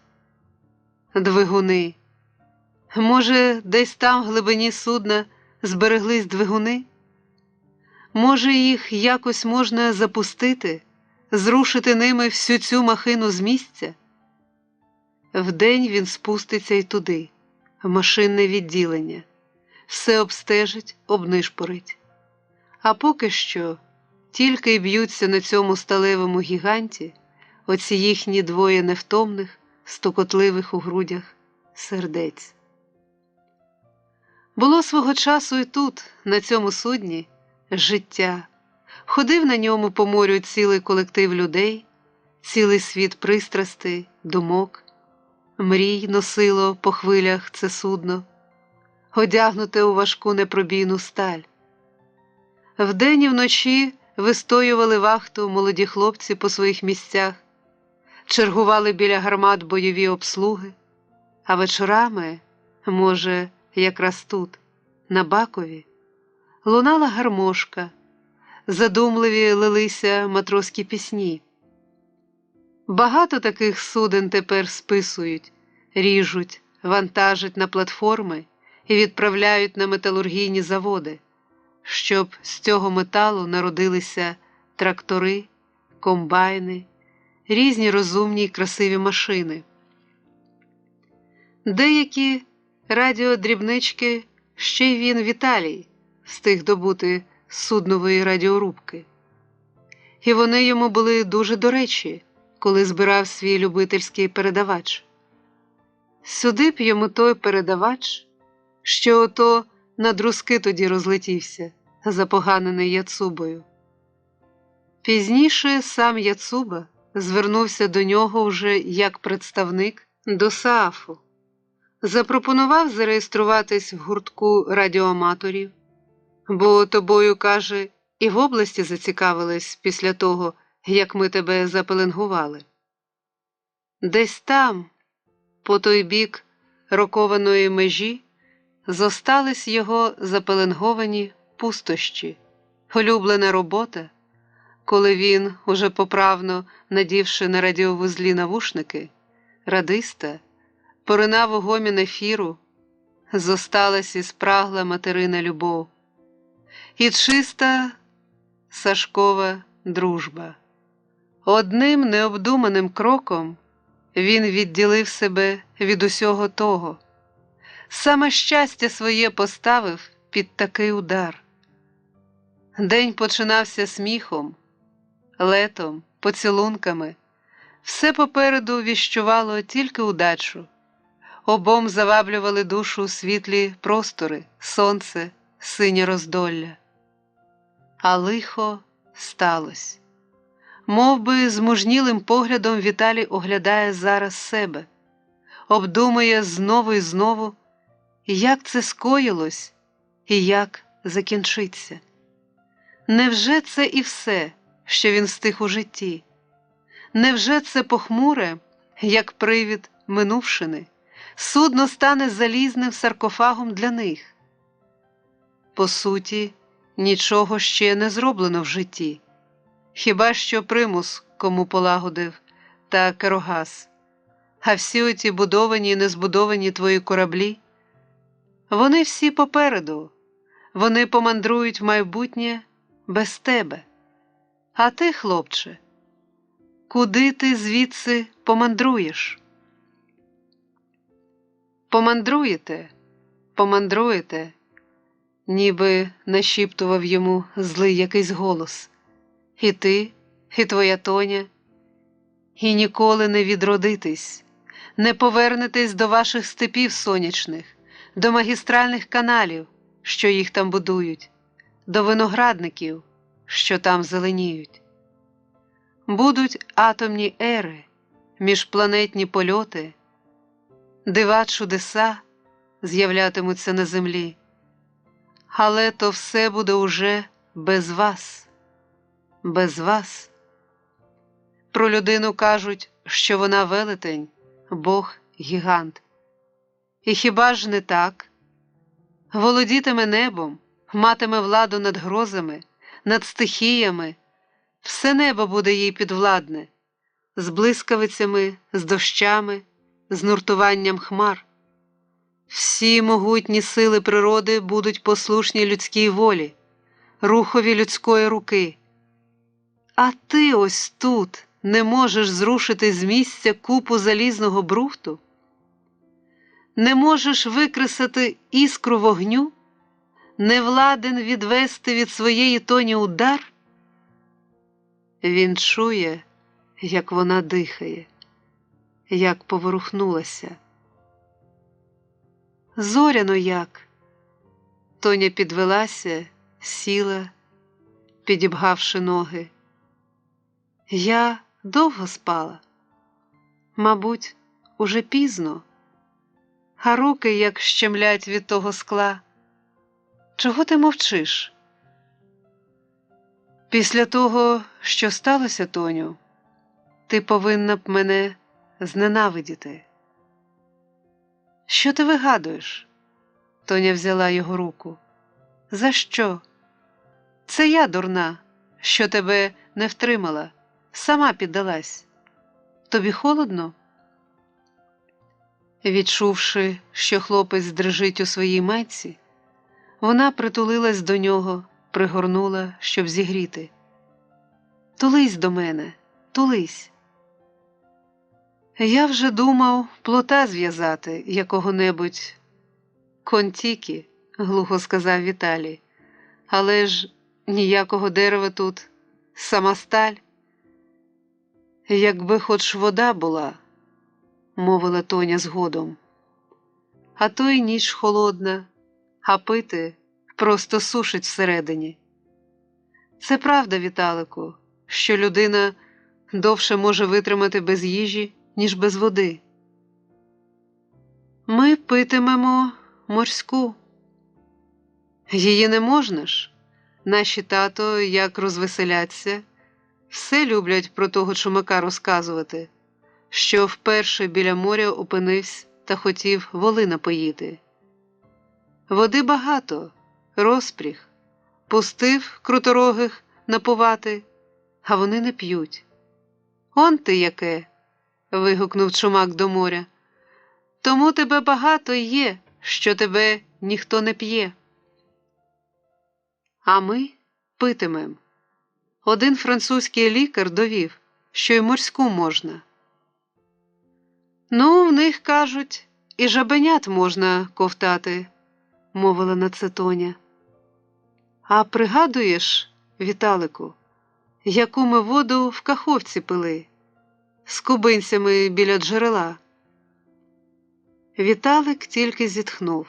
Ще пак не пригадати ті ключі джерельця на березі Дніпра, де було колись село Ключове, і де їх ще й і зараз сотні б'є з відкритого берега, з-під коріння верб та платанів. Села ключового нема вже. Є натомість місто Нова Каховка. А ключі зосталися, живуть, виструмовують всюди, чи з тріщин берега, чи з-під кореня, а то й просто, тільки гребни землю рукою, там уже і ворушиться пісок, явориться водичка, холодна, скаламучена вона, але каламуть швидко осідає, і вже ти п'єш воду таку свіжу, прозору та чисту, що недаром про неї кажуть, як сльоза. Височать тут платани могутні, що кора на них, неначе атлас, і з-під коріння їхнього теж пробиваються джерельця, а один струмінчик витікає просто з дупла старої верби при землі і весело дзюркоче по камінчиках у Дніпро. З нього, з цього струмочка, вони й пили разом з молодими кубинцями, студентами Каховського технікуму механізації сільського господарства. Хлопці віку майже Віталикового. Вони жили і вчились у Каховці, правда, спершу незвичні були до нашого клімату. Все мерзли, а потім звикли. Тільки в Дніпрі мало хто з них купався. Дніпро для них був і влітку холодний. В той день вони вже прийшли були прощатися з Дніпром перед поверненням на батьківщину. Тоня не втерпіла, зачепила їхнє товариство. «Україна подобається?» «О!» – вигук захоплення був їй у відповідь. Це вже вони поїхали додому, повезли аж на Кубу добуту науку і спомин про Дніпро, про вікові платани каховські, з-під яких десь там і зараз всюди б'ють, яворяться джерела і стікають прозоро в Дніпро. Немов би то було десь на іншій планеті. І випускний вечір з врученням атестатів, і кримська подорож, і квітуча рожами дорога на Каховку. Був то світ широкий, розливистий, повен надій, повен життя. А тепер ось кинуло їх на цей острів смутку й розпуки, ніби на галеру прикувало, залізно, непорушно. А могло ж все бути інакше. Могло їх і не занести сюди.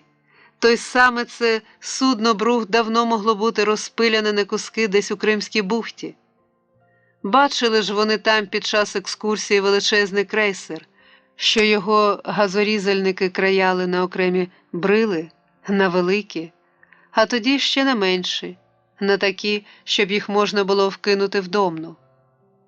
Податливо, мов шматок мила, краялась на їхніх очах грубезна корабельна сталь.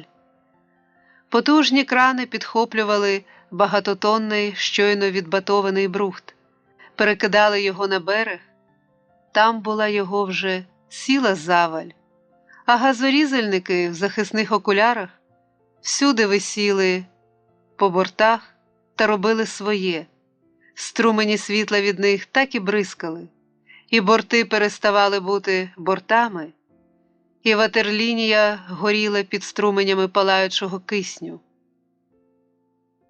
«Ляж, Вітальчику, та поспи», – з ласкою в голосі мовила Тоня, пригріваючи свого невдаху морехода. «Може, хоч у вісні що-небудь надумаєш?» Таке в ній ніжне, голубляче почуття з'явилось до нього, як буває, мабуть, у матері до дитини. Бо такий він був зараз маленький, беззахисний, у самій майці. Скрутився клубочком, зіщулився, схилився їй на руки, і ласка до нього росте, і це почуття до нього гріє і її саму. Якби ж можна отак, щоб приколихати його, а прокинеться, вже ночі нема, і заліза цього нема, і замість моря, що оточує їх, вже степ навкруги, сповнений краси і вільготи. Шукатимуть їх, це напевне. На весь радгосп здіймуть Веремію, але шукатимуть де завгодно, тільки не тут. А може, хто й догадається? Ох, перепаде їй гирлиги від батька. Він її висвятить, як найде. Батіг би йому зараз такий, щоб аж звідси дістав баламутну свою доню по жишках. Тато, мабуть, зараз з вівцями в степу, десь веде отару по паски. Може, навіть і поглядає в цей бік на окутане зоряною темрявою море. Але й не догадується, куди занесло його дзигу, баламутку, його куйовду. Закричати, заволати по це звідси туди, до нього. Аж теплою хвилею обдало Тоню при згадці про батька, про його запальність та гостру гоноровиту вдачу. Який він безстрашний та веселий стає, коли вип'є чарку, як усіх критикує, не супереч тоді йому, все викаже після довгої чабанської мовчанки. А в душі його є щось поетичне. Згадуються їй і пісні його на підпитку, і посаджені зіркою тополі, і ота його чудернацька звичка надівати Петриків льотчицький кашкет, щоб красуватися в ньому цілу ніч біля отари. Тіло зсихається, а дух бунтує. Так сказала якось Демидиха про нього. І такий він і є, її тато. Невже вона більше ні з ним не побачиться, ні з мамою, ні з братом та сестрою? Невже не бути їй більше біля вогника в піонертаборі, де вона залишила стільки розваг і веселощів? Через море брела, спішила, забейкана прибігла в садок на побачення і, виходить, спішила на своє безголів'я.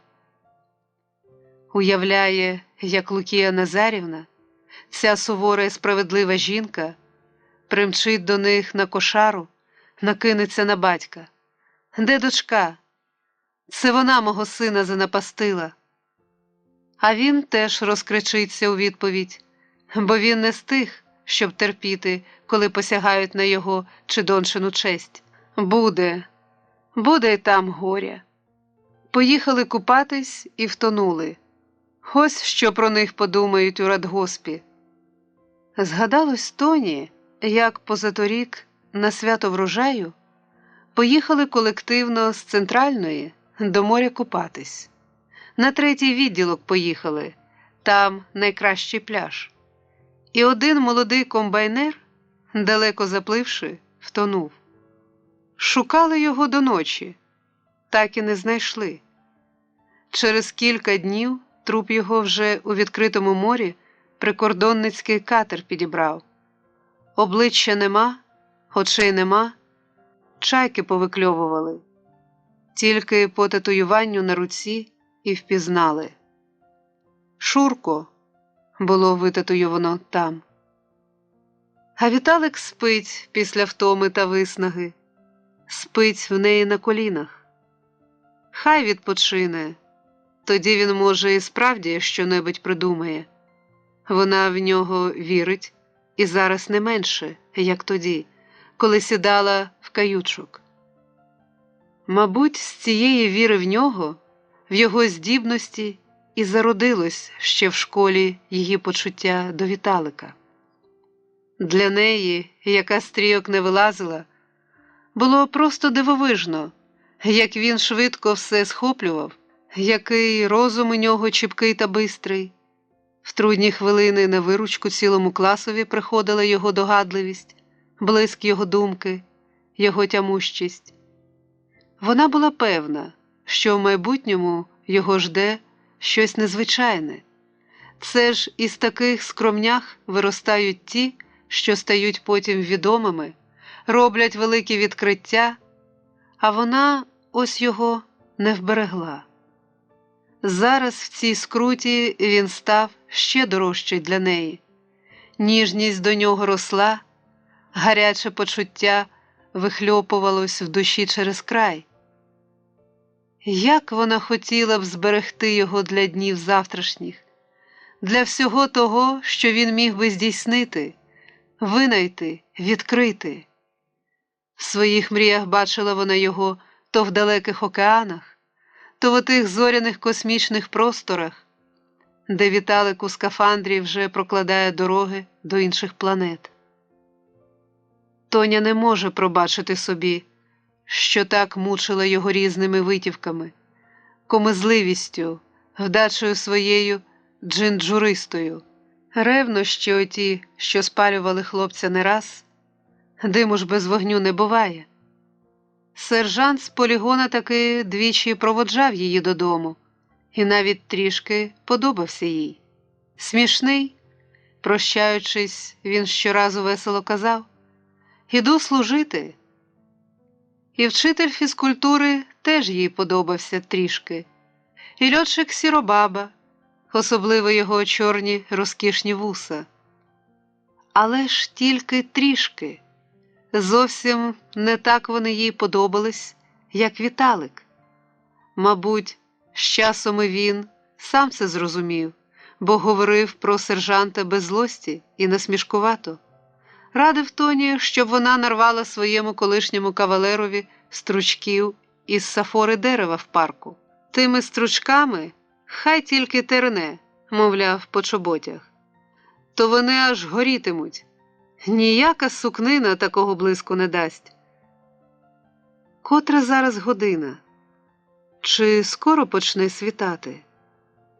Зоряний степ розкинувся угорі. Великий віз повернувся, завис. Гроном волосожар стоїть незвично високо і незвично блискучий. Чи то йому ніч степова яскравості додає? А через усе небо, просто над судном, проліг зоряний чумацький шлях. Все бачив, що було, і все бачитиме, що буде. А ген-ген над степом блищить ще одна зірка, навіть не схожа на зірку, така яскрава. Ніколи Тоня не бачила зірки такої величини. Може, то Сіріус? Чи планета Венера? Чи інша яка планета? Десь у західній частині неба, здається, літак гуде. Тоня прислухалась. Так, справді гуде. Видно, йде на дуже великій висоті, бо ледь чути його десь аж між зірками чумацького шляху. Дужче та дужче стугонить небо, і вся ніч, і море мов би прислухаються до того далекого стугоніння, де летить людина, володар всього.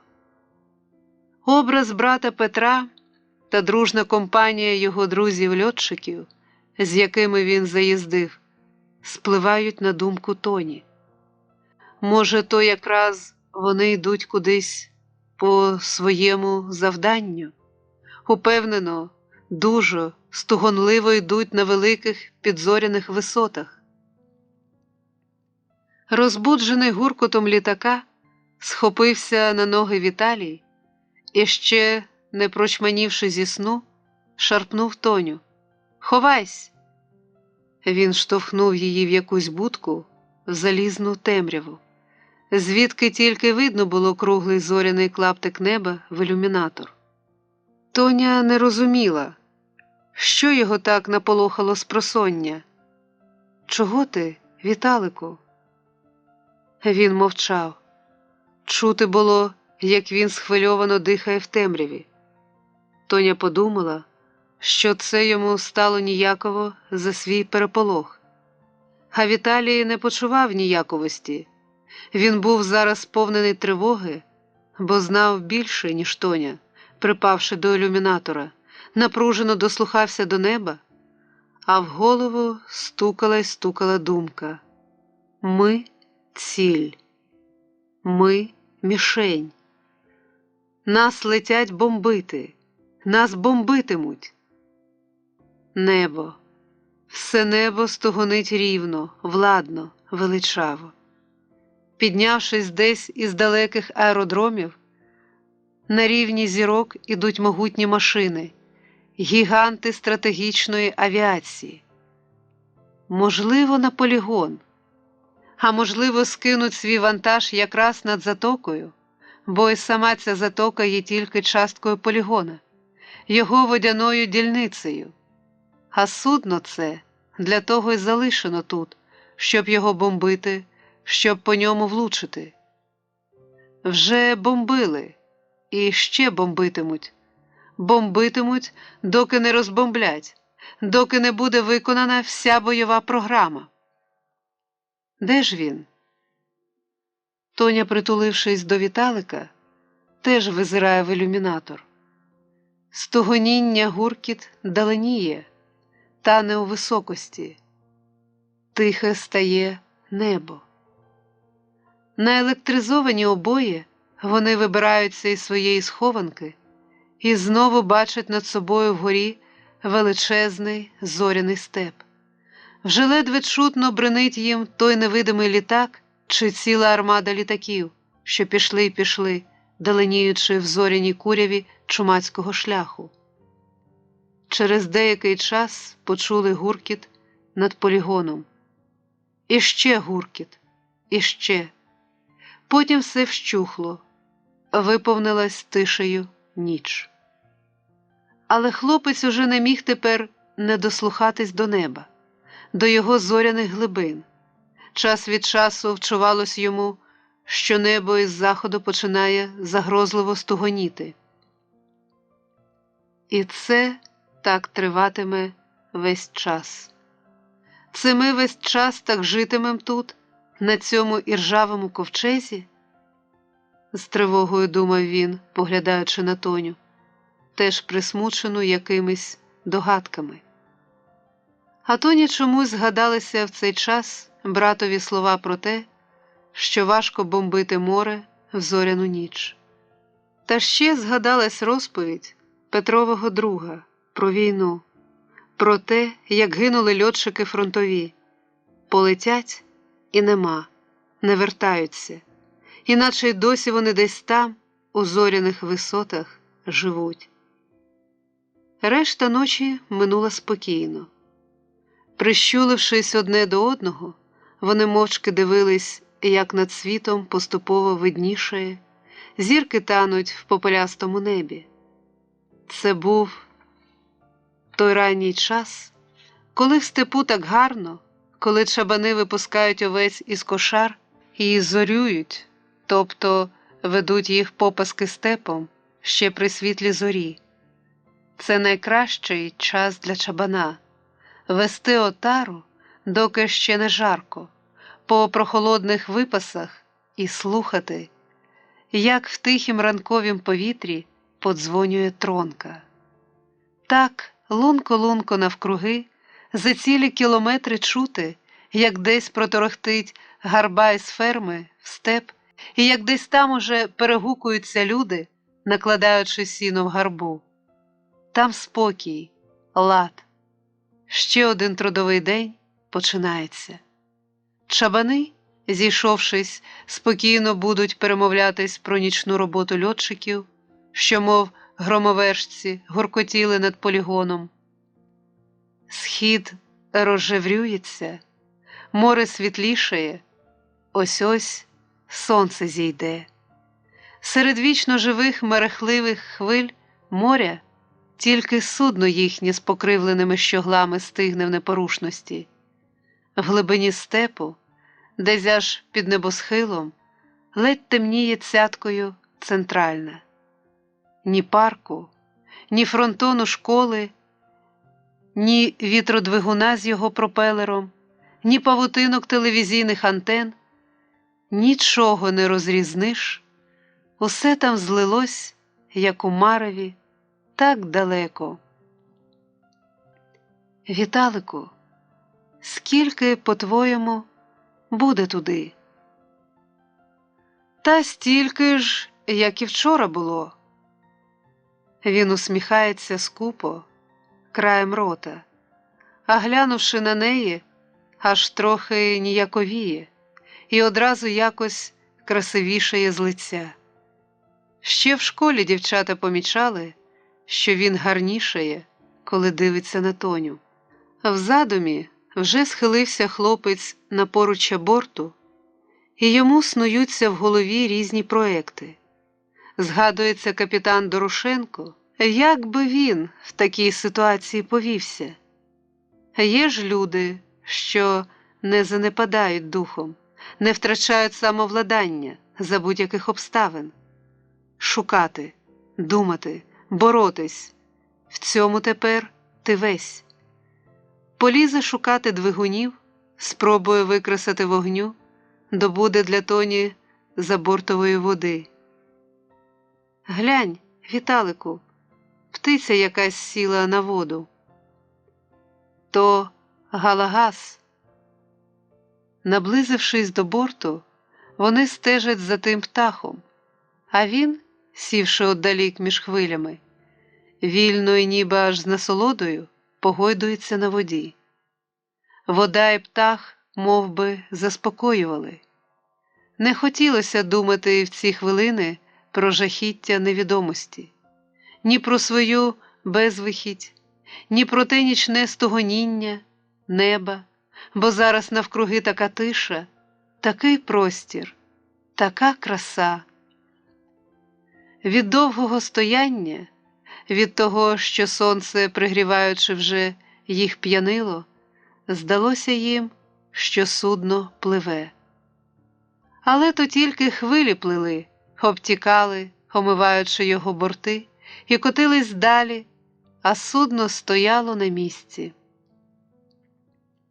Рухалась планета, рухалось сонце в небі, рухались води своїми вічними валами, а воно стояло між хвиль і ржаво, тупо, неповорушно. Так уявно пливтиме це судно цілий день, коли сонце ще дужче п'янитиме їх, і палуба знов розпечеться, і вся ця залізна гора пащитиме на них своїм іржавим вогнем. Потім знову зайде ніч. Десь за тисячі верст льотчики надіватимуть шлемофони та парашути, рушатимуть до своїх бомбардувальників, і розмова буде між ними про те, що зоряне небо бомбити важко. А ці двійко, що на судні, забравшись на бак, сидітимуть на своєму залізному острові, ждучи нічного удару, сидітимуть мовчазно зіщулені, мов останні діти землі, мов сироти людства. Розділ 10. Тут багато неба. Здорово ж тобі таланить, Миколо, хлюпаючись біля умивальника, каже брага-бульдозеріст до Миколи Єгипти, що голий до пояса теж клацає тут краником, щедро розбризкуючи воду в усі боки. В чому ж це мені таланить, Левку Івановичу? Ось тебе, брата мого по труду, виконроб товариш Красуля посилає сьогодні із крепером на другий об'єкт, аж у Тарасівку. Ну що? Поїдеш і поїдеш собі співаючи, а опісля виявиться, що твій скрепер шестикубовий якраз потрібен нам тут. І ти повертаєшся. Прогулянка на 500 кілометрів у будній день. Не кожному ж випадає такий дурняк. А мені що? Блискає Єгипта молодими білими зубами. Холостий перегін? Начальству відніше. Я й вітер ганятиму, мені аби платили. Це відомо, але ти не повинен, друже, пропустити ще один шанс. Маєте на увазі наліво? регоче Єгипта. Ох ти ж і догадливий, ох і циганської ж ти вдачі хлопець. Глину маю на увазі, ту, що її дехто з каналу тіткам возить у Мар'ївку. Вони ж саме хати мажуть. Глиною торгувати? Цього я ще не пробував. Це може бути цікаво, смачно примовляє Єгипта. Тільки ж, чи самі ви потім не візьмете мене за душу, як голова товариського суду? Брага його мов би не чує, дораджує далі. Не проторгуйся лише, прав достойну ціну, бо соромно ж мені буде, що мій брат по труду за ніщо нашу глину віддає. А це ж не абиякі, а первородні кемерійські глини, навіть геологи можуть посвідчити. Я цього й не знав. Одначе ж і тіток не обдурюй. Набирай повні ковші, глини на планеті вистачить. Чи на глині, чи на земельці, а діло проверну, шахраювато усміхається Єгипта. І постараюся не впійматись ні ОБХСівцям, ні рідному своєму начальству. Бо самі ж ви тоді влаштуєте над Єгиптою товариське судилище під гаслом «Ганьба ліваку!» А хіба ж я винен, що я з природи лівак? Ти не лівак. А хто? Гвинтик? Колись були гвинтики. Ну, не гвинтик, а, скажімо, карданний вал. Ми з тобою будівники, Єгипто. Що ж, ми від цього кращі? Краще не краще, а тільки протиприродно, щоб людина, яка будує велике, поводилася як пігмей. Сильно сказано. Відступись, дай он дівчині місце, каже Брага, кивнувши на Ліну, що з рушником через плече терпляче зупинилась на відстані за спиною в Єгипте. О, і ти вже встала, вигукнув Єгипта, іначе вмившись своєю злодійкуватою усмішкою, справді відступився, дав дівчині місце біля умивальника. Бідненька, у папи мами ще б спала, в постельці виніжувалась, а тут ще й сонце не зійшло, а ти вже на ногах, разом з нами, варварами. А чому ви варвари? Питає Ліна, беручись чистити зуби. Ну, як чого? Без тонкощів там усяких. Часом і вилаєшся по-простому, по-робочому. А ви не лайтесь. І чому це лаятись означає по-робочому? Це просто брак елементарної культури. Он Левко Іванович ніколи не лається. Я ні разу не чула. Лаюсь, та ще й як. Тільки більше в душі, буркнув Брага і, натягнувши після вмивання свою засмальцьовану гімнастерку, рушив до бульдозера. А Єгипта, ідучи до вагончика, не минув нагоди ущипнути мимохідь дівчину за реберце. І хоч вона й відмахнулася від нього з гнівом, одначе цей гнів був явно перебільшений. Справді, вдома ще спала б, а тут встає до схід сонця. Тут саме життя підіймає, бо рано починається трудовий день тих, хто споруджує канал. Роботи ведуться в глибині степу, між пікетами, що їх і Ліна розставляла теж.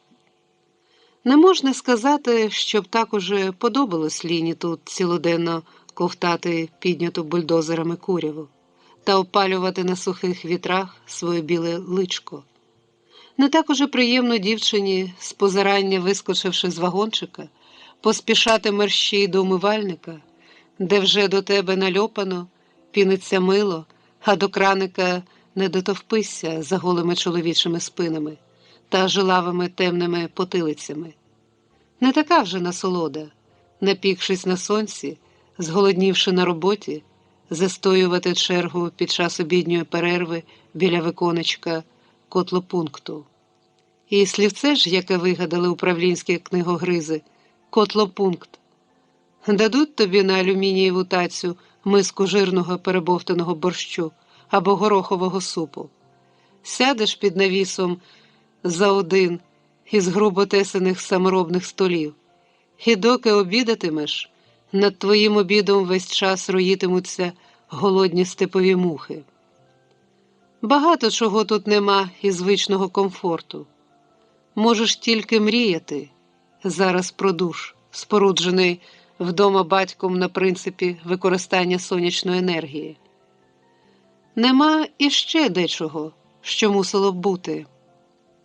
Ось уже і вода кінчається, ледве цярпає з краника. Все механізатори вихлюпали на себе. І все ж саме тут, серед цих незлагод будівничих, Ліна вперше по-справжньому відчула свою потрібність людям. Кожним нервом відчула, що починає жити повноцінним, а не рослинним, не оранжерейним життям. На працю в неї свій погляд. Не така вона наївна, щоб думати. Ще одна споруда, канал оцей, і всі стануть щасливі. Не втім річ. Але людина їй нагадує парус, якому неодмінно потрібен і простір, і вітер. На безділлі опав, нема. А тут він повинен, з випнутими грудьми, летить крізь життя. І хай смагне, облазить тут обличчя, хай смагнуть губи, але тут ти невіддільна від тих, кому трудно. І хоч робота твоя не складна, розміряти з Василинкою та з майстром-гідротехніком 100-метрові відтинки траси, розставляти пікети, але й ця проста робота кимось мусить бути зроблена. Без твоїх пікетів діло не піде. Сонце вилізло із-за обрію, червоне, не жарке, заблищало на металевих боках механізмів, що безладною чередою збилися коло штабного вагончика. Знову там за чимось затримка.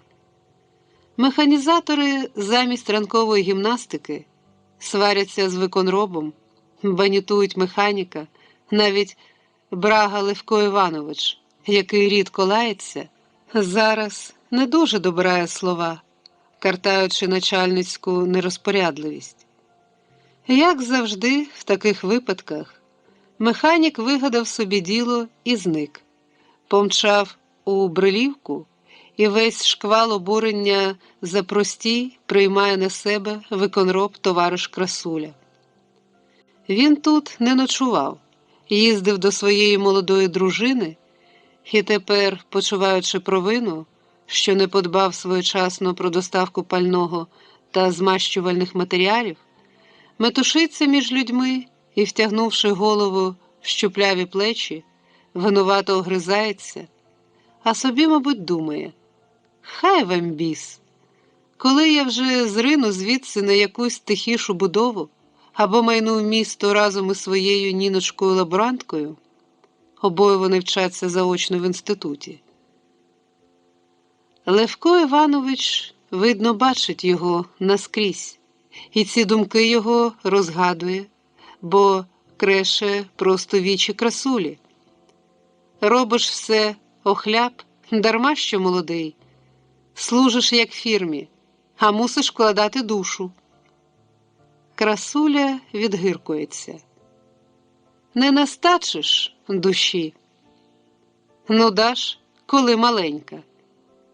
Ліна, озброївшись своєю рябою рейкою, підходить до гурту, і механізатори, на мить припинивши сварку, під'юджують і її.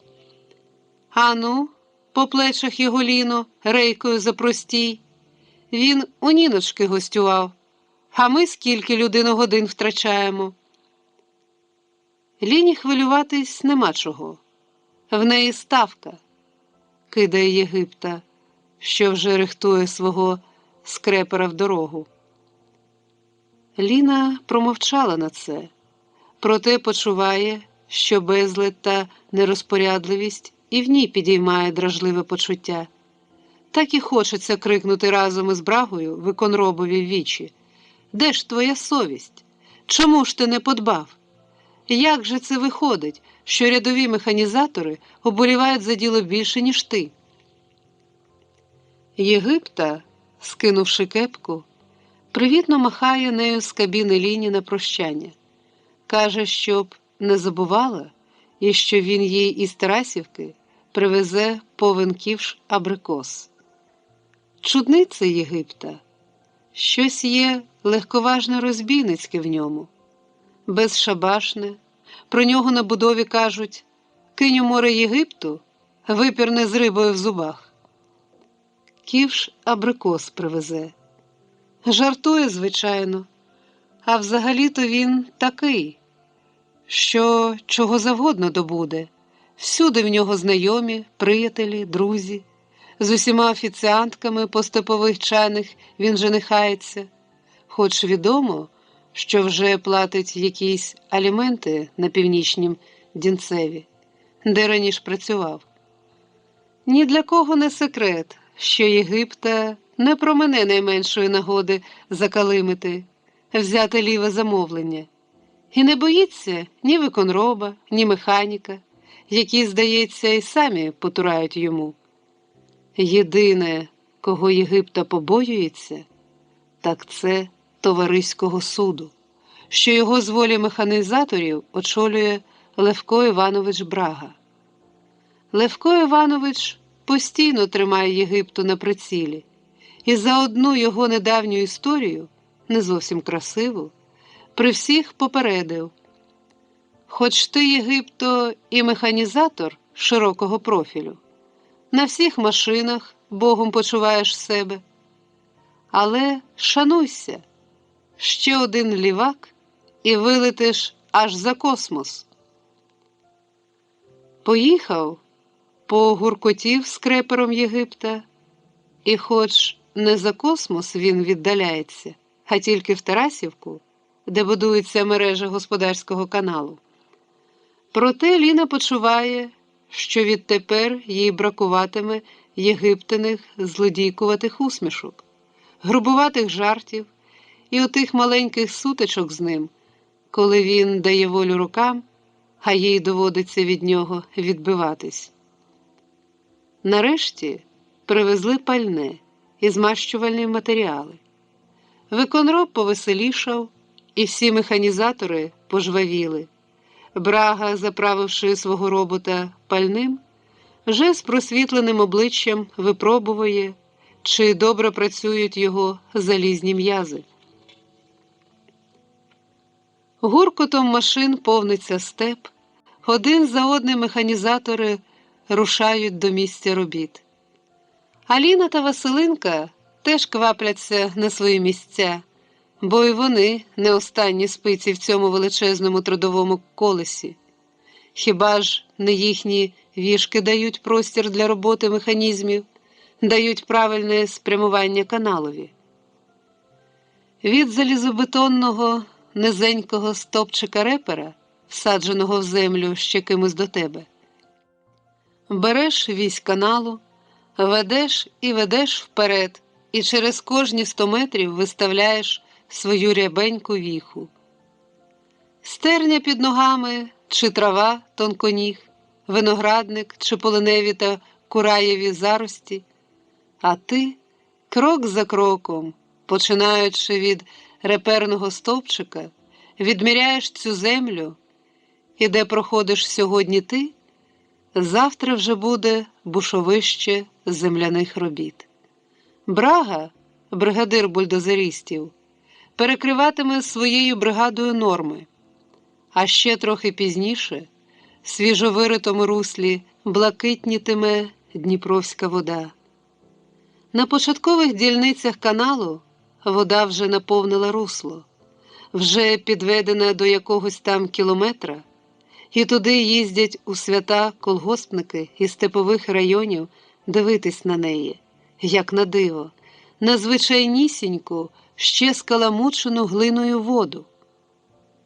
Ось так ідеш і ідеш пекетажисткою по сухому степу, мов би ведучи за собою майбутню, ще невидиму воду, роздряпуєш литки колючими кураями і печешся на сонці, і ніяких тобі подій, хіба що майстер дражливий, але добрий душею, стариканчик Анатолій Петрович дозволить глянути в окуляр нівеліра, щоб привчалася, а потім сам і відштовхне, вивірить ще раз перед тим, як скрипучо закричать бульдозеристові «Давай!». Стрілою лягає магістральний канал на південь в сухі, споконвіку спраглі степи. Мине час, і піде вода аж за перекоп, до якихось там кримських 7 колодязів, які тільки звуться так гучно, а насправді там воду зараз ще розвозять цистернами. Там, де природа забула річку покласти, зараз волею людей народжується нова річка. Тільки й того, що не кільцює вона по степу, а прокладена під лінійку, хоча водою буде не менше, ніж Ворскла, чи Сула, чи навіть Південний Буг. На всіх географічних картах твоєї батьківщини з'явиться ця річка, яку сьогодні разом з бульдозеристами будуєш і ти. Днями приїздив батько провідати Ліну. Цього разу не було ні погроз, ні умовлянь. Постарілий та пониклий, стояв він перед дочкою, а потім світив сивиною в жаркому вагончику, присівши на краєчку того твердого матрасика, на якому вона спить. Аж шкода стало Ліні батька в його покірності та передчасній раптовій зістареності, за якою вона почувала себе винуватою. Як пестив він колись її маленькою, з якою радістю брав на руки, повернувшись із служби. Навіть на думку тоді не спадало, що дужий та чорноволосий батько її колись постаріє та посивіє. Здавалось, що завжди він буде в дебелому здоров'ї, з голосом весело-грізним і при зброї. Одного разу там, на півночі, під час пурги, коли вона за 3 кроки від домівки заблудилась. Ох, яку він тоді зняв стрілянину!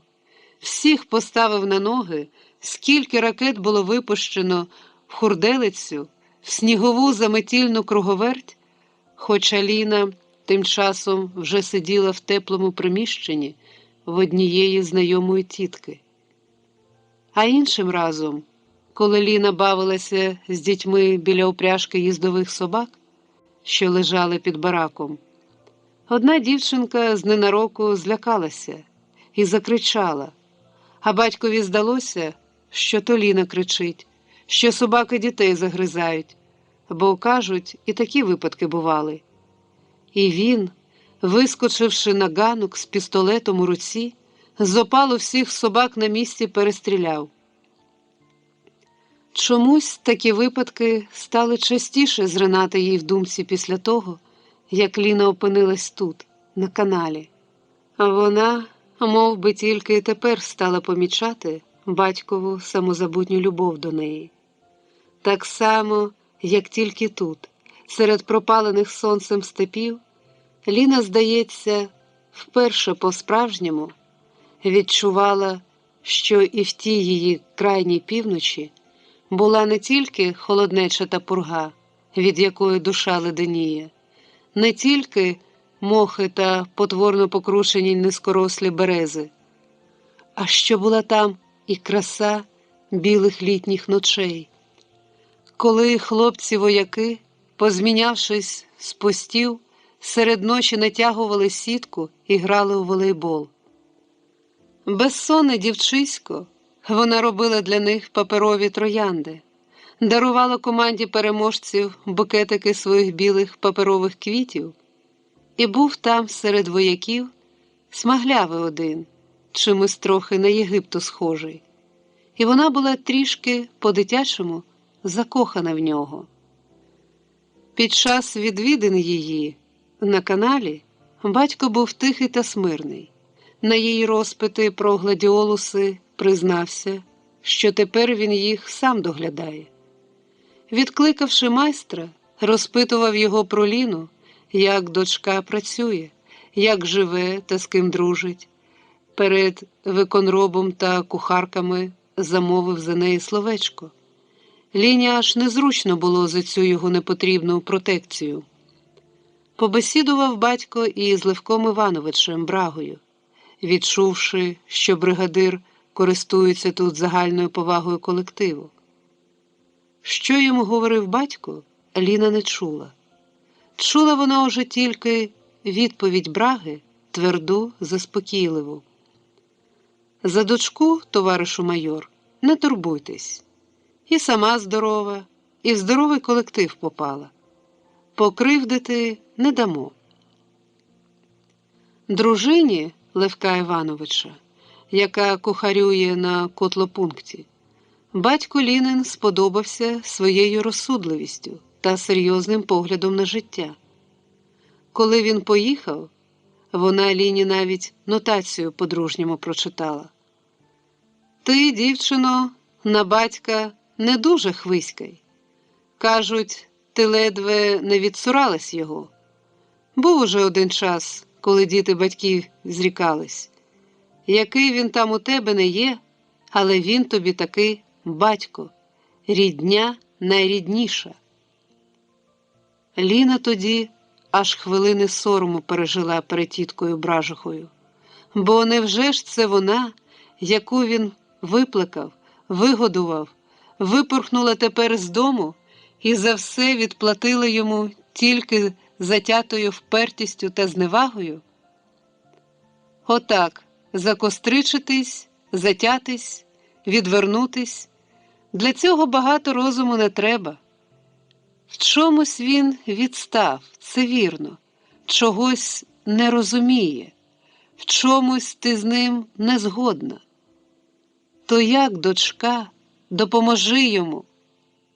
Борись за свого батька, за те, щоб він піднявся, якщо його погнуло та покрутило.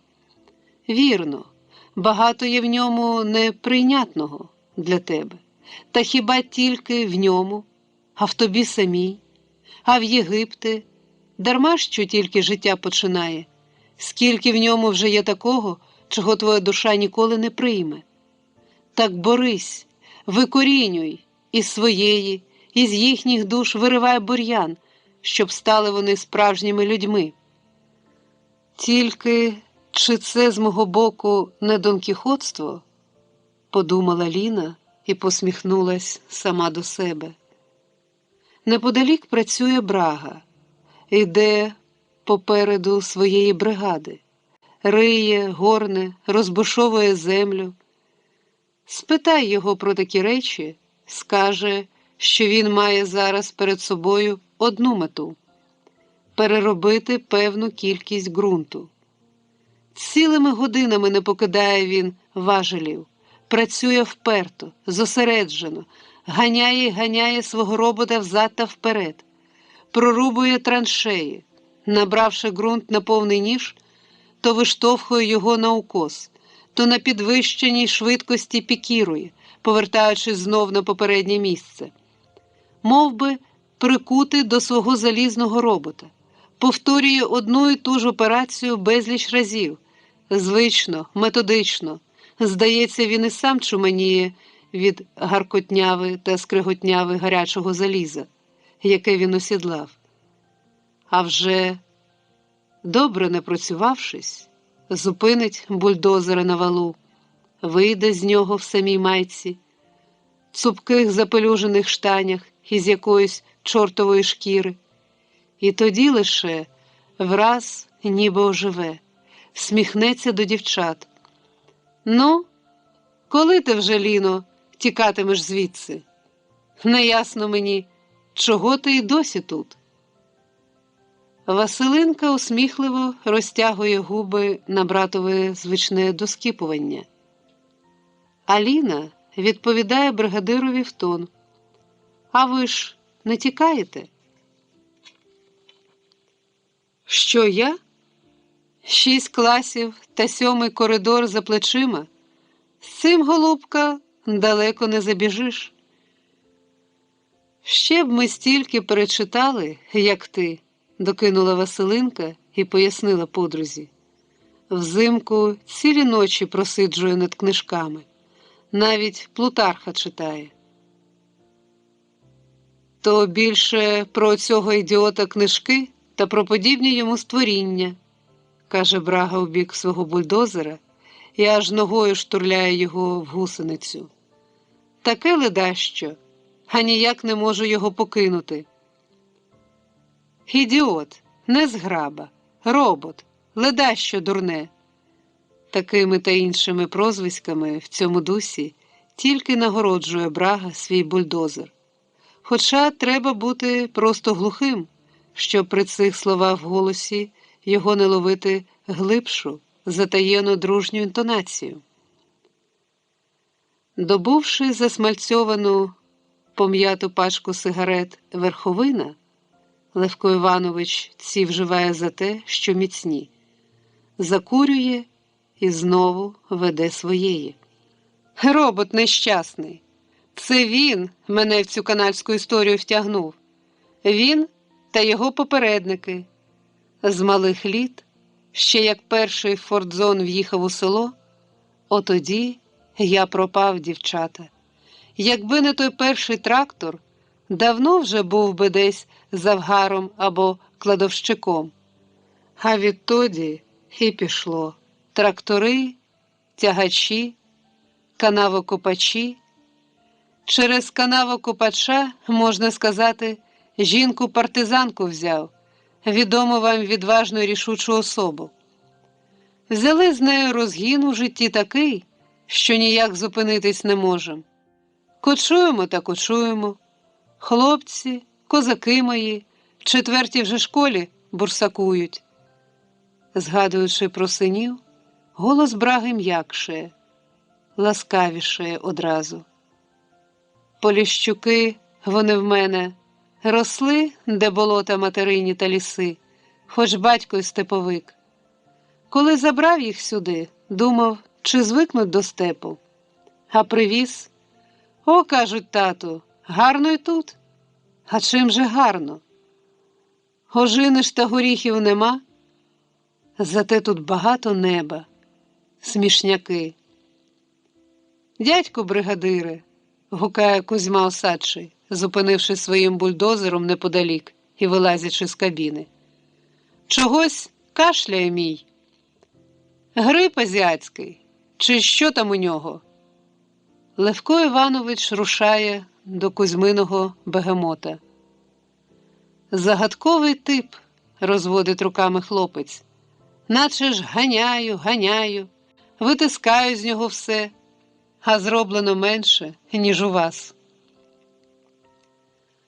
«А ти його без пам'яті не ганяй, бо він хоч і робот, а теж дещо розуміє», – насуплюється Левко Іванович. «Коли набираєш ґрунт на ніж, прислухайся до роботи двигуна. Як тільки відчуєш, що він починає втрачати потужність, годі, надолужуй на іншому. Коли повертаєшся на робоче місце, переключай на максимальну швидкість. Хочеш час зекономити, то саме тут і економ, на цих холостих ходах». «Он воно що! А ти ж думав. Та ще перед роботою вранці уважніше вузли оглядай, послаблені гвинти закріпи. А то я бачив, як ви, молоді, все хіп-хап, все бігом, сів заважилі і гайда, аби швидше в забій». Так, перемовляючись, вони беруться удвох оглядати ще зовсім новий Кузьмин бульдозер. Левко Іванович, дошукуючись вади, сам залазить в кабіну, і невдовзі бульдозер уже знову гуркоче. Кузьма під плигом забирається на його залізного хребта, а Брага, передавши йому важелі, повертається до свого агрегата. З креготом та гаркотом врізається він ним у злеглий ґрунт, вибирає його, дедалі заглиблюючись, достругуючись до тих кімерійських глин, що залягають під травами цього степу потужним горизонтом.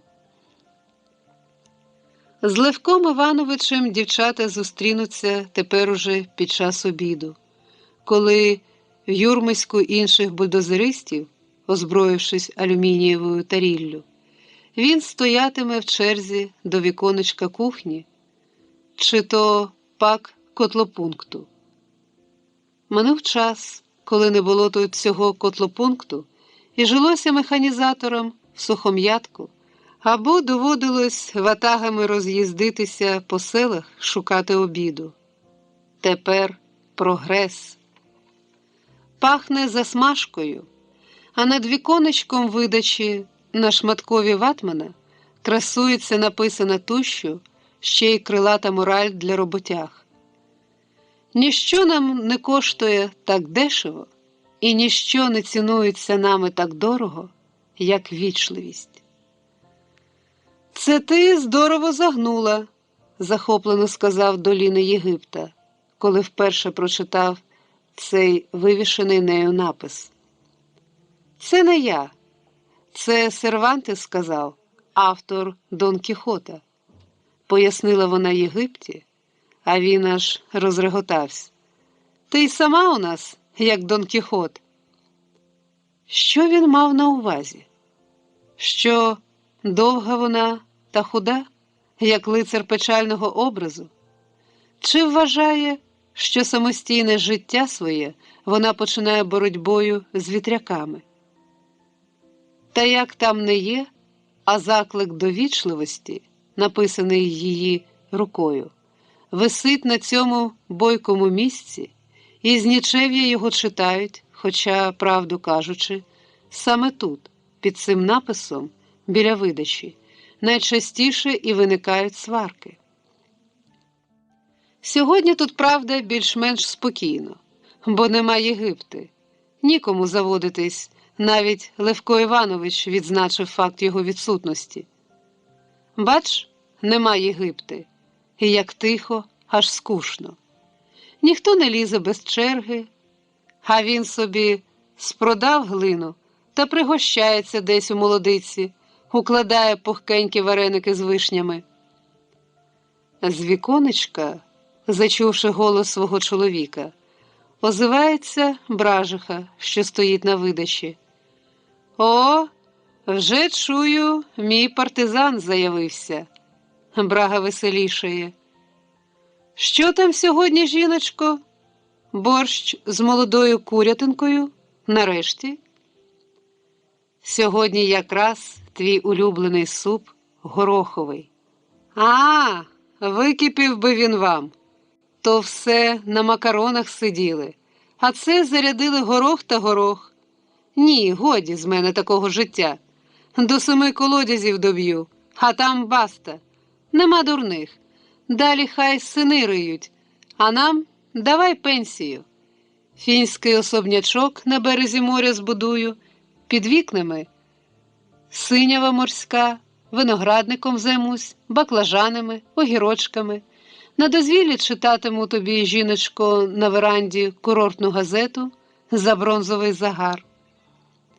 Бражиха зосереджено орудує черпаком, але суворо зімкнуті губи їй мимоволі стріпуються в усмішці. Не вперше їй чути від чоловіка цю пісню. Ще в Каховці чула: «Збудую і більше не буду». І на Інгульці чула: «Кину до біса, кладовщиком або завгаром піду». А після того, як циган знову перекочував сюди, і її потяг, щоб удвох пробиватися до тих легендарних, ніколи не бачених нею 7 колодязів. Слухаючи чоловіка, Вона, однак, про діло не забуває. «Забирай, чоловіче, компот та звільняй місце», – обідає Брага за одним столом з сестрою та Ліною. Під навісом, де їхні столики, людно, тут штовхаються, голосно сьорбають, втираються долонями. Всюди Ліна бачить замазучені майки, перетлілі від поту безрукавки, бачить прості трудові обличчя, що лисняться потом, темні від смаги шиї, що їх і сонце вже не бере. Он зголодніло налягає на обід бульдозерист Закарлюка. Мовчки жадібно тьопають з мисок інші механізатори. Вовкодав, Штанько, Барильченко, Фісунов. Поруч Ліни примостився вусатий Куцевол, і вона зовсім близько бачить руки з товстими короткими пальцями, на яких і нігті пообламувано. Такі ж руки і в Левка Івановича. Вони огрубілі в якихось саднах. Ліну в перші дні все це шкоробило, а тепер їй навіть якось затишно серед цих плечей, облич.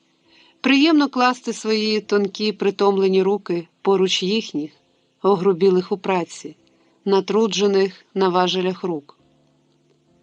Бо хіба ж не в них, не в оцих руках, думає вона, вся сила і багатство трудової людини, яка добуває ними не тільки свій хліб, а ще й можливість ні перед ким не запобігати, не криводушити. Вони, ці руки у саднах, дають людині право жити без брехні, без підлабузництва, без усього такого. Брага їсть мовчки, серйозно, а біля примружених очей уже променяться зморшки, свідки нелегкого, видно, життя. Скільки живу, все на передовій, бо тут людині найбільша вигода, якось пожартував він. І місце тепленьке, і ніхто на нього не посягає. На будові у нього місце не те, що тепленьке, а просто таки гаряче. В одяг в тіло в'їлася пилюка степова. Майка на широких плечах прикипіла сіллю, потом, мазутом. Тітка Катерина часом аж виправдовується за цю його майку перед дівчатами. Їй же їй, через день перу, а тільки зміну відпрацює, знов така. Всім тут відомо, що під час війни був їхній бригадир підривником в партизанському з'єднанні. Брав участь в героїчних рейдах в північноукраїнських та білоруських лісах. І жінка його, оця тітка Катерина, теж звідти, з Полісся, і теж колишня партизанка. Висьорбавши суп, Легко Іванович береться за друге, за макарони з котлетами, що попались йому геть пересмажені, аж чорні. «Поштурмуємо тепер оцю жужелицю», – каже він і гукає до видачі. «Жінко, забула свіжих помідорів покласти?» «В Брилівці помідори», – чується звідти.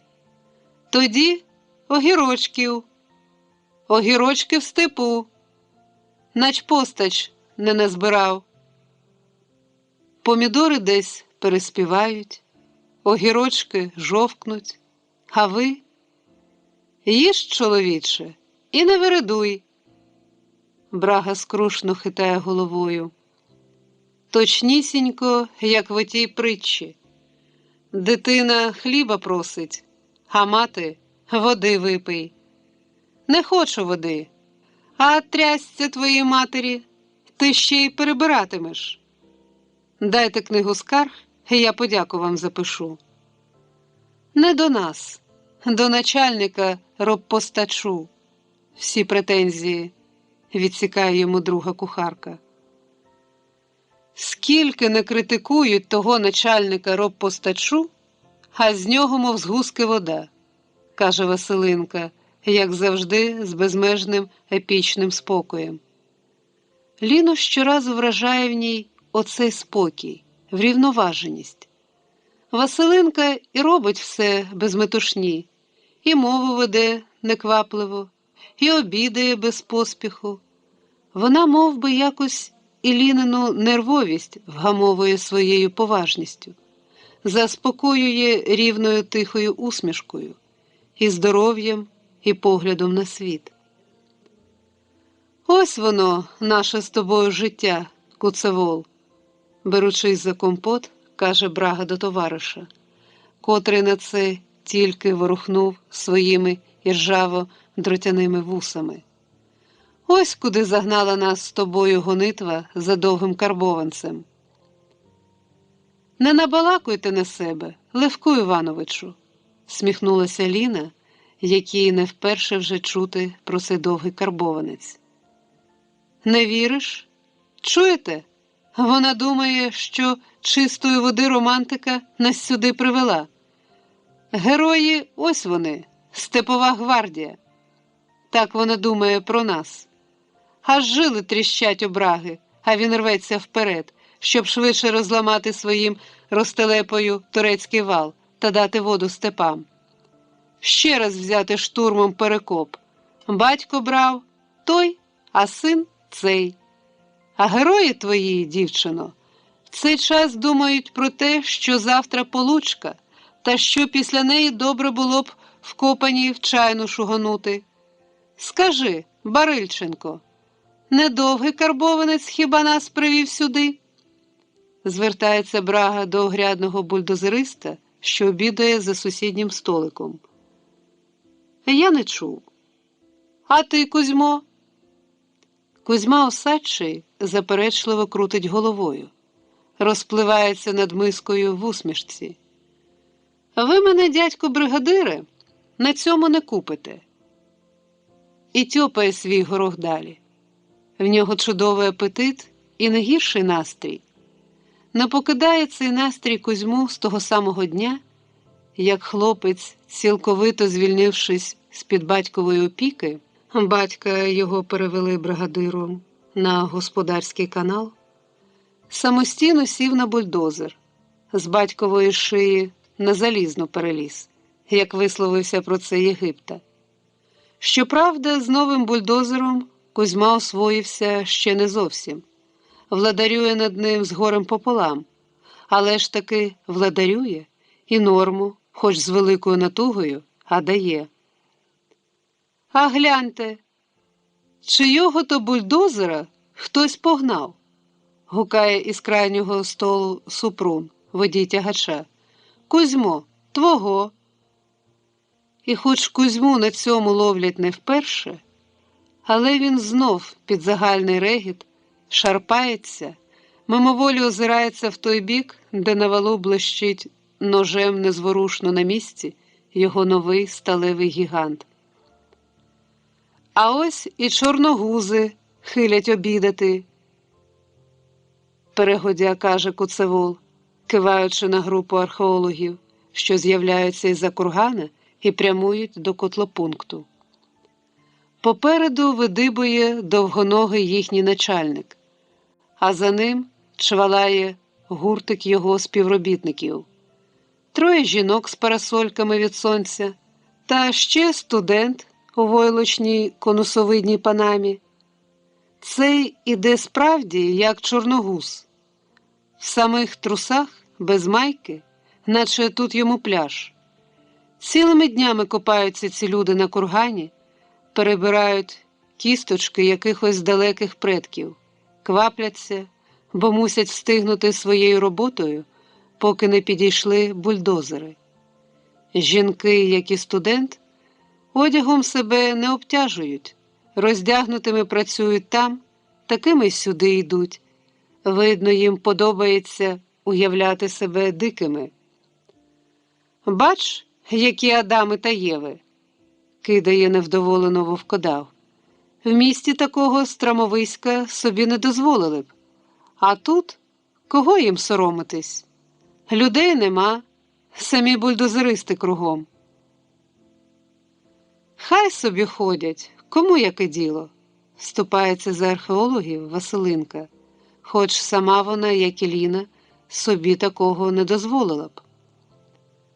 Археологи, ступивши під навіс, скупо здоровкаються, старший скидає навіть кепку, з-під якої сяйнула білим гребенем сивина, а голоногий студент у своїй дурацькій панамі з якогось кавказького цапа, хизуючись міршавими мускульцями, іронічно киває своїм супутникам на лінин напис про вічливість. А коли з видачі одержують обід, тітка Катерина просто вічі зауважує всій компанії, особливо бештанному студентові та жінкам, що безсоромно повиставляли свої напівоблізлі ластуваті плечі. Прийдете вдруге в такому вигляді, обіду не дам, тут вам не пляж. Бульдозеристи з крайнього столу делікатно звільняють місця жінкам-археологам. Дарма, що спини у них аж надто оголені і облазять, мов на ящірках. Начальникові розкопок, літньому чоловікові, жилавому, худорбастому, наче він не доїдає, теж дали місце. Не знайшлося місця тільки для студента. Хай постоїть, щоб не був такий розумний.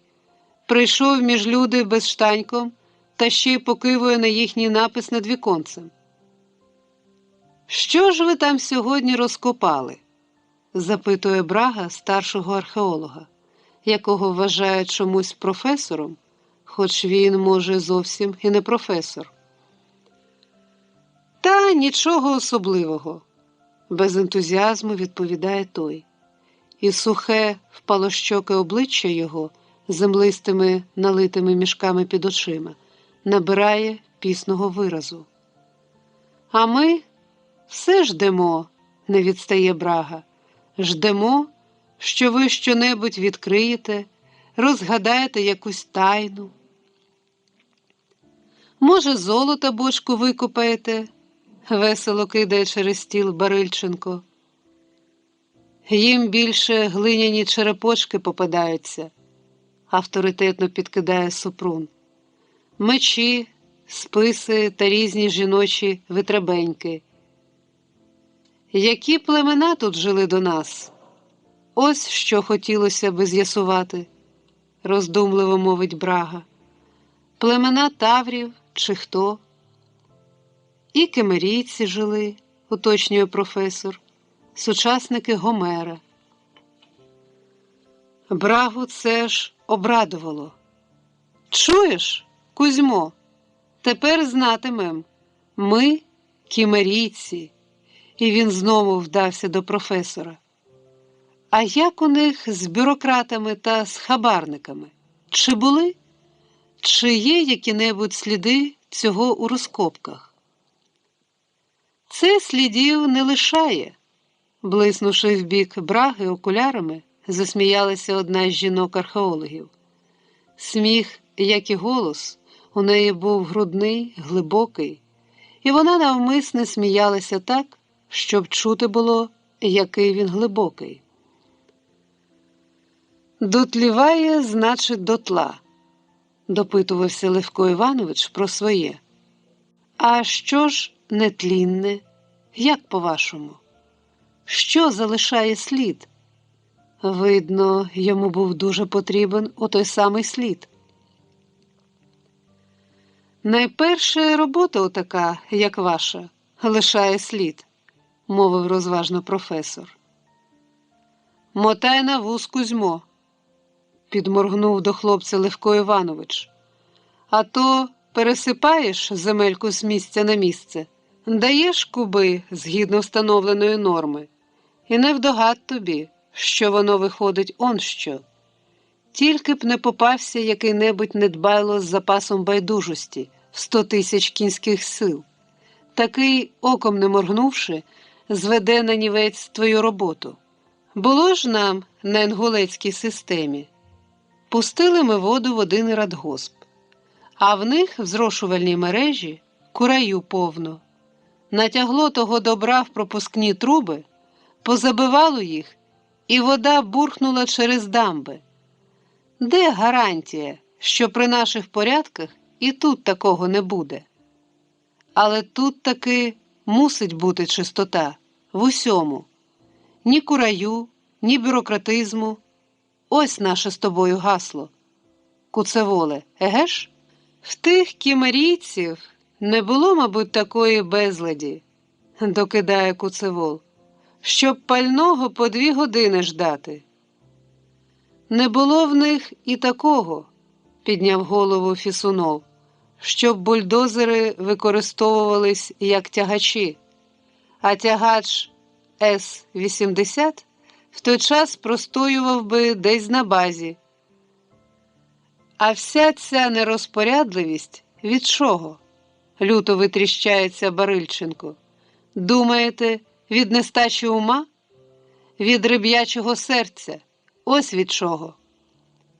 Ця розмова безпосередньо цілила вже в особу виконроба товариша Красулі, що десь, затримавшись, тільки-но прибув обідати, і, зіщулившись, приймав біля віконечка на свою тацю те, що йому належить.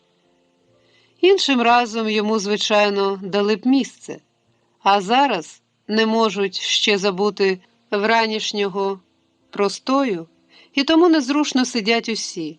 Сидить Куцевол, Брага сидить, Фісунов, Закарлюка, Бахтій. Їдять, а дехто вже й покурює, і ніби й не бачить виконроба, як він убого прилаштовується поруч із студентом осторонь на ящику, як по-сирітськи вмощує миску на колінах. Оце ж тобі, виконробе, за твою нерозпорядливість та байдужість до діла, якою ти сьогодні образив увесь цей колектив. Кому можна позаздрити, так це Єгипті, підводиться із-за столу Брага. Полагодить якомусь колгоспові ставок мимоходом і центнер пшениці на кін. А нам знову їшачити без премій. Ми воду сухим 7 колодязям, а нам що? 12 днів відпустки бульдозеристові на рік. Чи це ж не ганьба? Апелює він до професора. Працював би я, скажімо, десь екскаваторником на виробництві, чи навіть кладовщиком на складі. Мав би там відпустку людську, а тут 12 днів. Отак розщедрився хтось. Хіба ж не насмішка? А вам, щоб на курортний? Ощіпливо питає студент, зупиняючи погляд на кремезній атлетичної будови постаті бульдозериста. Щоб здоров'ячко підремонтувати? На здоров'я, молодий чоловіче, не скаржусь, відсік Левко Іванович, і голос його налився гнівом. Не хочу, щоб такою відпусткою моя праця була принижена, щоб який-небудь книгогриз ставив її нижче, ніж вона того варта. Знову треба писати ВЦРПС, підвівся і Фісунов. Один по одному механізатори залишають столи. Ідуть до звалених у затінку барил із водою, юрмляться там, п'ють. Бражиха ж тим часом, підкликавши студента до віконця за котлетами, яких йому спершу було не вистачило, пояснювали йому терпляче. Про курорт свій, то ви, Левкові Івановичу, даремно. Не для курортів він на світі живе. Скільки в нього тих грамот, подяк за працю, вам і не снилось. Робітник він, і честь робітнича йому, голубе, дорога. А підлікуватись йому теж не завадило б. Кожної зими в нього рани партизанські відкриваються на ногах. Пробачте, я не знав. Та ще й радикуліту на бульдозері нажив. Не знав і цього. А знайте, і вона, сердито грюкнувши засувкою, закрила перед ним вікно видачі. Невдовзі тітка Катерина з'являється під навісом з мискою супу, підсідає до дівчат та жінок-археологів, що розморено дообідують, червоніючи своїми попаленими хребтуватими спинами. Не вірте йому, дівчата, що він ото знов про довгий карбованець молов. каже тітка Катерина пристрасним голосом. І що тому Калимщикові Єгипті заздрить, теж не вірте. Не терпить він хапух та ліваків, такі, каже, тільки ганблять нашу степову гвардію. Честь людини, каже, в труді. Великий важіль чи малий, трудись, і все буде гаразд. В тітки Катерини обличчя іконно темне, суворе, передчасно зістарене, а очі молоді, повні незгасного блиску. Доки не було ще Катерини тут, на каналі, Брага не раз про неї розповідав товаришам вечорами, і вона з його слів поставала просто красунею. Не жінка, а нива золота, казав він, півсвіту пройшов, доки знайшов. А коли вона, темнолиця, розлючена, з'явилась тут з дітьми і налетіла на нього з лайкою, що не виїхав зустрічати, то всі аж отетеріли. Оце він про цю злюку їм таке співав, оце її розмалював такими словами. Потім звикли до її різкої вдачі, до мумійно сухого її обличчя без посмішки. І лише коли вона зрідка посміхалася до свого партизана, коли крізь оту її сердиту темну іконність на мить пробивалась мимовільна усмішка, то вона так змінювала Катерину, що декому здавалось, не так уже Брага, може, й перебільшував, співаючи дружині хвалу. «Бач, як обгоріла з лиця», – каже Бражиха, розглядаючи Ліну, її миловидне з пташиним носиком личко. «Та це нічого. Сонце опалить, шкіра облупиться, станеш така, як і всі. Тільки худенька дуже, висока, бач, а худенька. Може, ти не наїдаєшся? Може, добавки тобі? Ти не соромся. А то вішки ті носиш, і сама стала, як вішка».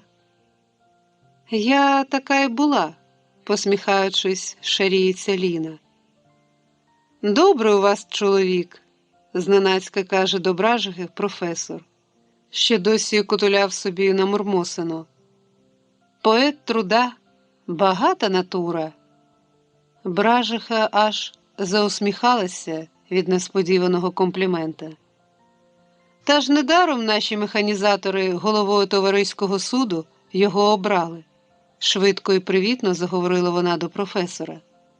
Навесні, як шофери наші в халепу попали в поїздці, майстер, давай тільки в прокуратуру передамо.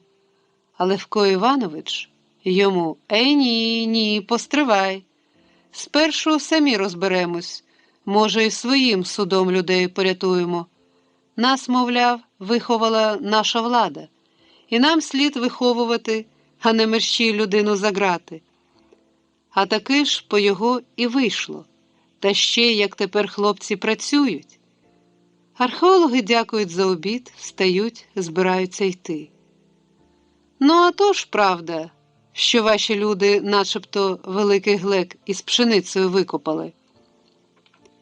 Допитується тітка Катерина навздогін. Левко Іванович якось розказував, коли ми з ним дітей провідати поїхали. Таке, каже, пшеничне зерно викопали, що в 10 більше за теперішнє. Кожна зернина розміром, ну, як волоський горіх. То він жартував, ваш партизан, весело каже одна з жінок-археологів.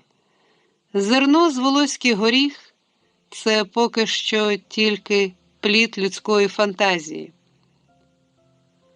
Хто знає, може, і такі пшениці родила коли-небудь планета, серйозно заперечив професор.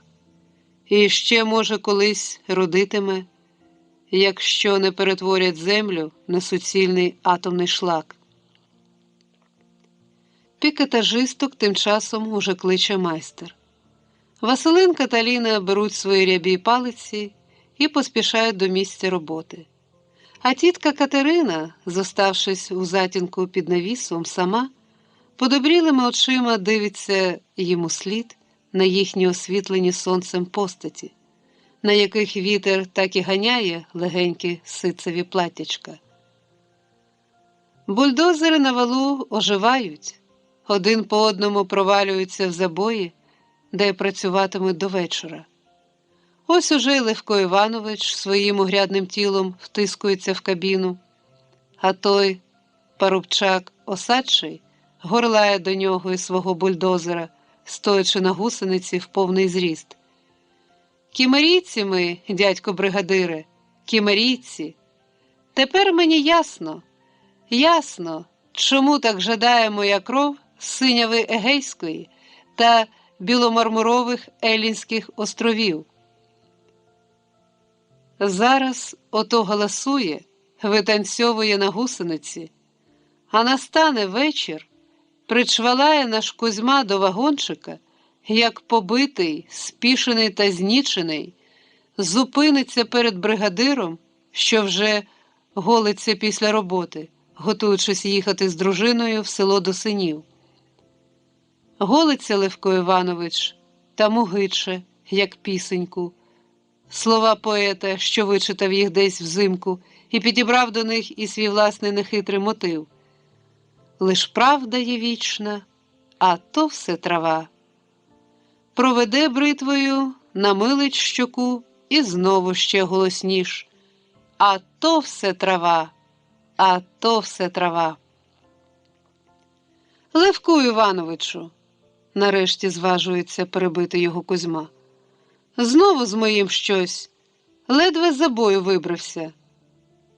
Спазми, тромби, чи, може, інфаркт? Не знаю, ледве відтягує голос Кузьма, а очі ховають ніяковість під густими сірими бровами, в яких повно набито пилюки. І що ж тепер буде? Доголюючись, бригадир витягує шию перед дзеркальцем, припасованим на карнизі вагончика. Повішаємо носи, хай трохи повисять чи як? Тітка Катерина, збагнувши, чим все це загрожує, спішить нагадати чоловікові. Ми з тобою зібрались дітей провідати. Відійди, сонечко, бо можу врізатись. Обшкрябуйся швидше та їдьмо. Спершу глянемо, що там у нього, складуючи бритву, каже Левко Іванович, і знову наспівуючи свій мотивчик, рушає з Кузьмою до танка, де вже збилися чередою кілька бульдозерів у чеканні, доки звільниться припасований на танкові кран. Надвечір біля танка щоразу завізно. Впродовж дня роботи мало, не в кожного набіжить якийсь ремонт. Сердитим ревнивим поглядом стежить Бражиха за чоловіком. І їй аж на цілий степ залементувати хочеться, коли вона бачить, як чоловік, скинувши чисту сорочку, що вже встиг був одягнути, знов нацюплює на себе робоче і лізе під черево Кузьминого бегемота. Довго не вилазить звідти. Хлопець йому туди ще й електричною лампочкою підсвічує, бо під бульдозером уже темно. Зітхнувши, Бражиха сумовито присмірніло скаржиться дівчатам, що замріялись на порозі вагончика. Тепер на цілу ніч. Всю тяжкість чоловікової роботи вона вхоплює навіть не тоді, коли він працює, рушить землю, горне та вергає із забоїв на дамбу, а ще більше тоді, коли піджене до танка свого бульдозера і починає вовтузитись біля нього, або, як зараз, допомагає ремонтувати комусь із своїх товаришів. Коли взявся, то вже його не відірвеш, до пізньої ночі звідти не відкличеш. Прийде потім, як вичавлений, проте вдоволений, що діло своє зробив. Вона знає чоловікову роботу, знає, як дістається йому в сирі холодні зими. Дощ січе чи хурделиця б'є, а йому й ти стоїш збоку і то тебе аж морозить. А як у такий холод залізо брати голими руками? А він спокійно ж бере, обмацує залізні м'язи. Зранку й до вечора, без тепла, без затишку, в кабіні протяги, фуфайка наскрізь пробита вітром, а тебе ще й радикуліт крутить. Професійна недуга бульдозериста. Чи на провесні, коли чорна буря йде над краєм, коли так затягне небо, що й працюють при світлі фар, і сонце в небі серед куряви теж, як підсліпувата фара, ледь блищить. Цієї весни курявна буря йшла якась масляниста, липка, наче з нафтою. Чи не з Каспію аж десь нанесло? Гомонить тітка Катерина, присівши поруч з дівчатами на східцях вагончика. Так було насіче за день, що потім не відмиєшся, одежу не відіпреш, хоч повикидай. Отож, не виходьте, дівчата, ні за бульдозеристів, ні за скреперистів, невесело пошуткувала вона. При згадці про скреперистів Ліні чомусь зринув одразу на думку Єгипта. Баламутний та циганкуватий, що десь зараз, кинувши скрепера, мабуть, безтурботно вечеряє в чайній і злодійкувато грає до когось своїми веселими очима. Чи, може, в бійку, яку потрапив? Він до цього охочий, і вже його вхопили дружинники? Чи в дорозі, може, десь гуркоче степом, везучи їй повен шестикубовий ківш абрикос? Сміхнулась вона цьому єгиптиному жартові і задивилась на небо, де через увесь простір його з краю в край висівся зорями чумацький шлях. Чумацьким шляхом названо колись той вигин галактики.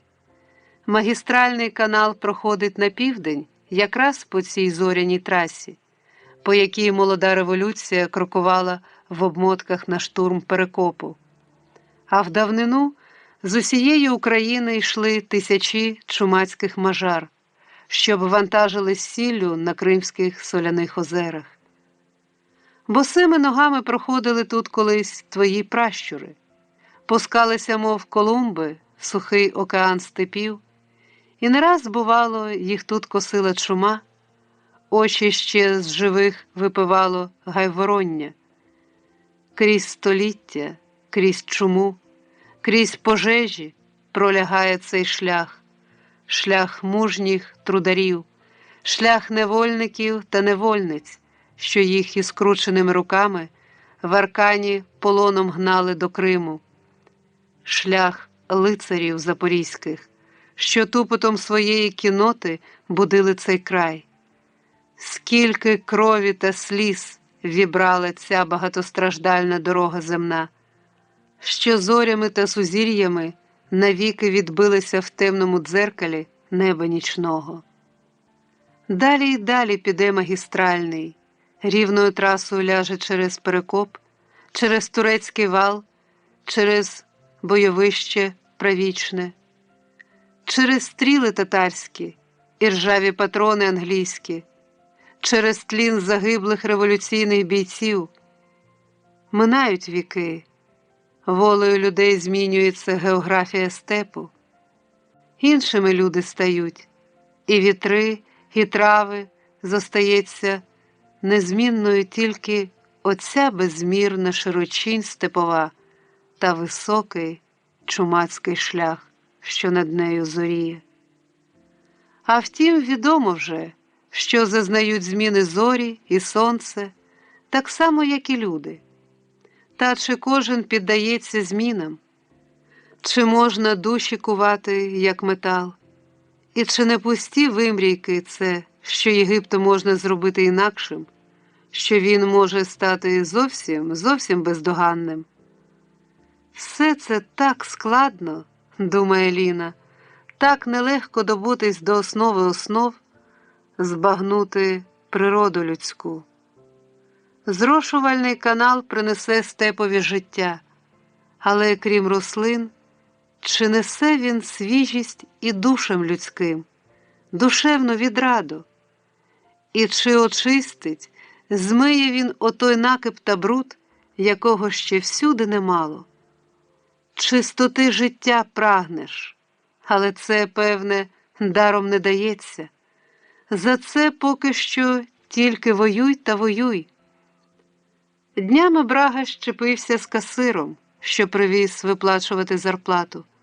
Кричав йому глухому у вухо: «Ми не тільки бульдозеристи, ми сантехніки нашої доби. Такими нас запишіть. Боротьба проти кураю життя – наша друга професія.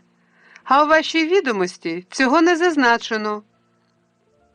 «Ждуть сини, ждуть соколи», – примовляє в темряві тітка Катерина. Василинка заспокоює: «Нічого з ними не станеться. Стривай, сама станеш матір'ю, якою тоді заспіваєш? Хлопець, він хлопець і є. Все його до заліза тягне.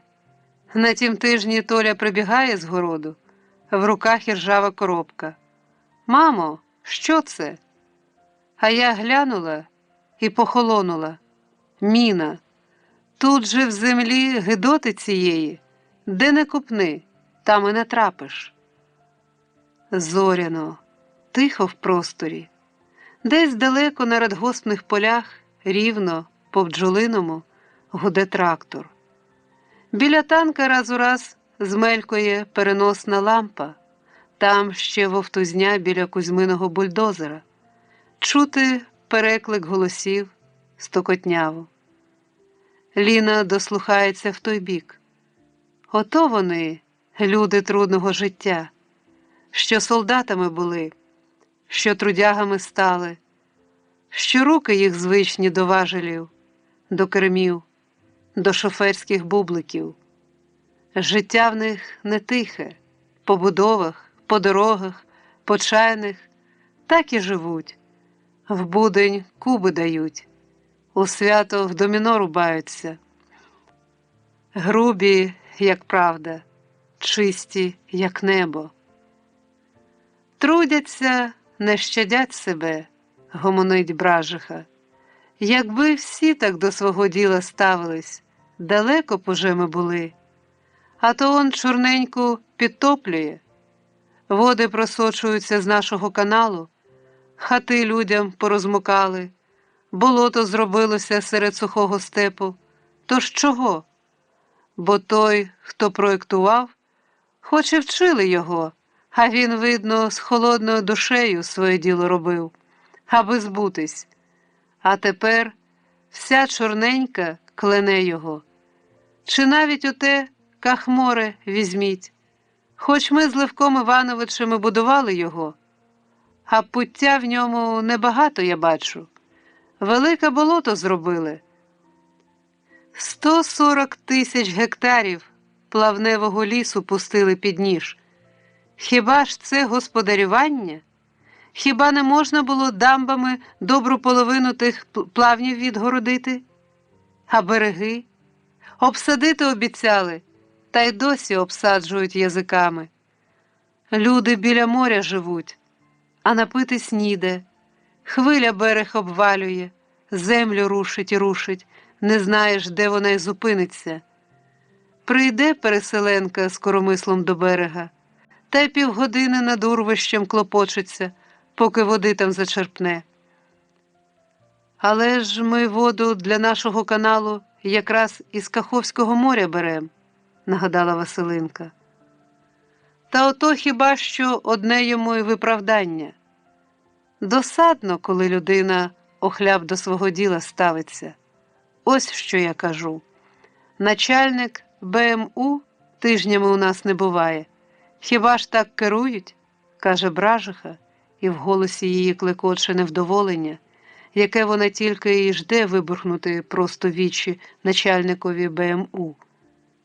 Кожного разу, як тільки він з'являється, Бражиха не минає нагоди накинутись на нього із скаргами на безквартир'я, на злигодні кочового життя та на те, що діти її вже вчаться в 4-й школі. «Чи не пора нам спати?» – каже Василинка і підводиться, стає на випинки, потягається. Ви йдіть, спіть, а я ще почекаю свого. Дівчата залишають її, і Бражиха ще довго після того сидить, самотньо вдивляючись в небесний зоряний шлях, в його світлі тумани і сузір'я. Жде Бражиха, і вона таки діждеться, коли, кінчивши роботу, з полегшенням загомонить біля танка чоловікова бригада. І вона почує, як жартують ці невсипущі гвардійці, наближаючись до вагончиків, і веселий голос Левка Івановича почує, звернений до когось. А вони ж думали, як магістральний будується, і вдень будується, і вночі. Підійшли до Катерини, стали жартувати, що довго не спить. І ще й цигарок не допалили перед сном, як зі степу почувся гуркіт, і світло вдарило, і замість замовклого сердитого гаркоту агрегату Єгиптин голос пролунав. «Де виконроб? Подайте мені його сюди!» «Я тут!» З темряви командирського вагончика озвався виконроб. «Що тобі?» «Ви мене образили тяжко». «Чим?» «Не знаєте чим? Перегін пустий». Неув'язка вийшла. «В печінках мені ваші неув'язки. Хіба для того живу, щоб холості перегони робити? Я ж вам не пігмей який-небудь. Куряву підняв на шляху, 30 кілометрів куряви зробив та й усе. А я не хочу для куряви». «Буде заплачено», – пробубоніло з будки. «Не хочу й плати дурної. Яка ціна за день по-пустому прожитий? Ці ось і шачили день, та знали для чого. А я? Поверніть мені цей холостий день, натурою поверніть, не позначкою в наряді, а день життя поверніть». На крик та галас Єгиптин і дівчата з'явились у дверях вагончика. Тільки тепер, коли він повернувся і з ним нічого не сталося, Ліна відчула, що душа її стала на місце, і спатиме вона спокійно. А Єгипта тим часом, підстреливши в когось сигарету, вже весело розповідав товаришам, що ні, таки недаром і він цей день прожив. Їду степом, аж гульк, бугай величезний людину топче. Я, мов тореадор, з крепером на нього, а він тільки сопе, запінився, очі кров'ю налиті, наче в якогось самодура-бюрократа. Ну, я його таки відтиснув, людину врятував. Правда, виявилось, що це наш начальник робпостачу. Якби знав, то ще й подумав би, чи рятувати. Регіт розлягається по табору, а потім він ущухне, табір окутається сном, чути буде тільки сюркотання коників у зоряних просторах теплої степової ночі. А потім знову настає ранок труда, бульдозери вже підійшли до кургана, і вже не жінки-археологи ніжними пальчиками дошукуються в ньому черепочків, а могутні машини ріжуть його сталевими лемешами, розрівнюють, розгортають. Працюєш і тільки дивуєшся, хто цей курган насипав і чим його насипали такий високий. Шапками сюди зносили землю за давнім вояцьким звичаєм, чи шоломами, чи як. Чим глибше врізається в землю Кузьма Осадчий, тим виразніше стає видно йому, що курган цей, мов книга, складений сторінками-пластовнями. Шар землі, а під ним шар перецвілої трави морської. Потім знову шар землі, під ним знову прокладка настеленої кимось трави, що й за віки не перегнила, лише цвіллю взялася. Де ж ті амфори, що в них зерно зберігається предковічне, пшениця з такого колосся, що кожна зернина в ньому, як грецький горіх. Розрівняли й курган, з ґрунту його зробили крила каналу, що звуться кавальєрами, і далі пішли в степи Перекопські. Степи Перекопські. Мабуть, нема іншого такого місця на планеті, де тіло землі було б так густо надчинене металом війни, де стрілки компасів так танцювали б від штучних аномалій. Як по фронтових дорогах пройшли тут попереду будівників сапери, виймаючи з землі проіржавілі міни, важкі авіабомби та цілі звалища артилерійських снарядів, що, мов гадюки в гадючнику, дрімали в цій землі, приховані бур'янами. Сапери з вудлищами міношукачів у руках, у вилинялих болотяного кольору панамах, були чемними і товариськими хлопцями. І навіть дозволили дівчатам-пікетажисткам взяти до рук свої вудлища та надіти навушники, щоб почути голос цієї загадкової землі. На прощання ще й сфотографували Ліну та Василинку в тих навушниках із міношукачами в руках. Одначе не на всю глибінь, видно, чують цю землю чутливі пристрої. Пташино попискують вони й там, де мусили б примовкнути, бо якось вранці, коли Кузьма Осадчий прорубував свіжу траншею, земля під його бульдозером скреготнула різко, металево. Зупинивши агрегат, Кузьма зіскочив на землю, з винуватим виглядом нахилився біля гусениці, а до нього вже квапливо крокував бригадир та інші бульдозеристи. «Що тут у тебе знову?» – гукнув Брага та, зазирнувши під гусеницю, враз відсторонив рукою і Кузьму, і все товариство. «Ану, всі звідси!» По праву колишнього підривника зостався на місці пригоди Брага та зостався з ним ще Куцевол, який у війну був сапером, розміновував Відень, де й зараз нібито ще не злиняли на стінах написи «Розмінував Куцевол». Виконроб одразу ж послав самоскид за командою підривників. А поки що мотори заглушено, агрегати зупинено, на всій дільниці робіт тиша та цвірчання цикад. Тільки біля грізної Кузьминої знахідки, біля чорної, як осмалена свинюка авіабомби, Брага та Куцевол щось мудрують, щось там чаклують удвох, лазять аж попід гусеницями. А потім Брага, забравшись в кабіну, обережно, як тільки він уміє, здає Кузьминого робота назад, а ще невдовзі бомба вже стоїть вивернута і поставлена з торчма, і біля неї стоїть спокійний Куцевол. За правилом сапера він мусить обгородити це місце, позначити «не підходь, мовляв, небезпека». Не знайшовши нічого іншого під рукою, він скидає свій засмальцьований, зашмульганий картуз і надіває його зверху на бомбу. Надів, мов на снігову бабу, та ще й придавив, ніби на очі насунув.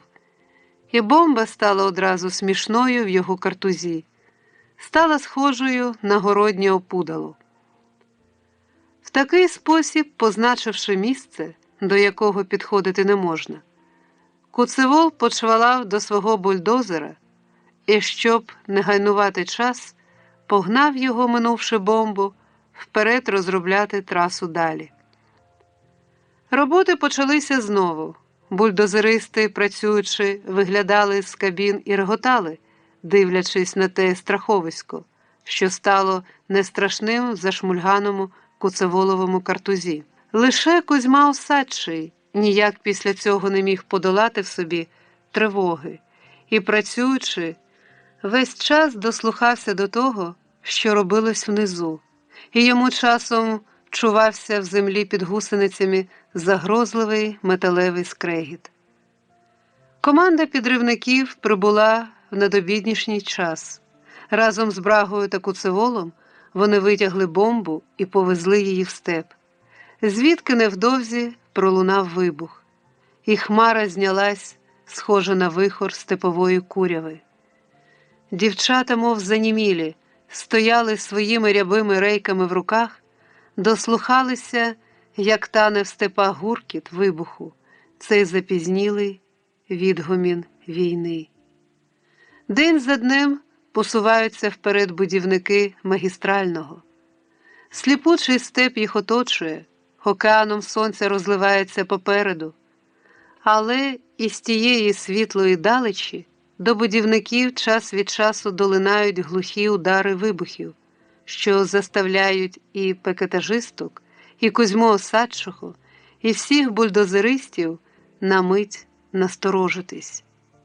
Потім вони знову рушають далі, бо відомо їм, що то навстріч лунають вибухи в степах євпаторійських, де відкритим способом добувають на кар'єрах будівельний камінь-черепашник.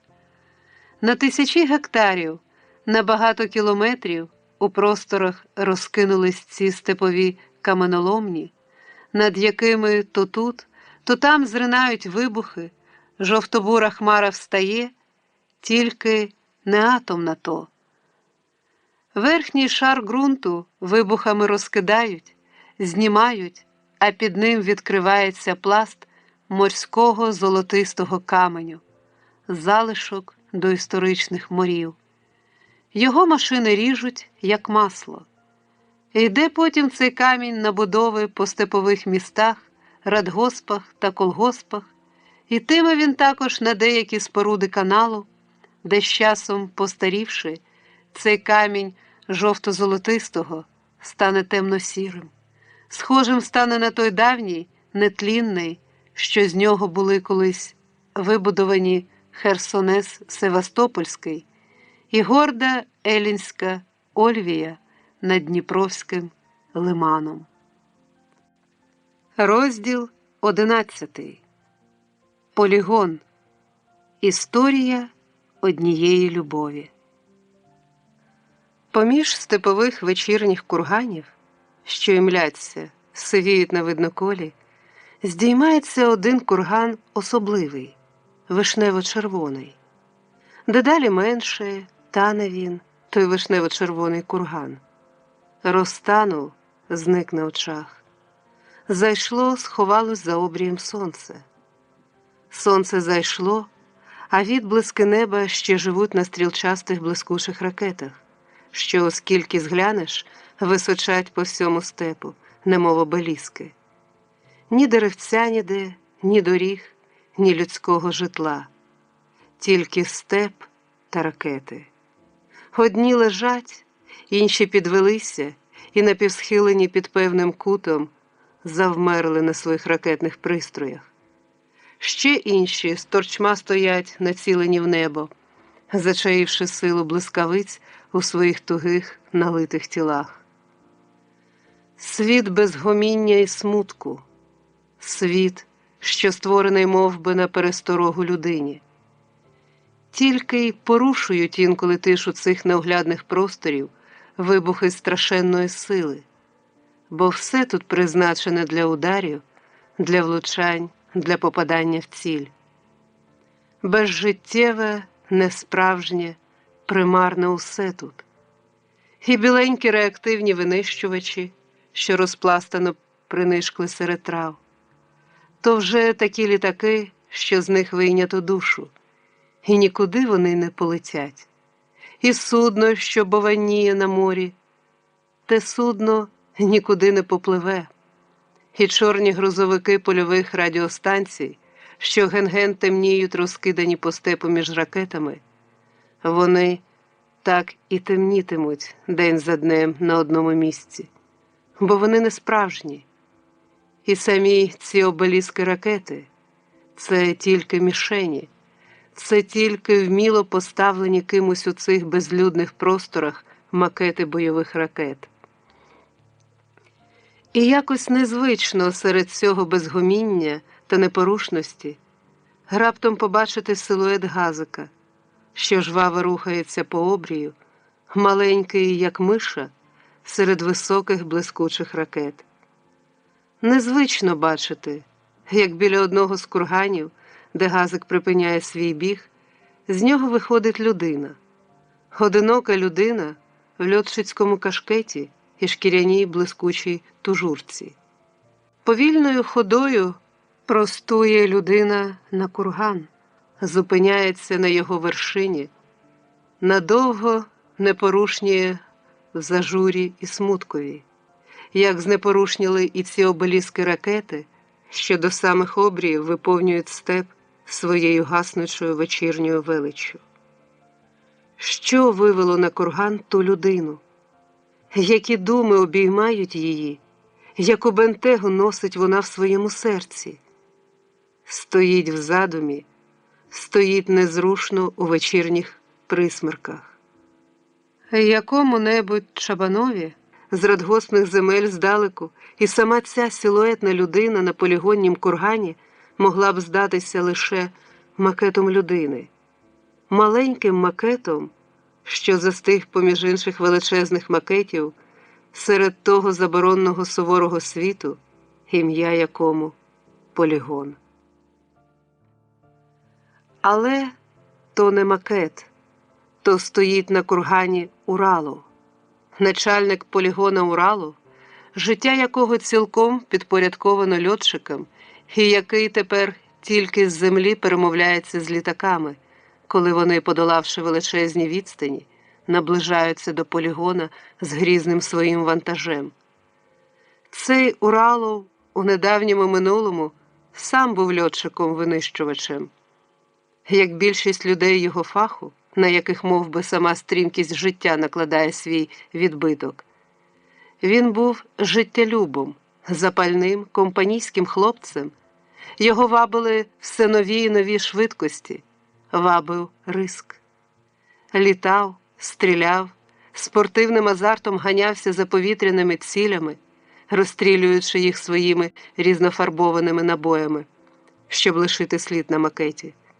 Аж поки одного разу під час чергового медогляду сказали йому: «Годі, браток, відлітався. Жде тебе віднині наземна служба». Уралов не міг змиритися з цим. Поїхав до Москви, оббивав пороги найвищих військових медиків. В багатьох начальницьких кабінетах бачили цього щуплявого аса з блідим, ніби весь час схвильованим обличчям і мовою різкою, нервовою, вимогливою. «Я почуваю себе здоровим, розумієте? Хочу літати, розумієте? Хочете, на руках по цьому кабінету пройду?»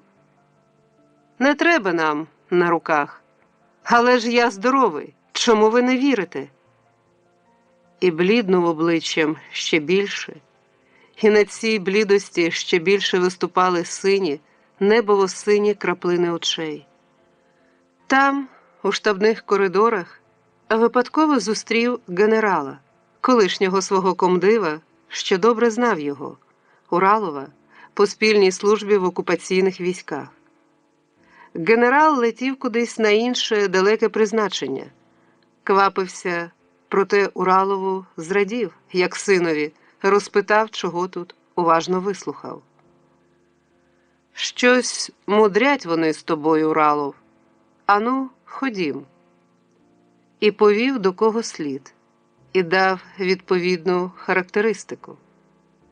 «Поручитись можу за нього. Командиром ланки був, відмінний льотчик, ас». Але і це не допомогло. Бо є щось дужче за всіх цих людей. Є межа, яку ніхто з них не владен переступити. Хай ти там будеш герой із героїв. І ось він із своєю захудалою валізкою, блідолиций, сухопутний ас, уже тиснеться в автобус Москва-Внуково. Тиснеться, зачіпаючись за автобусні дверцята своїм розкішним льотчицьким кашкетом, що відтепер здавався йому на голові великим і дедалі ставав ніби ще більшим, ніби відчутно ріс на голові. Сів, забився в куточку, і було йому тяжко, до потьмарення відчу тяжко на душі, і життя здавалось пропащим. Неподалік від нього, біля вікна, сиділо троє, з виду студенти, дві дівчини і хлопець з рюкзаком. Славний такий хлопець, тільки обличчя чимось пошрамоване, наче він горів або був поранений. Хоч за віком своїм він і не міг знати війни. Навпроти нього сиділи його товаришки, дорідні вродливі дівчата. Одна з них, білявка, у жовтій в'язаній кофті, все поглядала на льотчика, тихо перемовлялася з подругою і сміялася. Може, смішно їй було з цього кислого гостроносого льотчика, чи з його великого кашкета, незграбність якого Уралов і сам весь час почував. Чи, може, вона сміялась просто так, лише тому, що була молода та щаслива, повна здоров'я.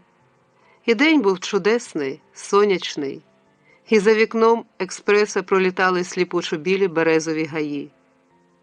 Пролітали казкою, химерністю фантазій, і дівчина щось говорила співучо про ті берези, про те, які вони гарні, чисті. І сама вона теж була вся чистота, сонячність, усмішка природи, і великим став би художник, який зумів би передати все це. Уралов ще бачив потім їх в аеропорту, коли хлопець брав їм цукерки, а дівчата стояли біля телеекрана, де довідки дають про рейси літаків. Ще бачив їх на виході, на пероні з табличкою «На Сочі». Чи вони ждали когось, чи самі мали летіти, це для нього зосталося невідомим. Їм було весело. Вони й тут ніби заради розваги позиркували на Уралова сміхотливо. А коли вже він мусив рушати, та що в жовтій соняшникового цвіту кофті, так славно, так незабутньо усміхнулась йому. І доки він ішов з групою пасажирів до маленького аеродромного автобуса, щоб їхати до свого повітряного лайнера, 3 руки з-за бар'єра, 2 дівочі і 1 хлоп'яча, все махали йому, бажали щасливого польоту, ніби казали: «Не журись, льотчику, не опускай крила, хлопче».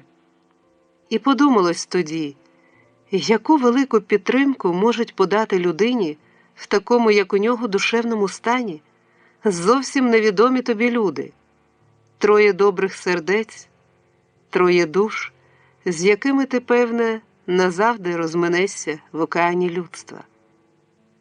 Ще довго після того жили в його душі і ті прощальні помахи рук, і світлі чисті усмішки незнайомих людей, що мов би освітили йому дорогу із Внуково. Запропонували йому, як і обіцяно було, наземну службу. Прийшов додому, сказав дружині: «Пропонують полігон». «І ти згодився?» «Я солдат». «Ах, ти хочеш, щоб я вік звікувала в казармі? Квартиру з видом на море міняти на якусь глухомань? Іншим ресторани й театри, а мене на полігоні пустирище? Де ще й бомбу на голову кине який-небудь роззява? Ні, дякую, красненько, не їду». І не поїхала. Поїхав він сам. Барсуком жив у закутку полігонної казарми з усміхненою Джокондою на стіні, до якої тільки й зверталась душа в хвилини розпуки і самотності. «Так, я солдат. Якщо треба тут, буду тут. Якщо з льотчика треба стати кротом підземельним, стану кротом. А скаже вітчизна: снарядом стань, стану снарядом, ракетою стану, чорт візьми». І це не було пусте храбрування. людина обов'язку і честі, людина, що ради справи, ради товариша готова на самопожертву. Таким його знало командування, і таким він справді був. А тим часом життя в непривітті полігонного барака, звідки Джоконді твоїй тільки й видно жовті безрадісні кучугури піску, що підступають до самих вікон, та стенд, запитий серед колючок та молочаю. Воїн, виконуй устав бездоганно, сміливо і чесно. Під цим девізом тепер проходило його життя. Холостяцька безладь кімнати, купи книг по кутках, пудові альбоми репродукцій. Часом зубами скрегочеш від тоскності за тим, що було. Друзі десь без тебе літають, а тебе з неба, з польотів, де співала душа, кинуто в пекучі оці кучугури, в задушливі чебреці, зарості колючок, що ними нібито, як настояти на горілці, хвороби якісь лікують. Небайдужий до малярства, Уралов і сам деколи потроху малював. Етюди його вихрились барвами яскравими, палаючими. А тут і етюдник засох, припорошений пилом. Уралов терпіти не міг ці сіро-жовті пустельні тони, що оточували його. Вилинялість, полігонна пустеля, піщані бархани, що тягнуться аж до край неба. Тільки глянеш на них, так одразу тоскно стає, завив би вовком. Арени пісків, пустизна, царство ящерок, і ти тут ящерячим життям живеш. А коли випаде забратися далі, в ті несходимі кучугури, то виявиться, що всі вони у вирвах, у ямах, пориті, поколупані, живого місця нема. Пісок начинений металом. Брухту тонни можна було б наздавати, бійці дечому знайшли навіть застосування. Біля казарми урни для сміття, з чорних перекинутих догори бомбових стабілізаторів. Така служба, що не часто лунає тут сміх, не часто почуєш привітний неофіційний голос. Безконечні цифри, закодовані команди, рапорти. Їх тільки й чуєш протягом дня на командному пункті. Ніжностям та ліриці нема тут місця. Владно вдираються басовиті радіоголоси небачених тобою людей. І кожне слово льотчика, що озивається з повітря, записується тут на магнітофонну стрічку, так само, як фіксується і кожне слово твоє. Стоїш, чергуєш, в напрузі вдивляєшся в сітку прозорого плексигласового планшета, на якій сержант-обчислювач щораз виводить все нові й нові цифрові позначки. Влітку духота тут, на цій піщаній арені мікроклімат Сахари. Доводиться працювати роздягненими, і солдати напівголі сидять серед приладів, засмаглі, м'язисті, роблять записи, помітки, приймають, передають команди. Обчислювачі, радисти, спостерігачі, кухарі – це все твої побратими. Такі ж трудяги, як і ти.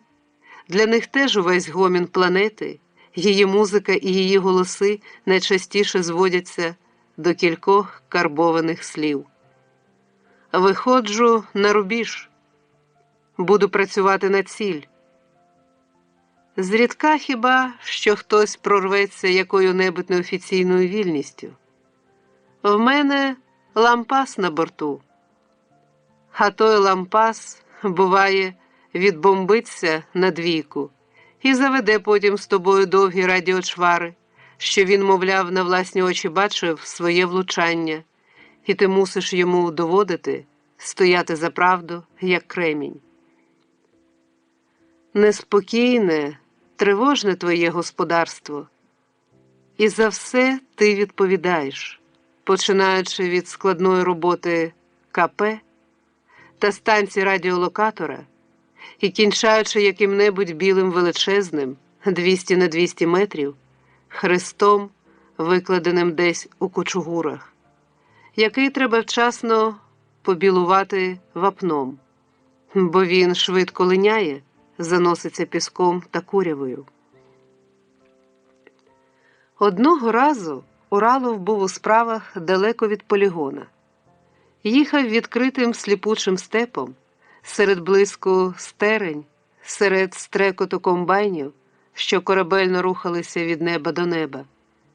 І хоч їхав по землі, а ніби з повітря бачив золоті розсипища зерна, що цілими ворухами, цілими горами червоніло на залитих сонцем токах. Дорога його лежала повз елеватор, повз цю височезну споруду з бетону, що була без вікон і ніби й без дверей. Неподалік від елеватора трапився колодязь артезіан. Вода сама текла з нього. І Уралов зупинив машину, щоб напитись. Там і сталася його зустріч із Галею. Повновида смаглявка, високочола, вийшла вона з відром із недалекого подвір'я, обкладеного жовтим ніздрюватим каменем. Ішла брати воду.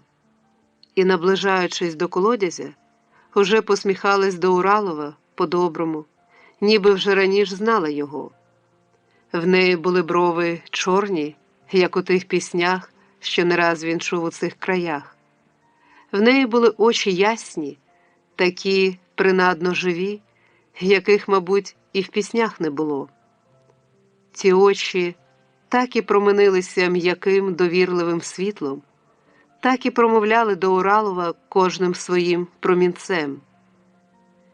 І зблизька усмішка не згасла, але крізь світлу її привітність стало помітно й смуток в глибині очей, і видно було, як сльози ще на віях бринять.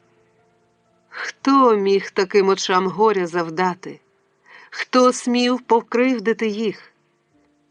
Невимушено зав'язалась розмова.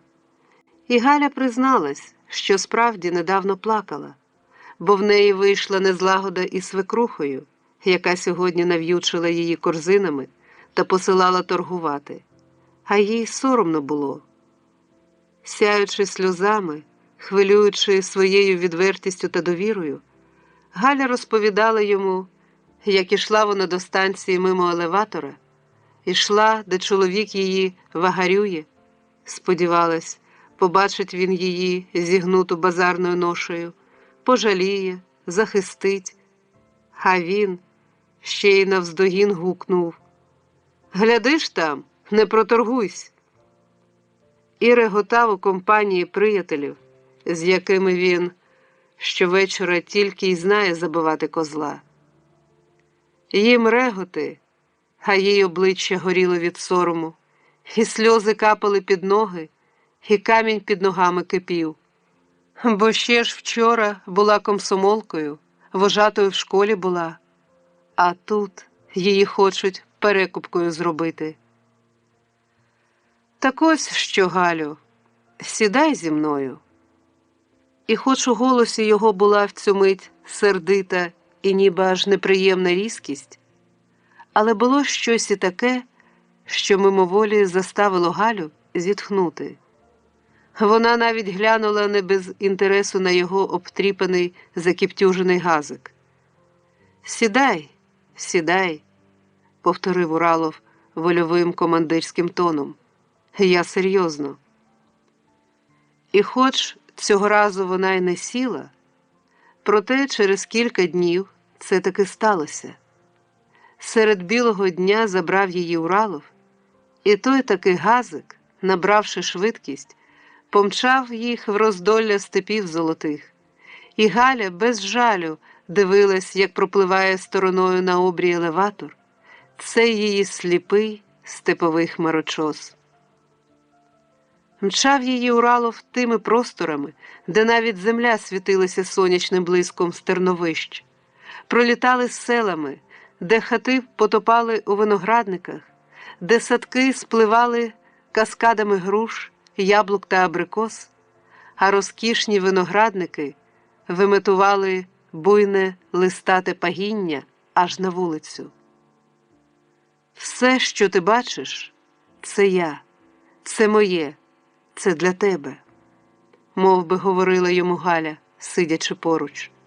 І краєм ока він бачив, як вона розцвітає крізь тривогу, визволена від свекрушених корзин, а він мало й говорив, тільки ще більше бліднув, міцно тримаючи обома руками кермо. Уралов повіз її напрямки, там, де раніше і не їздив, і газик їхній невдовзі поглинуло море кучугуристих пісків. Мертва зона полігона. «Куди це ти мене завіз?» – посміхалася Галя, коли вони забуксували, хоча видно було по ній, що не лякає її цей гарячий світ кучугур та молочаїв, світ бомбових вирвищ та іржавих стабілізаторів, що стирчать навкруги. В кучугурах довелося й заночувати. Там і перша ніч для них промайнула. Там і світання їх застало в обіймах. Злегка відволожена росою плащ-палатка серед колючок та коронованих будяків кучугурних, мовчазний газик, що за ніч нахолонув і теж був у росі, та ще це тихе степове світання. Вони тільки й були свідками їхніх освідчень і їхнього шлюбу. Зажили вони дружно.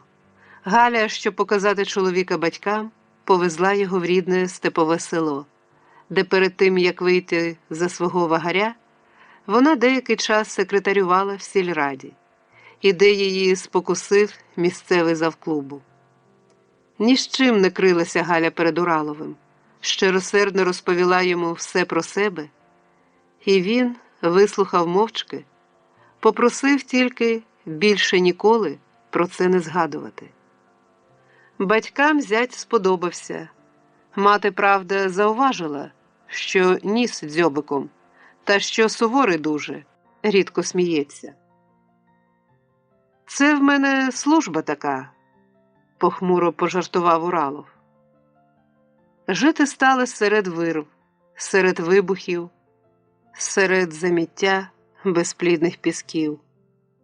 Уралов спершу побоювався, що не звикне тут Галя, занудьгує серед полігонного одноманітного життя, бо хоч є в них і чимала бібліотека, і подові альбоми з репродукціями найславетніших картин і галерей, хоч є і клубик, і екран, але ж є й кучугури, пустеча зловісних кучугур навкруги. Проте не занудьгувала ясноока його подруга, принаймні не показувала цього. Все була такою ж веселою, як і раніше. А він з удаваною суворістю скаржився на неї товаришам. «Ця хахлушка щодня мені якесь нове слово підкидає. Щось скаже незрозуміле, а ти ходи, думай тоді цілий день, що воно значить. Може, обізвала якось». «Дурненький», – втручалася Галя, – «тож усе ласкаві слова». «І набагато тобі ще їх вистачить?» «На все життя, чорнобровчику мій». Це його білявого, аж рудого вона називала чорнобровчиком. Коли він помічав, що Галя його часом присмутиться, він вважав за потрібне розважати її. І не находив нічого ліпшого, як повести на одну із спостережних вишок, звідки вони вдвох милувались, мов грандіозним спектаклем, бомбовими вибухами, що сповіщали про себе оранжевими звихвереннями вдалечі піщаної арени, в глибині сліпучих від сонця полігонних кучугур. Літаки йшли на такій висоті, що їх і не видно було, і гул їхній теж ледве долинав. І здавалось, що то, мов би, сама земля вивергає з себе оті оранжеві, червоно-бурі, якихось марсіанських кольорів вулкани. Хмари вибухів, ці світло-червонясті химерні хмари розростаються потім в повітрі у цілі острови хмар, що довго, повільно танцюють, мов би ждучи, поки їх зафіксують із вишок хлопці-спостерігачі. А тим часом обважнілі садки півдня осипалися абрикосами. Земля вже була ними встелена так, що ніде і ступити, а збирати нікому. І сусідній з полігоном колгосп звернувся до Уралова за допомогою. Це була найвідрадніша для Галі подія, бо Уралов, прихопивши й Галю і всіх тих, кого можна було прихопити з свого війська, повів їх на штурм в те сонячне абрикосове царство, де все абрикосами світилося і пахло, і земля була золотою від плодів, і дерева горіли золотом так, що їх спекулянти і заготовачі, здається, мусили бачити за 1000 верст. То була солодка робота, радісна втома, і не забути тих пісень вечорових, і вогнищ, і куренів. Але й звідти, з бенкетування праці, від пісень та куренів дорога знов стелилася в кучугури. Через деякий час Уралова, ніби як підвищенням по службі, перевели з кучугурного полігона на інший – Приморський, Степовий, де перед очима Галі вперше постали оці, схожі на видива, обеліски ракет. Тут бомбили тільки ночами, іноді вдосвіта, а вдень ці розкидані по степу макети літаків, машин, ракет своєю мертвотною непорушністю здатні були нагнати лише сум і нудьгу. Одначе і цей ракетний степ теж не злякав Галю, не засмутив, не зіпсував її веселої, життєлюбної вдачі. І хоч життя тут було ще більш неспокійне, були такі дні, що їм і зовсім треба було виселятися за межі полігона. Проте Галя й тут швидко знайшла себе, обвиклася, самим своїм квітучим виглядом радуючи і Уралова, і його полігонних товаришів. На відміну від безплідних кучугур, земля тут була така, що могла б усе родити. І Галя не проминула цим скористатися. Як тільки настала весна, Галя, незважаючи на те, що була вагітною, взялася копати, робити грядки та клумби, залучила до цієї роботи й вояків, що пізніше аж очам своїм не вірили, коли побачили на столі в їдальні свіжу зелену цибулю власних посадок, а свою казарму та командний пункт у вінку квітників, де кручені паничі обіймалися з красолею, а ніжна петунія та царська борідка красувалися серед жовтогарячих гвоздик та міцних повноквітних чорнобривців. Як і личить добрій господарці, Галя ще й курей та качок розвела. Правда, коли вони попідростали, то виявилось, що ні вона, ні Уралов не вміють різати птицю. І коли вже треба було це робити, то Уралов з рішучим виглядом з'являвся на порозі з дрібнокаліберкою в руках і, намітивши серед двору синьоголового селезня, на якого йому вказувала Галя, валив його з першого пострілу. Потім у них народилося дитя, гарненька донечка, яку вони після завзятої щасливої дискусії обопільно вирішили назвати Леною, Оленкою.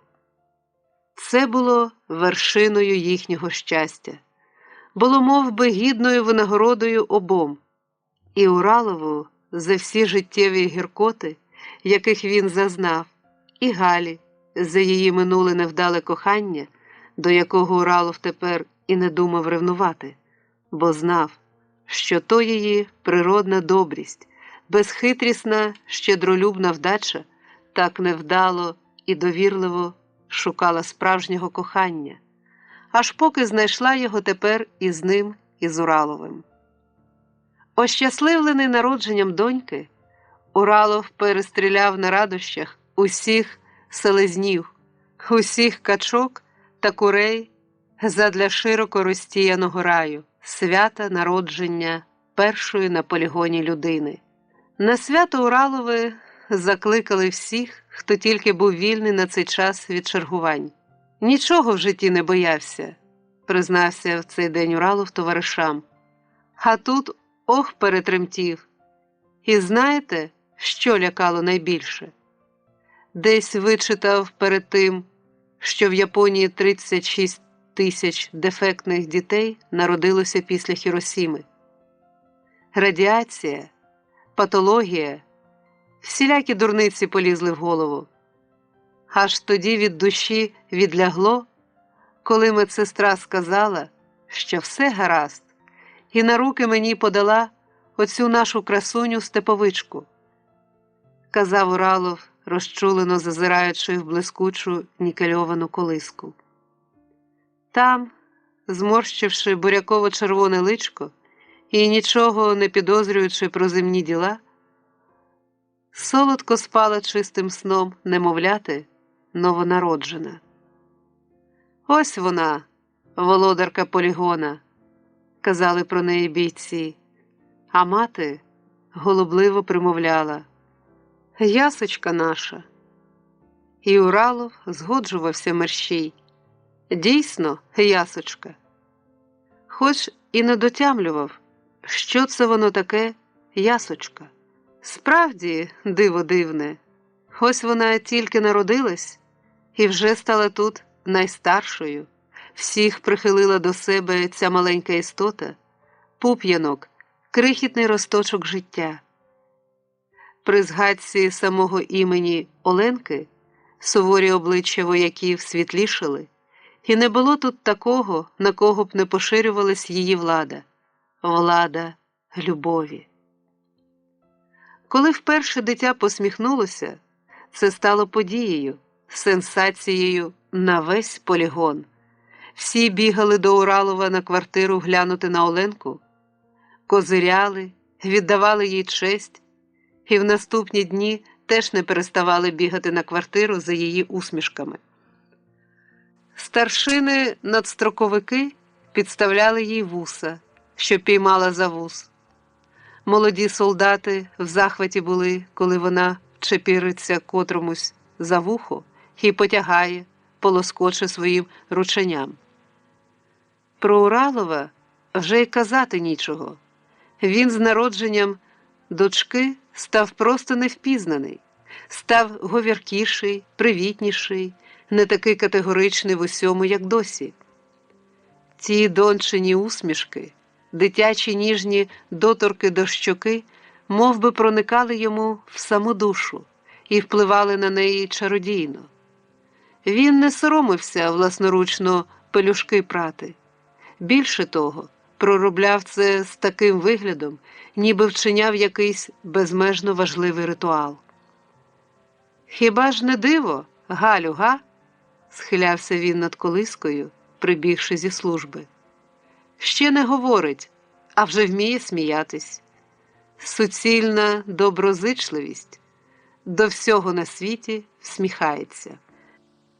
Це була просто іделічна картина, коли надвечір Уралови виходили прогулятись. Він, якого й полігонна смага не брала, блідий, вічно схвильований, ніс Оленку на руках, а його повненька ясноока Галя дріботіла поруч нього, не в силі приховати радості свого благополуччя. Це було істинно щасливе подружжя. Вони були мов би створені одне для одного, навіть ростом однакові, невеличкі обоє, проходили повагом мимо капе і йшли у відкритий степ. Всі знали, що то Уралов поніс прогуляти, розважити доньку, бо йому здавалося, що їй уже хочеться якихось дитячих розваг, і він шкодував, що на полігоні немає якого-небудь чортового колеса та каруселі, а є тільки блискучі гостряки ракет у степу.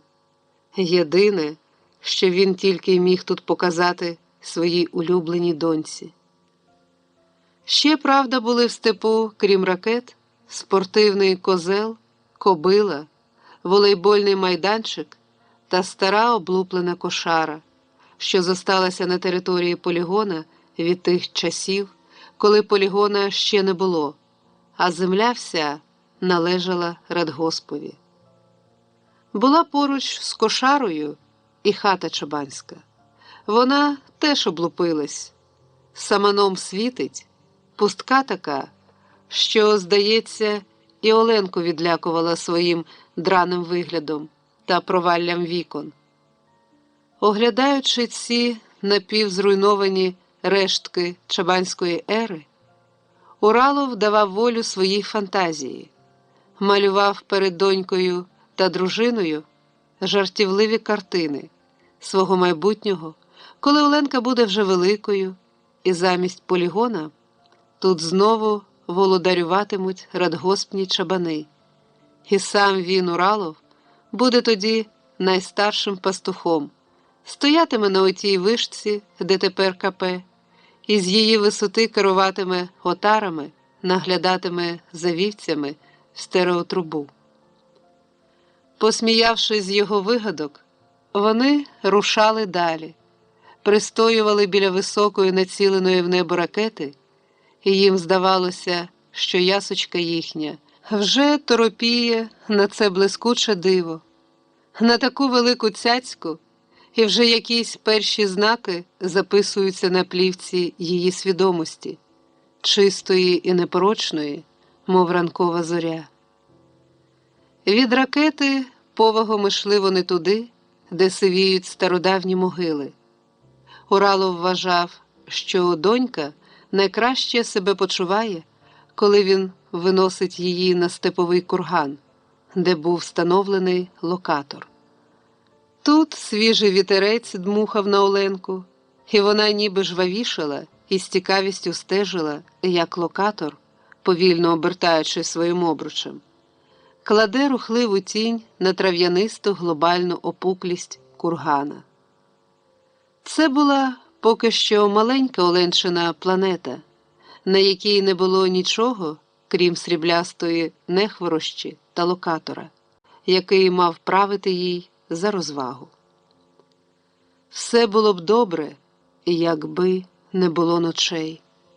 Ночами Оленка погано спала. Були такі ночі, що і Галя, і Уралов не прилягали ні на хвилинку, бо дитина криком кричала цілісіньку ніч. Її крик чули і полігонні вартові, і ніхто нічим не міг зараяти. Галя в розпачі обливалася слізьми, а Уралов, стинаючи зуби, кидався з кутка в куток, не знаходив собі місця. Душу йому краяв той Оленчин болісний крик. Вояка, службист, не визнавав він раніше ніжних песливих слів, підсміювався над Галею, а тут і сам навчився. «Ну що болить тобі, донечко, що?» – упадає він над немовлям. «Животик? Голівка? Скажи, ну покажи, де болить?» І воно тільки дивиться оченятами, туманними від болю, ріже його тим болем. «Допоможи! Ти ж дужий, а я безпомічна. Вас багато дорослих, а я одна». Лише на ранок, коли сходить сонце, Оленка перестає плакати, знов заспокоюється, а поспавши, розквітає усмішкою. І так день за днем, ніч за ніччю. Вдень заспокоїться, а тільки ніч дитина вплач, у крик аж синіє, аж заходиться. Став привозити Уралов з міста лікарів, найкращих фахівців. Оглянуть і нічого особливого не находять, не можуть визначити діагноз. Це щось таке, мовляв, минуще, А так дитина здорова. Щоб якось розважити доньку, Уралов придбав у воєнторзі акордеон. Дорогий, розкішний, хоча грати на ньому і не вмів. Учився тепер ночами, уперто розтягував ту чортову шкіру, а коли втомлювався, зовсім виснажений, шпурляв акордеон у куток і, відсторонивши від доньки дружину, запухлу від сліз, сам нахилявся над крихітним тільцем, що змагалося за життя, і мовчки приймав на себе той біль, той крик, той вибираючий душу дончин плач. Однієї такої ночі, доведений дончиним криком майже до безпам'ятства, Уралов кинувся до машини, завів, помчав у радгосп до Чабанихи. Перед тим він уже чув, що є там така баба Чабаниха, мати Капітанова, зіллям лікує, народна медицина і все таке. Не знав точно, де вона живе, знав тільки приблизно прикмети. І жадібно розглядав ієрогліфи телевізійних антен над будинками. Вишку металеву шукав. По тих ієрогліфах та по вишці він і розшукав Чабанишину хату.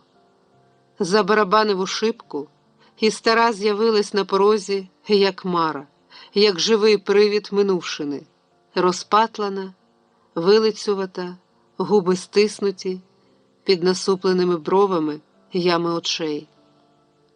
Чаклунське замкнуте обличчя Піфії, Сівілли. Воно якраз чомусь і викликало довіру. Оця врятує, ця допоможе. Як він гаряче умовляв, бо вона спершу не хотіла, казала, що давно вже цим не займається. На коліна перед вами впаду, тільки їдьмо, зарятуйте, дякуватиму вік. Кінець кінцем умовив таки, підхопив, помчав у свій ракетний степ. Коли вони їхали мимо ракет, вже світало, вже блищали ракети своїми оболонками, але баба мов би й не бачила їх. Вона ніби не хотіла і дивитися в той бік. А коли оглянула дитину, що вже спала, змушена після ночі, буркнула, що це не ураз і не младенчиське. І що немає в неї від цього ніякого зілля. Просто, на її думку, не підходить дитині це місце. Не для неї такі цяцьки та гуркіт. Оленці ж дедалі ставало ще гірше. Однієї ночі, коли Уралов був на КП, з дому подзвонила дружина. Він чув, як вона хлипала в трубку, і життя в ньому спинилось. Холод смертельної тоскності в груди вступив. «Колю, Колю, додому», – хлипала трубка. Оленці погано, зовсім погано, посиніла, оченята закочуються. А коли він прибіг додому, вже не закочувались оченята, вже не кричала його донечка. Вічна, чиста усмішка застигла на її вустах. Вона ще лежала у білій своїй постельці, а коло неї на долівці валявся акордеон, хижо блищав зубами клавішів. Дружина тіпалась на ліжку в риданнях. Мисливська рушниця висіла на стіні. Стояв на столі польовий телефон. Все було, як і раніше. Не було тільки Оленчиного дихання. Була безмежна всесвітня пустеча навкруги. Кожна річ ранила його. Рушниця, акордеон, іграшки. Нічого цього він бачити не міг. Здушений, осліплений горем, вискочив на двір, Але Галині ридання знов повернули його до хати. Вранці весь полігон був у жалобі. Вітер ганяв над казармою червоні прапори з чорними стрічками.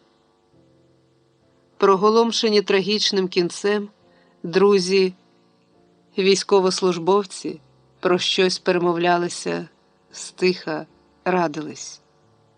Виявилось, що ніхто не вміє зробити домовини.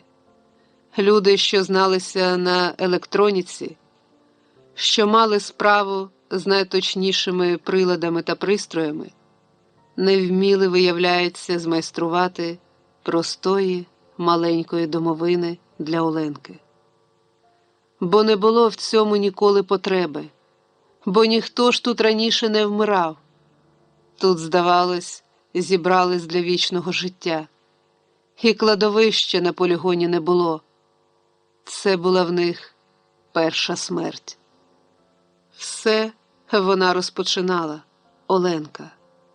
Тільки оркестр був свій, та прапори незвично чорно-червоні схилялись в жалобі. Траурна музика лунала на весь степ, і не бомбили в той день. Поховати Оленку вирішили на тім самім кургані, де стояв раніше радіолокатор. Тепер його там уже не було. Тепер там викопали сержанти для своєї улюбленички невеликий окопчик. Туди йшла степом уся процесія. Офіцери мовчазно несли Оленку над головами, несли її своїм ракетним степом крізь бойові мішені, крізь їх насторожений грізний блиск. А вона, пропливаючи, усміхалася і зараз, відходила від Уралова у вічність із своєю усмішкою, з її непередаваним чаром, і мов би промовляла до нього: «Татуську, я не бачила нічого, крім цих твоїх ракет, не бачила весен, цвіту вишневого не знала, ні синіх рік, ні міст далеких, казково прекрасних. Я встигла бачити тільки оці грізні блискучі ракети, серед яких прожила своє миттєве життя. Коротким життям зірниці жила я. З'явилась, освітила усмішкою ваш полігон, сяйнула розливом щастя тобі, татуську, і мамі. І вже зараз іду від вас, іду ось назавжди». Як йому в цю мить хотілося понищити, потрощити тут все, як палило його бажання поділитися з нею своїм життям. Та що поділитися? Він, секунди не вагаючись, віддав би своє життя до останку, аби жила вона, його ясочка, його зіронька, яку він так і не зміг врятувати. Ідуть. Вітер червоно-чорні прапори шматує, розвіває на весь степ. Оркестр ридає траурним маршем. Ідуть із трубами ті, що ще вчора чергували на КП. Радисти, обчислювачі, планшетисти, ті, що ділять з ним біль його найтяжчої втрати. Сліпучий день, схожий на ніч. Блищать сльози на смаглих вояцьких щоках. Голосить Галя. Стіпивши зуби, крокує поруч неї Уралов. Повні груди болю несе. Тріщать під ногами сухі трави, посміхається в заюжене небо Оленка. Труби по удав'ячому поскручувались на оркестрантах, а вони, кидаючи в розвітрений степ біль своїх маршів, музикою бунтуючись проти горя, важко йдуть в тих удавах труб, мов лакоони. Так він розстався з Оленкою. Пустим, спустошеним після цього стало його життя. Вночі прокинеться, все Оленка перед очима з рученятком. Шовком волосся, з усмішкою. Усмішка та, дитяча, застеляє собою все небо, весь світ. І нема, і не буде в усіх галактиках нічого кращого за цей усміх дитячий, ласкавість рученят, перше лепетання мови. Було щось жорстоко безглузде в цьому ударі судьби. Життя його таке стійке раніше, мов би похитнулося. Уралов почував, що втіхи не знайде, примирення з нещастям не буде, і що нове якесь здобуте вгорі прозріння не переставатиме терзати його. Нащо оте сонце в небі, коли її нема? Нащо всі дива світу, всі науки, нащо всі веселощі земні, якщо це їй, його ясочці, уже не потрібне? Нащо нарешті він сам, Уралов, і його праця тяжка, і його люта відданість ділу? Став наполягати після цього, щоб перевели його куди-небудь в інше місце, хоч накуріли, аби не тут. Сьогоднішня його поїздка до міста теж була пов'язана з цим, і, повертаючись надвечір додому, він завернув до того кургана, де лежить Оленка. Завернув, знаючи, що це вже прощання. Тут і ніч застала його на могилі, тут йому все навкруги налилося темрявою, і небо над степом нависло, порешечене зоряними пробоїнами, як велетенська мішень. Уралов, наїжившись, сидів на кургані. Якийсь нічний птах над ним пролетів, просвистів крильцями. Згадалось дитинство в степах кустанайських. І яке там було на озерах полювання, і як він бігав ще хлопчиськом за мисливцями та різними послугами дорослих, заробляв собі право постріляти. Скільки пам'ятає себе, він марив полюванням. Далекий постріл нашорошував і кидав його в дріж, і його мисливський запал дивував навіть дорослих. Їм було смішно, що хлопець, зачувши далекий постріл, блідне від хвилювання. А він тільки й мріяв про той час, коли виросте і матиме власну рушницю. Потім виявилось, що в його діда Коваля є старезна рушниця Катеринівка, 4-й колібр, вагою не менше пуда. Гармата і все. Колись ще ніби дід дідів, пугачовець, зробив її. А дід так і не вистрелив з неї ні разу, боявся. А цей малий Уралов взяв її, зарядив замість дробу шариків з підшипника, пішов на майдан, прив'язав до плуга, а до курка шнурок, щоб випробувати здалеку. То таки був постріл, і одначе не розірвало її. Після цього знову зарядив, прилаштував свою Катеринівку до велосипеда і покотив на озера в степ. Зустрічні хлопці-казахи сміялися. Всіх гусей твоя пушка переб'є. В полі гусей тьма. На просищі пасуться, летять, гелгочуть, валом ідуть. Уралов зарився в копицю проса. Виставив тільки ствол своєї гаківниці, під плече картуз підклав, що плече віддачею не розтрощило. Сидить, не дише, а вони насуваються гелготом. Вже ледь мало не з-під нього просу смичуть. І він, затаївши дух, приклався, пальнув. Удар, іскри з очей, і вже нічого більше не пам'ятає. Очуняв? Де це я? Що зі мною? Рушниця відлетіла далеко, картуз теж далеко, плече горить і жодної гуски. Однак це не відбило в ньому охоту до полювання, І вдруге, і втретє знову виходив з тією подовою Катеринівкою на гусей і щоразу падав після пострілу непритомний, аж поки в якійсь інструкції не вичитав, що треба було давати вдвічі менший заряд, ніж він давав. Не знає, чому й згадалась йому зараз та його рання хлоп'яча пристрасть. Блукаючим спомином навіялась серед нічного степу на могилі, де вічним сном спить його донечка. Не раз він чув жалі та скарги на скороминушність людського життя. Промайнуло, як сон, пролетіло михцем, не встиг і оглянутись. Це так. Але зараз його думка якраз про інше, про те, як багато може ввібрати людська душа, мозок людський.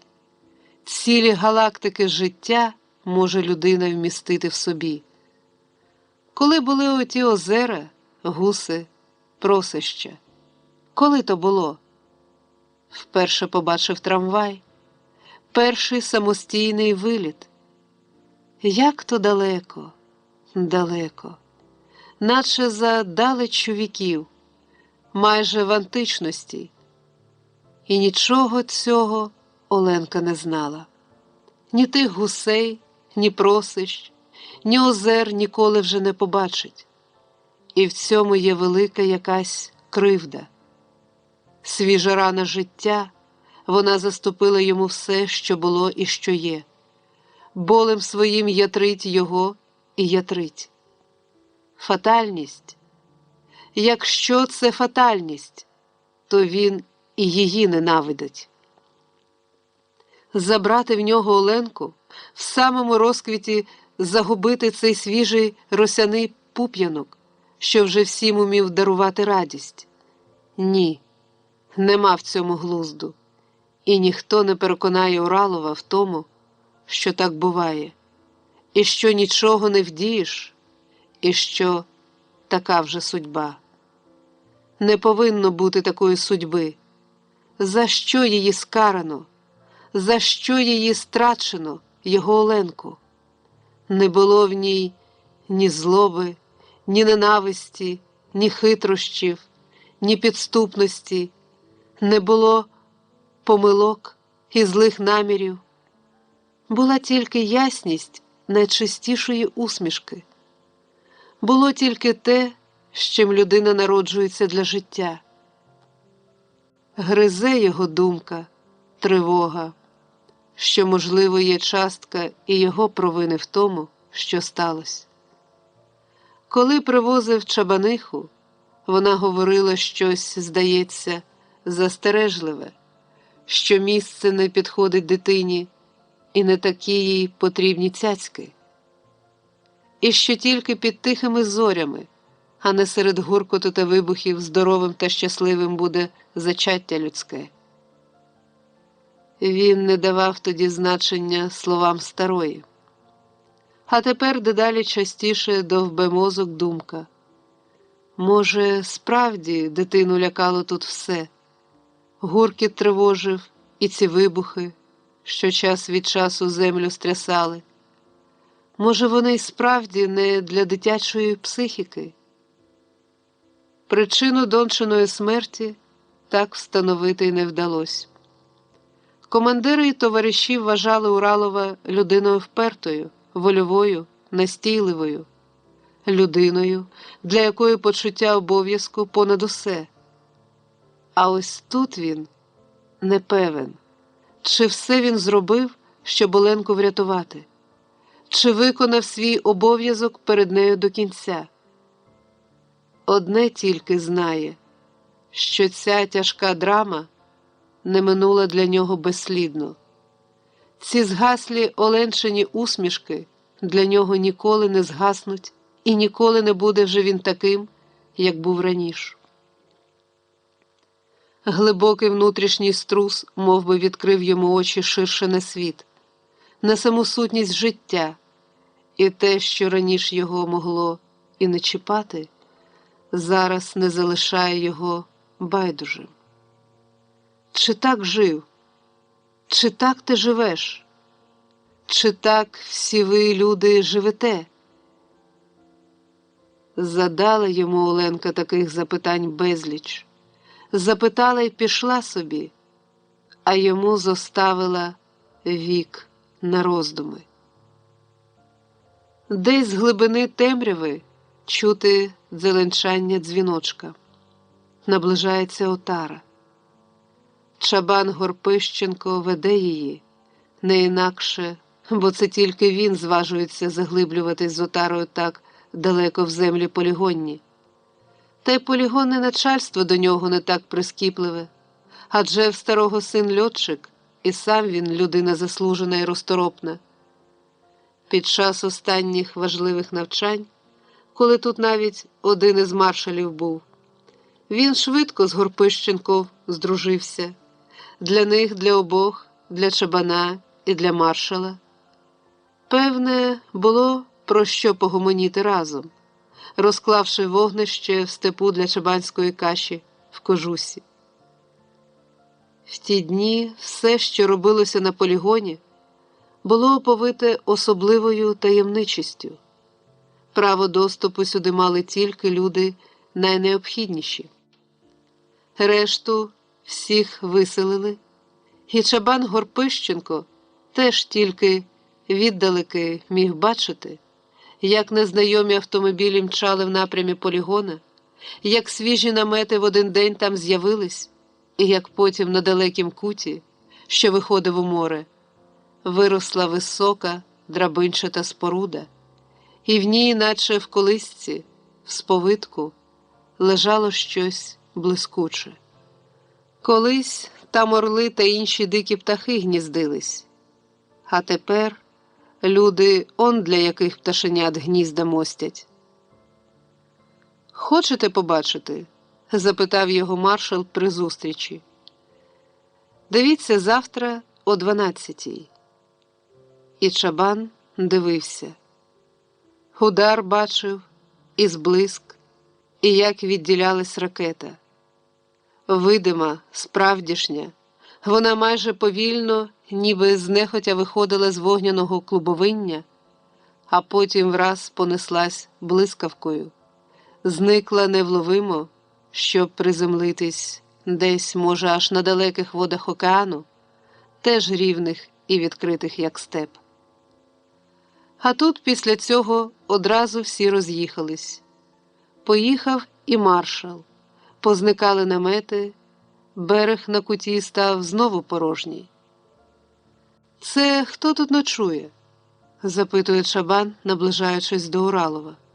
І, впізнавши його, додає якось вибачливо: «А, це ти, синку».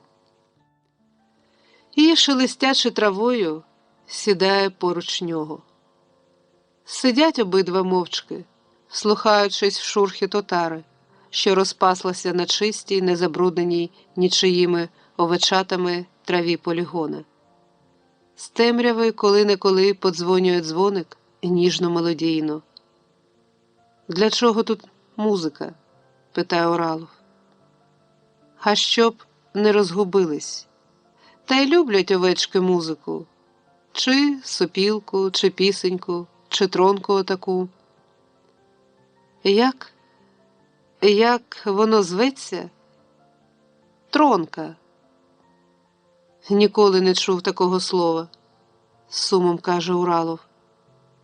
«Як багато я ще не знаю». Гарний звук. То мідь? Чабан підводиться, ловить овечку, що підійшла зовсім близько. Знімає у неї з шиї дзвоник, щоб показати Уралову. Той бере в руки щось важке, металеве, кострубате, схоже на снарядну гільзу, зігнуту надвоє. Подзеленчав, задумливо послухав. Як антипод тиші. Такий тут звук цієї тронки. Серед темряви і мовчання степу вона як голос життя. «Шмат звичайної гільзи», – каже він, повертаючи тронку Чабанові, – «а видає отакий ніжний звук». Щось просвистіло в нічному повітрі, чи кажан пролетів, чи якийсь птах, ненароком отарою піднятий із трави. Перепілка чи що? Загомонів угору Горпищенко. Вже й перепілок тепер меншає. А лебедів? Колись у вас отам, на косі, лебедів дядьки возами набивали. Поїде й повен віз, як снігу накладе. А тепер птаство переводиться. Орел хіба що коли-неколи покружляє. Скільки він живе, Орел? Та більше нас. Стоїш, дивишся часом на нього і думаєш, що той птах бачив на своєму віку? Від шумаків до ракет. Все він оком своїм вібрав. Хижак. Хижак то хижак, а ти придивися до нього. В них свої закони. Навіть шуліка не б'є чужих пташенят, коли вони ще в гнізді. Уралов запитав недовірливо, нервово. Хто це бачив? В народі давно помічено. Доки пташка сидить на гнізді, ніколи її не зачепить. Зітхнув Чабан і після мовчанки обернувся до Уралова. Правда, що тебе кудись переводять? Не тільки мене, а й полігон увесь згортаємо. Канал таки підпирає? Та й канал. Один полігон згортаємо, а другий уже на його місце спішить. Чув у Чернігівці? Теж полігон, тільки інакший. Полігон залізобетонних виробів, так він зветься. Залізобетонні кільця виготовляють, облицювальні плити для каналів. Потреба там у них велика в різних бетонних виробах. Моя тонька, як спалахне чого-небудь, так і погрожує. Кину к бісу вашу отару, в Чернігівку подамся, на полігон. Мотористкою бетономішалки стану. По ласкавості голосу чути, що старий посміхається в темряві. Але й ми свій полігон ліквідувати не збираємось, ревниво-досадливо каже Уралов. Тільки перекочуємо на інше місце. Доки бандити кругом хати ходять, хіба ж можна ліквідувати? Ніяк не можна, ожвавів Чабан. Того он аж над Свердловськом збили. Чого його туди занесло? А Петро ж тобі привіт передає. Позавчора лист був. Спасибі. Уралову пише, передайте привіт і дружині його. Чабан умовчує при цьому, що син, передаючи Уралову та Галі привіт, ще й цікавився, як маленька Уралова росте. Почуває старий, що не можна зараз про це говорити. Тяжко зранена біля нього людина. Та хоч і мовчить він, але душа його сповнена співчуття до Уралова. Вся вона проймається зараз горем його, бо в тій драмі на полігоні було щось таке, що торкалось не тільки Уралових, а чимось глибоко торкнуло тут душі багатьох людей. Мине час, зміниться степ, не буде вже тут і слідів полігона, а Чабан і тоді не одному ще розкаже, як народилася на полігоні дитинка, як росло в цім ракетнім степу на втіху гарнізонові те славне дитинча, і як стало потім кричати ночами невідомо чого, і як згасло. Розкаже, як ховали його на цьому кургані під музику двох духових оркестрів – військового і радгоспного, і як всі бомбардувальники в той день відмінили свої польоти. Після мовчанки він знову заводить мову про канал. Як прийде велика вода, то змінить весь край. У волю нап'ється Дніпрової степ і зазеленіє. А то ще літо у повні, а вже тут згоріло все. Гаряча хуга свистить, куряву жене. З водою буде веселіше. Ще й рис сіятимем, як у Тарасівці. В них там, кажуть, дуже добре вродив, корейці постарались. Сімей 40 їх в Тарасівку приїхало, щоб і наших навчати. Бо чи біля овечок, чи біля ракет, чи біля рису. Це все вміти треба. Я в Середній Азії, як був, трохи бачив. Він теплої води, скажімо, не любить. Йому тільки свіжу, протічну, прохідну давай. А в сусідів механізатори уже й кукурудзу на поливних посіяли. Ліс.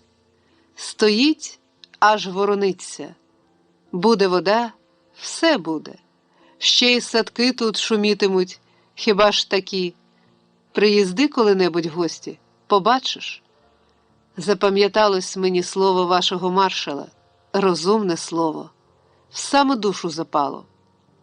Сидимо отак, як з тобою, гомонимо, і каже він: навіть якщо маю найкращі ракети, якщо маю силу світ звоювати, не хочу я цього. Не потрібні, каже мені, континенти попелища. Я хочу бачити їх у зелені і в цвіту. Хочу під всіма зорями чути шепіт закоханих. Ось так, синку. Старий підводиться і, не прощаючись, іде, зникає десь внизу за курганом. Разом з ним віддаляється мелодійно тане в темряві хитронка. А Уралов тут стріне і зорю світанкову. Вже заблищить світанок на голих оболонках ракет, як з'явиться в степу жіноча постать, квапливо стрімкою ходою наближаючись до газика, до кургана. Галя йде, подумає Уралов, і не помилиться. То справді вона поспішає сюди, і на руках у неї палахкотить оберемок живих квітів, цілий сніп рясно зрошених росою її чорнобривців та петуній, гвоздик та царських борідок. Піднявшись на курган, вона кладе їх мовчки там, де треба покласти. Обличчя її блідить світанок, а вуста змучено тіпаються і при погляді на Уралова складаються в щось схоже на усміх. Бідненький, як ти вимучився тут? І роса на тобі. Я догадалася, що ти тут. Ходімо, любий, ходімо. Вони сходять вниз, де застиг під курганом перекособочено газик.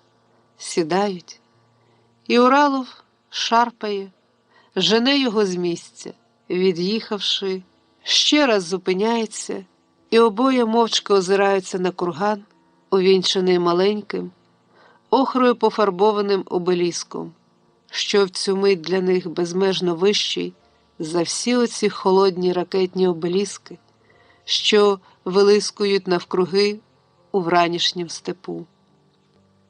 Хмурячись, Уралов повідомляє дружині, що все вже вирішено, вони переїжджають, і полігон згортається. І оці ракети сьогодні ж будуть повалені, як ліс, призначений на зруб. Дедалі більше видніє, степ ширшає, розпросторюється після нічної мли, а на сході, за блискучими стовпами ракет, між сивими козацькими могилами, несподівано з'являється червоний вершечок ще одного кургана.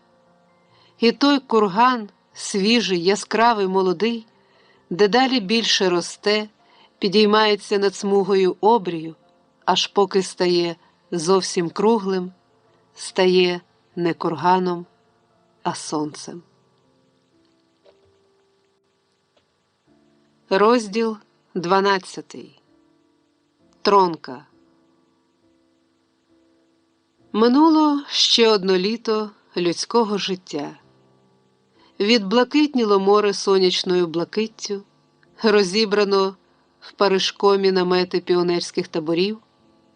Діти пішли в школу, пущено комбайна на плантації зісохлих почорнілих соняшників, які ще, здається, недавно так буяли.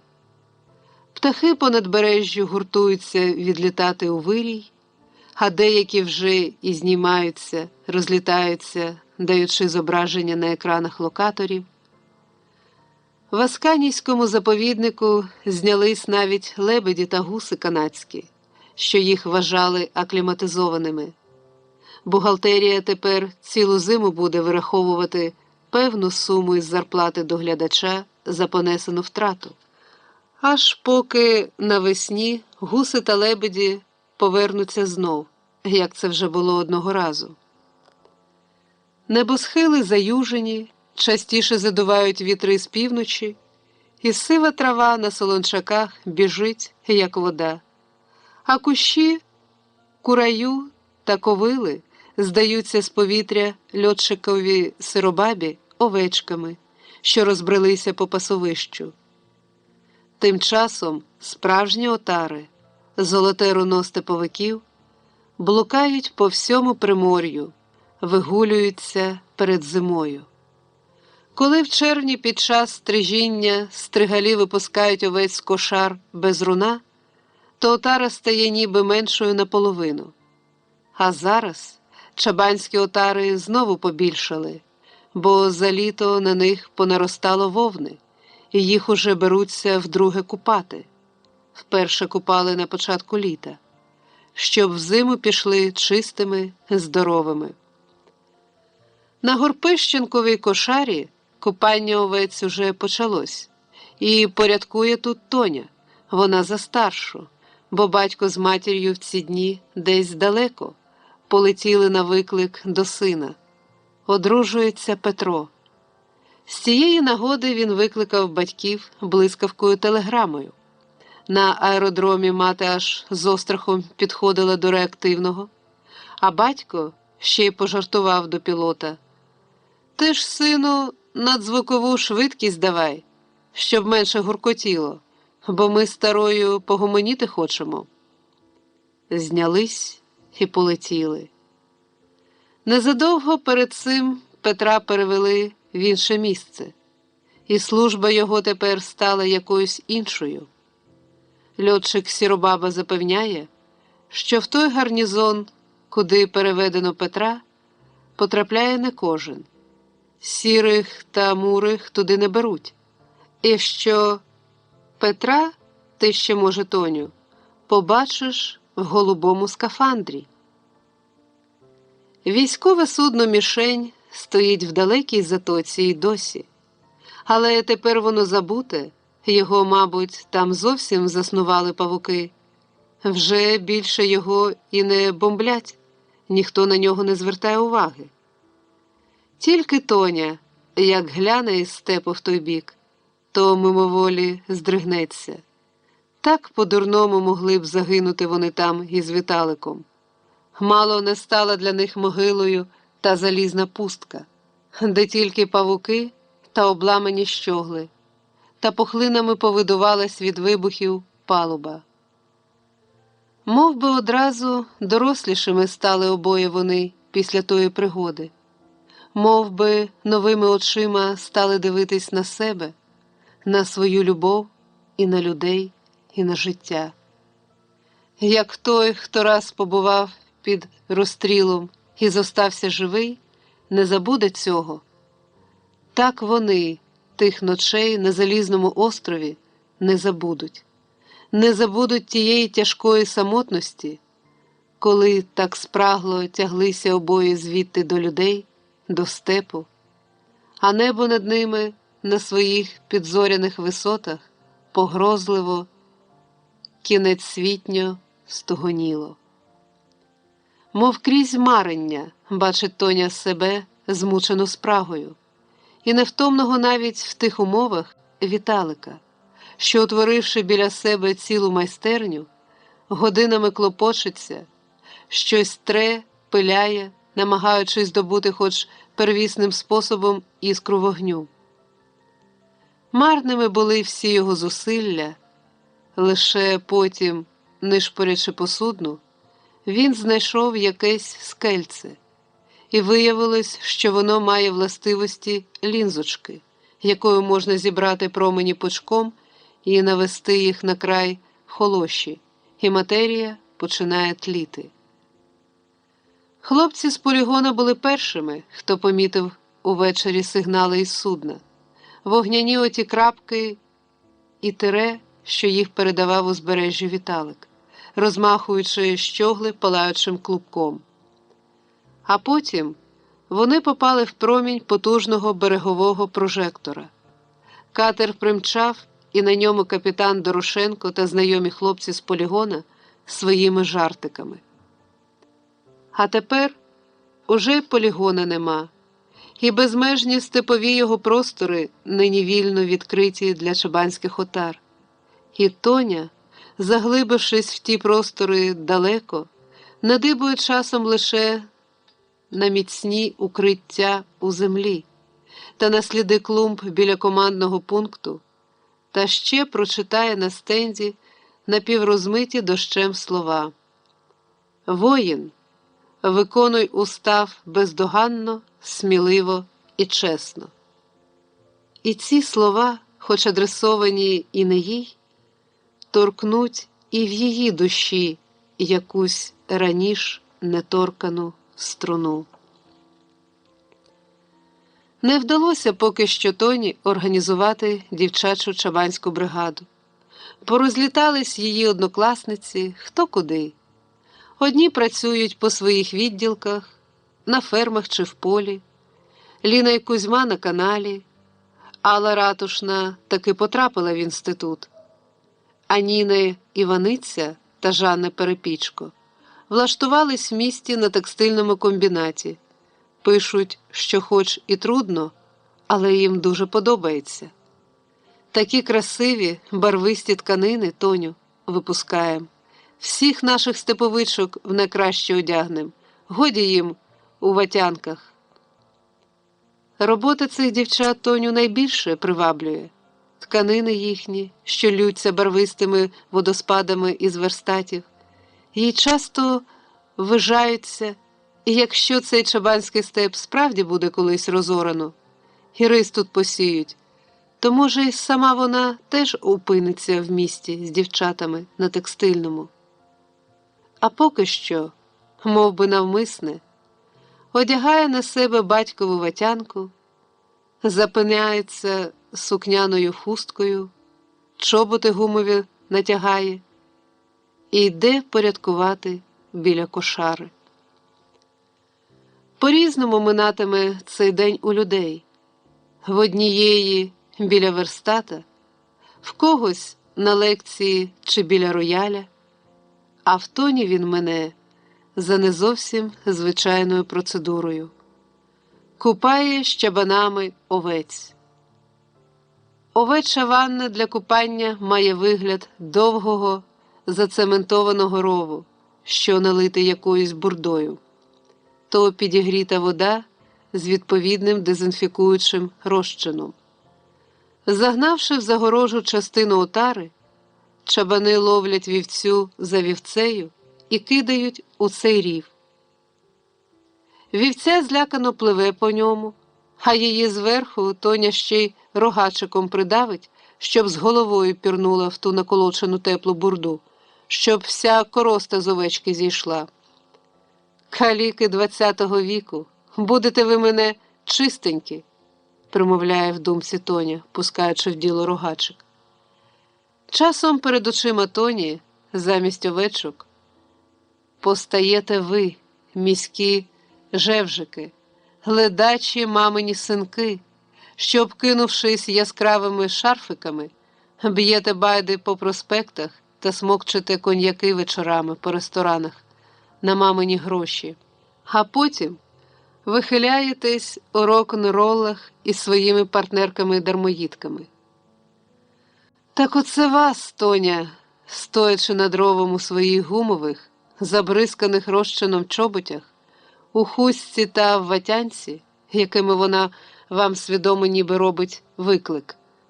Це вона вас зверху ще й рогачиком натовкмачує в оту гущу, щоб вся нечисть із вас зійшла. Даруйте за неделікатність, але це ж робиться для вашого добра, бо вже ви, шановні, вибравшись із рову, стріпуєтесь перед Тонею на майданчику і вже безкоростяні підстрибом скачете знов до отари, скупаної вже. На здоров'я ж вам! Після цього, може, не так будете крутити носом, зачувши чабанський дух, призвичаєтесь до овечих медикаментів, і гирлига не смертельно уже вас лякатиме. І перш ніж зубоскалити над робочою ватянкою, що розхристалась на Тоні, ви задумаєтесь, звідки беруться оті шарфики та модні штанці, які ви носите, і дізнаєтесь, що не з повітря з'явились вони, що здобуто їх невсипущою працею чабанською ось тут, у степах.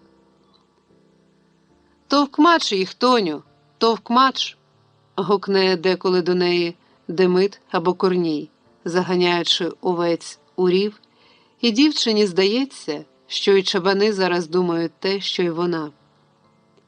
А знаєш, колись один раз уже була мода на вузькі штани, гомонить між роботою Демид до свого напарника. Я сам, можна сказати, в стилягах ходив. Важко й пізнати в тобі стилягу, каже Корній, з-під лоба глянувши на підперезаного мотузком зальопаного свого напарника. Дуже перевиховався.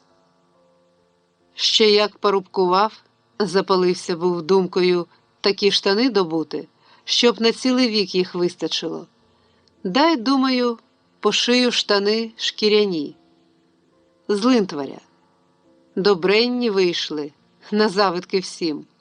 Дощ іде, а я собі в них не промикають мої штани. А тільки влітку суша як вдарила, чую, що штани мої ніби меншають. Та так, скажу тобі, меншають, що вже й не зігнутись, ходжу, як на параді, гусячим кроком.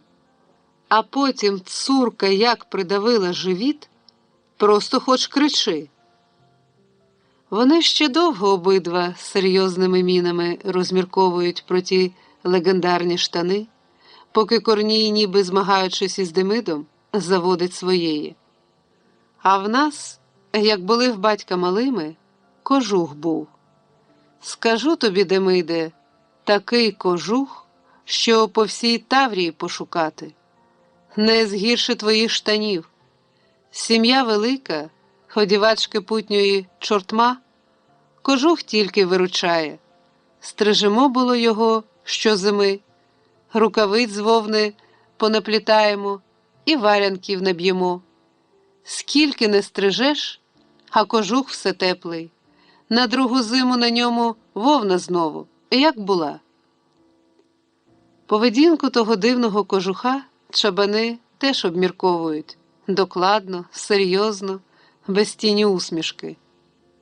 Отим би такий кожух, нарешті каже Демид, поглядаючи в бік овечатника, де в цей час кілька жінок лінькувато місять глину в замісі, щоб дірки в стінах потім нею обвалькувати. А то як працюють, так завжди мерзнуть, тільки й нагріються, як їдять. Сказано ж, то не ядки. Опоряджають на зиму овечатник, справді жінки то не ядки, що, згідно закону, дістали покарання по суду і надіслані з міста відбувати цей термін в радгоспі.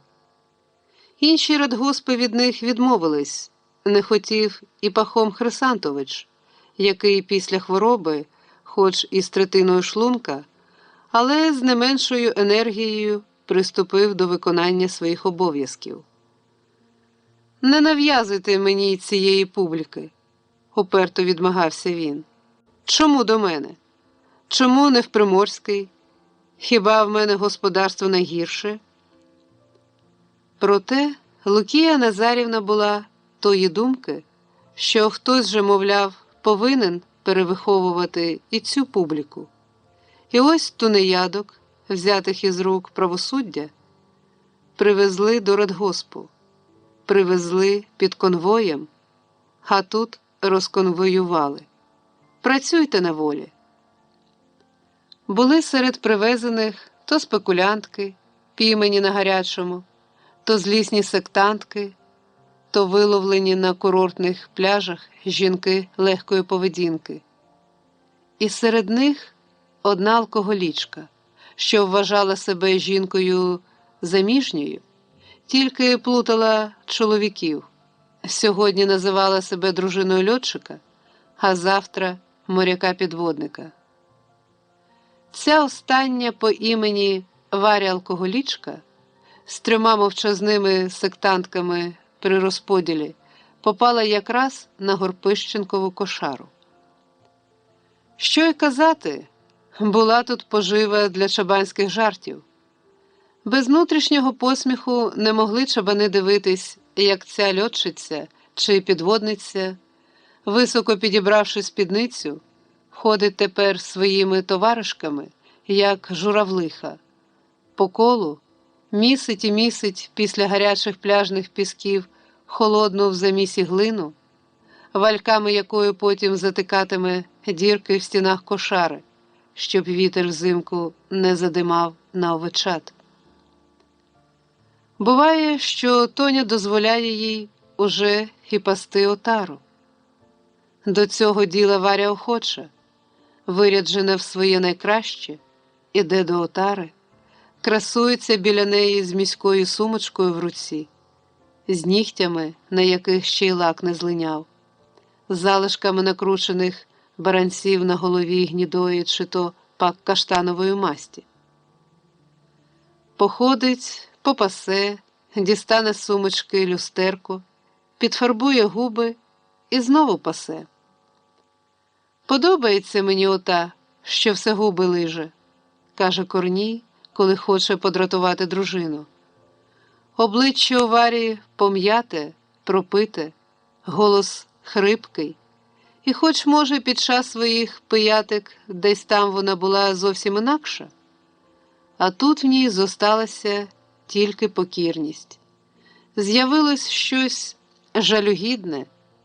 Вона готова була без найменшого опору виконувати будь-яке розпорядження Тоні.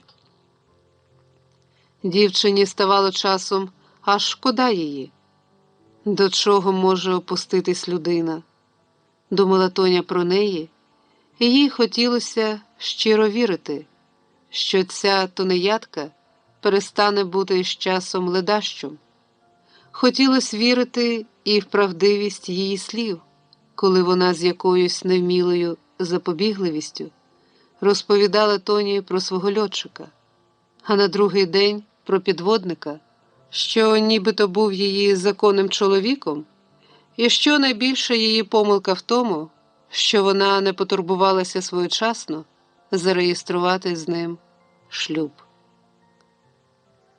Він, як дізнається, обов'язково мене розшукає, зніме судимість, і ми тоді по-новому заживем, казала вона, причепурюючись перед люстерком. А Тоня дивилась на нещасну цю жінку з жалем і співчуттям. Корній та Демид хоч не були до таких жалісливі, але й вони через деякий час з приємним подивом стали помічати, що дамочка ця понятлива до роботи, небайдуже виконує, що їй скажуть, і особливо чомусь їй припало до вподоби оте покручене калічкувате ярча, що й досі було при їхній отарі. Вона за ним ходила, як нянька, і коли воно мекало, відставши, то вона мерщій кидалась до нього Їй аж сльози на очах виступали, що воно так мучиться, силкуючись зіп'ятись на ноги. І чим далі Варя втягувалась в роботу, тим більше й до неї самої змінювалось ставлення з боку чабанів. Особливо Тоня чомусь вірила в свою педагогічну поему, та й чабани вогонь своїх посмішок частіше переносили тепер на сектанток, які були дуже вперті, і до роботи не одразу наломились. На чабанські ж дошкуляння відповідали мовчанкою або похмурими цитатами з Біблії. Тоню цікавило, що вони думають про любов. І вони на це ще дужче насуплювались. Любов? Хіба є на світі любов? Є зло, ненависть, вино, блуд. Працюють і сектантки. Це Тоня своєю бригадирською владою заставила їх чепурити для овець кошару. Там підмажте, там повимітайте, там підстеліть.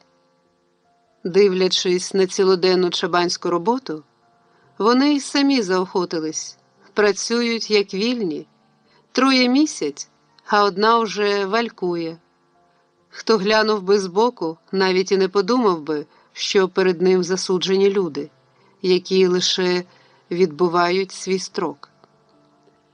Після обіду тунеядки і зовсім повеселішали, особливо Каштанова Варя, якій добросерда Корнієва молодиця налила таки шкалик.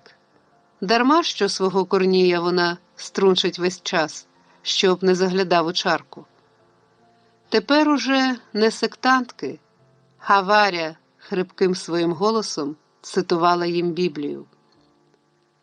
«Марнота над марнотами, і все марнота. Страшний суд, атомний суд. Ну і що? Крім дружинників, нікого не боюсь». Їй було весело й чабанам, що дивились з цікавістю, як вона незграбно, пригорнувши вила до себе навильником, на видноті у всіх підфарбовується і знов лиже губи. Невеселою бралась за овечу купіль тільки Тоня. Вона з дому вернулась чимось присмучена, навіть заплакана. Від погляду Варі тунеядки це теж не приховалось. Вона, здається, першою помітила горьовитий настрій дівчини. «Що сталося, Тоню?» – запитала вона стишеним голосом перед тим, як рушити від чабанів. А Тоня тільки відмахнулась. «Ідіть, мовляв, валькуйте». А сама заходилась якось аж злісно орудувати своїм рогачем над пінявою овечою ванною. Було над чим задуматись Тоні. Завтра в радгоспі стане менше ще на одного випускника їхнього класу. Ще з одним доведеться розпрощатись. І цим одним буде її Віталик. Вже кілька днів вона знала про це, знала, що розлука неминуче насувається, і готувала себе до цього. А зараз, коли з переданої школярами записки дізналася, що день від'їзду призначено на завтра, не могла стримати сліз. При дітях, при школярах так і бризнула цими рясними слізьми. А вони, двійко хлопчиків з 4 Б, дивились аж злякано на неї, на колишню свою вожату, і щось белькотали Тоні про шкільний історичний музей. Просили від імені вчителя і гуртка юних істориків дати які-небудь старовинні чабанські речі для цього музею. Взявши себе в руки, трохи вгамувавшись, Тоня стала розмірковувати, що б їм справді дати, бо до свого шкільного музею вона була небайдужа. Гирлигу, батькова розцяцькована міддю гирлига висіла на гвіздку під хатою. Її розколихував вітер, і хлоп'ята історики дивились на неї в захваті. Вона була блискуча, обшмульгана травами, відполірована, як слонова кістка. Але цієї речі Тоня не мала права віддати. Гирлига ще служитиме і батькові, і їй. Не могла вона дати їм і оцю дзеленкучу тронку, що, знята на час купання отари, лежала зараз під хатою. В юних істориків аж очі розгорілись, коли вони набачили її. «Якби дзвоник отой, тронку», – несміливо просили вони. «Це ж справжній чабанський експонат». «Ні, тронки не дам», – відмовила Тоня. «Без неї вночі нам ніяк не можна». Кінець кінцем передала для музею чабанські дерев'яні ваганці, що з них чабани тузлук колись їли. Тепер тузлук давно вже їдять із мисок, а ваганці до того ж розсохлись. Діти охоче забрали ваганці, і Тоня прикидала в умі, де вони їх поставлять в шкільній музейній кімнаті. У створенні тої кімнати була частка і її ентузіазму. Кімната вийшла на славу. В ній відвідувач бачить звичайнісінькі речі, які, потрапивши сюди, стають одразу незвичайними, стають експонатами. Серед експонатів вже є гирлиги. І постоли чабанські, і качалка та рубель дерев'яний, на стінах яскраві рушнички та напівзолотілі вишивки з материнських сорочок, добуті в тутешніх матерів і в переселенок із Західної. Є в тому музейчику також різні подарунки, надіслані колишніми вихованцями школи, що розбрелися тепер далеко по світах. Один прислав марки в'єтнамські, другий – камінці з Уралу, від капітана Дорошенка – кукли японські. Та найцікавішим експонатом музею був рідкісний любительський знімок, на якому можна було впізнати першого радянського космонавта одразу після його приземлення. Це був дарунок рідній школі від того з її вихованців, чия теперішня служба дозволяла бачити космонавта раніше і ближче, ніж бачили інші. Космонавт його був зарослий і ще ніби змучений польотом, не схожий на того, що сміється в газетах. Перед цим знімком Тоня часто зупиняється, і Віталик аж трохи ревнував. Школярики виявились досить таки канючливими. Напосілись, щоб Тоня дала для музею і свою фотографійку. «Бо ви ж тепер чабанка, гордість школи, так про вас учитель сказав». Тоня відмовила навідріз. Рано, мовляв, а Демидова жінка, зачувши їхню розмову, гукнула від своєї задимленої літньої кухні. «Може, вам і кабичку оцю передати в музей? Бо в інших радгоспах чабанам уже газові плитки збираються ставити. А в нашому начальству про це й гадки нема. І вікна он побиті, зима йде, а шибки поставляє хто?» І вона залементувала до дітей, як до дорослих, як до винуватців усіх її незлагод. Запаси критики були в неї невичерпні, а паща виявилась такою, що діти, віддаляючись із своїми трофеями в степ, ще довго на неї здивовано озирались. Працює Тоня, купає овець, швидко, спритно і якось аж сердито, наче хоче їх своїм рогачиком потопити. Працює, а душа горить, а думки все про Віталика.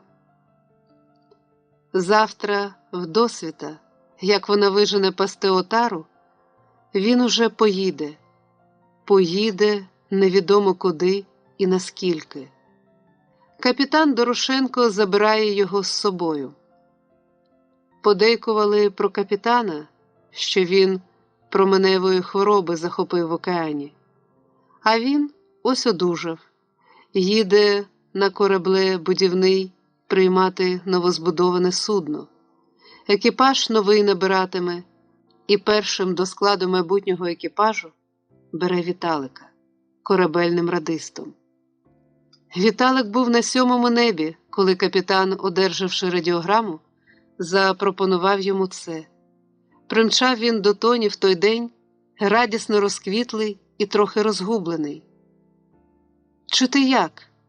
Може, ти проти?»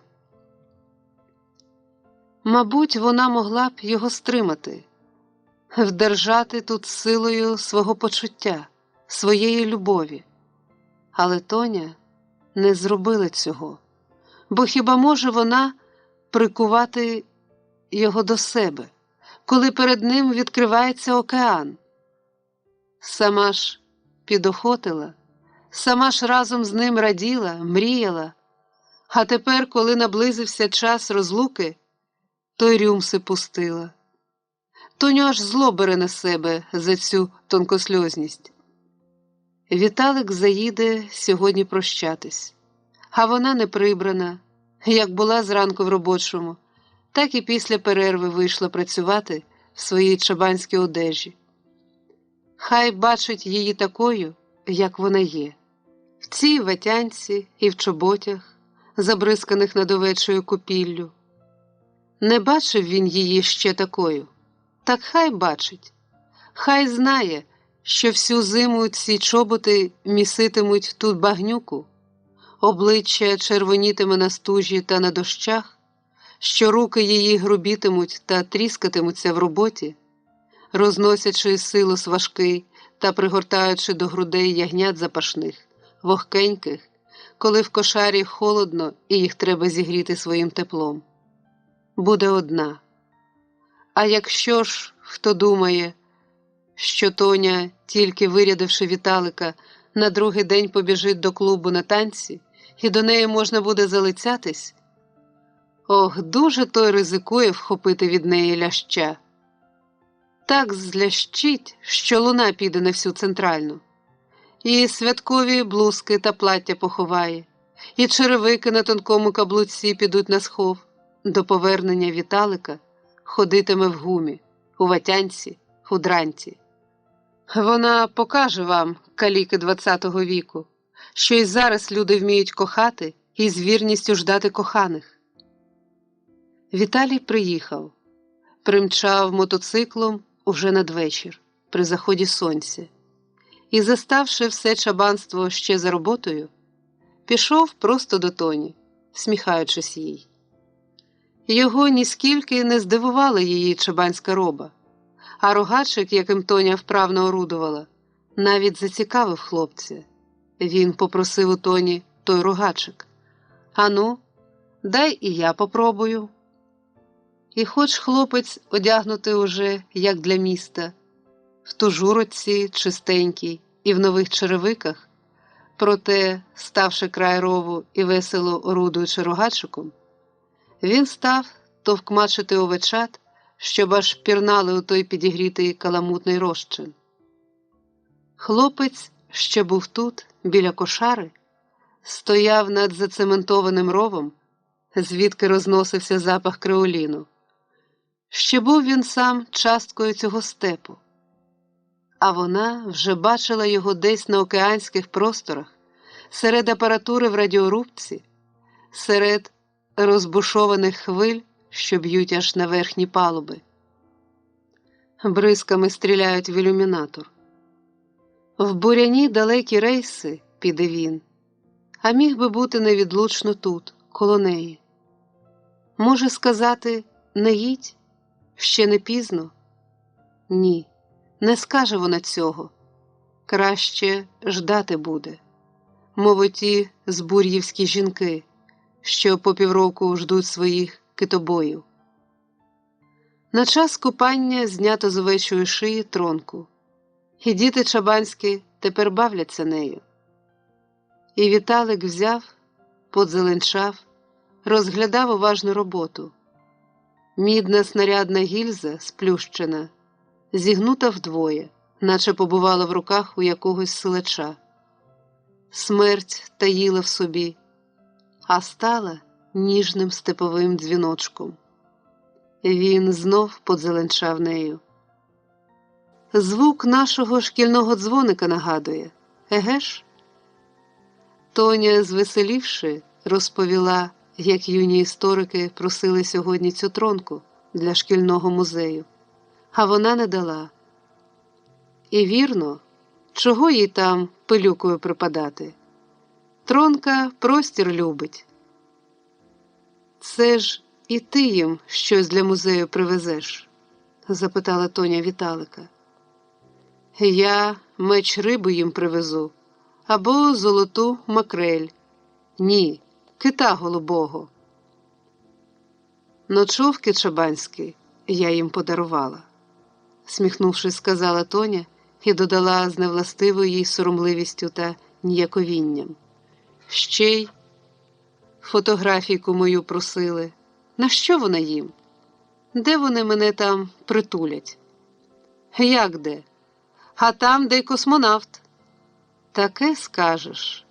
Степ, он мій космос, кивнула Тоня у відкритий бурий степ, і в голосі її прохопився смуток.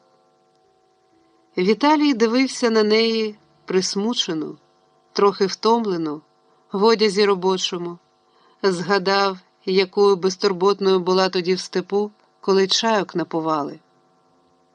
Не та вже сміхотуха десятикласниця, іншою стала, серйознішою, нові обов'язки мов би, наклали на неї свою печать.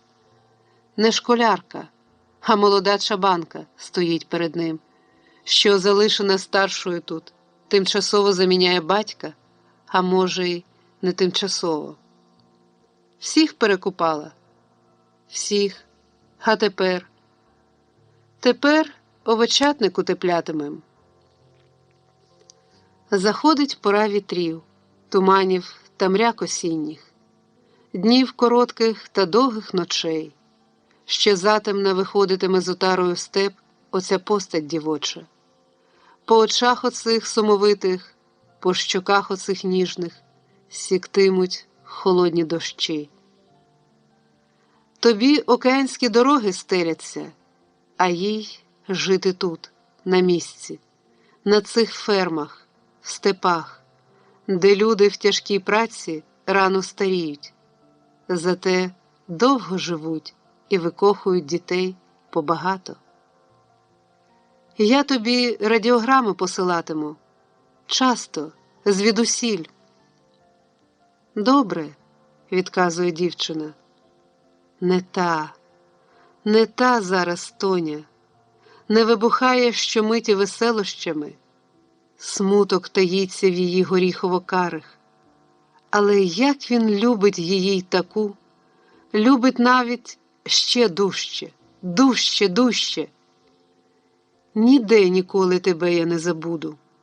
Знай, що ніхто так не жде своїх наречених, як моряки. Всюди ти будеш зі мною. З найдальших плавань до тебе вернусь. А щоб всі тут знали, що нас з тобою єднає, так ось тобі моя клятва. Хай буде вона ось така. Хлопець хапає Тоню і при всіх цілує самозабутньо, і мовчки дивляться на їхнє прощання чабани та чабанки від хати, і сектантки повитріщалися від кошари, і гнідату-неядка підводниця хустинкою витирає очі, розчулена на чужу любов. Це, власне, і було їхнє розставання. Був після цього тільки даленіючий стрекіт мотоцикла в степу та червона купіль палаючого сонця по смузі обрію та скупана отара мериносів на його тлі. «Хело, кептен!» Це Гриня Мамайчук гукає від машини в Дорошенків двір. Він відвозитиме радгоспівським газиком капітана та його тонкошийого юнгу в Лиманське до причалу. Ще темно, ще тільки відспівали півні, в небі ще не вигасли зорі. Юнга вже тут, щулиться біля машини, вислуховуючи останні напучення матері, затаєним щемінням душі поглядає на металеву вишку, що вигналась вензелем антени в небо над бабиним виноградником. Мабуть, поки приїде хлопець у відпустку, то виноград і по ній, по його вежі, пов'ється, полізе туди, аж до неба, листатий, буйний, в гронах молодих. Юначе, ти вступаєш до всесвітнього племені матросів, плескає юнгу по плечу Мамайчук некерований. Ти будеш під південним хрестом, тобі світитимуть інші, варті уваги сузір'я. Але й нашого чумацького воза не забувай. Сузір'я нічим не гірше за інші. Бліднуть сузір'я, попеліє небо. А капітан, виявляється, не тільки останнім покидає палубу корабля. Він останнім покидає і домівку. Ось він нарешті сходить з веранди, виринає в сутіні двору. Поряд з ним дибає стара Дорошенчиха. «Ти ж там бережи себе, сину», – чути голос старої, «бо все можна купити, а здоров'я не купиш». «Не турбуйтесь, мамо, я почуваю себе цілком здоровим», – чути капітанів голос. «Травки ваші своє діло зробили». «Не смійся, сину, над моїми травками, є в них сила. А до того ж, сонце наше цілюще, повітря степове. А я не сміюсь, почуваю, що будь-яку медкомісію зараз пройду». В голосі і в ході капітана справді була бадьорість, почувалось нуртування сил міцних, відмолоділих. «Вручаю ж тобі, Іване, своє найдорожче», – каже йому Лукія біля машини, і вся трепеще, і голос її клекоче хвилюванням. «Не турбуйся, Лукіє, все буде окей», – каже він усміхнено, і, розцілувавшись з матір'ю та Лукією, сідає в газик, де в кутку, ждучи дороги, вже занишк і не дихає його майбутній судновий радист. Гриня дає газ, машина рушає в світанкову сутінь, залишаючи обох жінок біля двору, біля вкопаної скіфської баби. Степ ще безмовний, передсвітанковий, тільки вітер свище понад шляхом, що проліг на Лиманське. «Товаришу капітан», – заводить мову Мамайчук, – «дозвольте запитання». «Прошу». «Чи правда, що судно, яке вам приймати, будується на спецзамовлення Академії наук?» «А чому це вас так цікавить, молодий чоловіче?» «Та бачите», – помулився Гриня, – «дуже цікавлюсь, що там у нас усередині. З чого, тобто, складається наше ядро, з яких енергій? І якщо ви в океан, щоб алмазний бур забивати крізь земну кору, щоб крізь твердь базальтів до самого серця планети дійти, то прошу не забути і мене, весь до ваших послуг». «Але ж ви, юначе, наскільки мені відомо, в Духовну академію брали курс». «Ха-ха! Тричі ха-ха!» Мамайчук голосно регоче. «Ви теж повірили? Та це ж було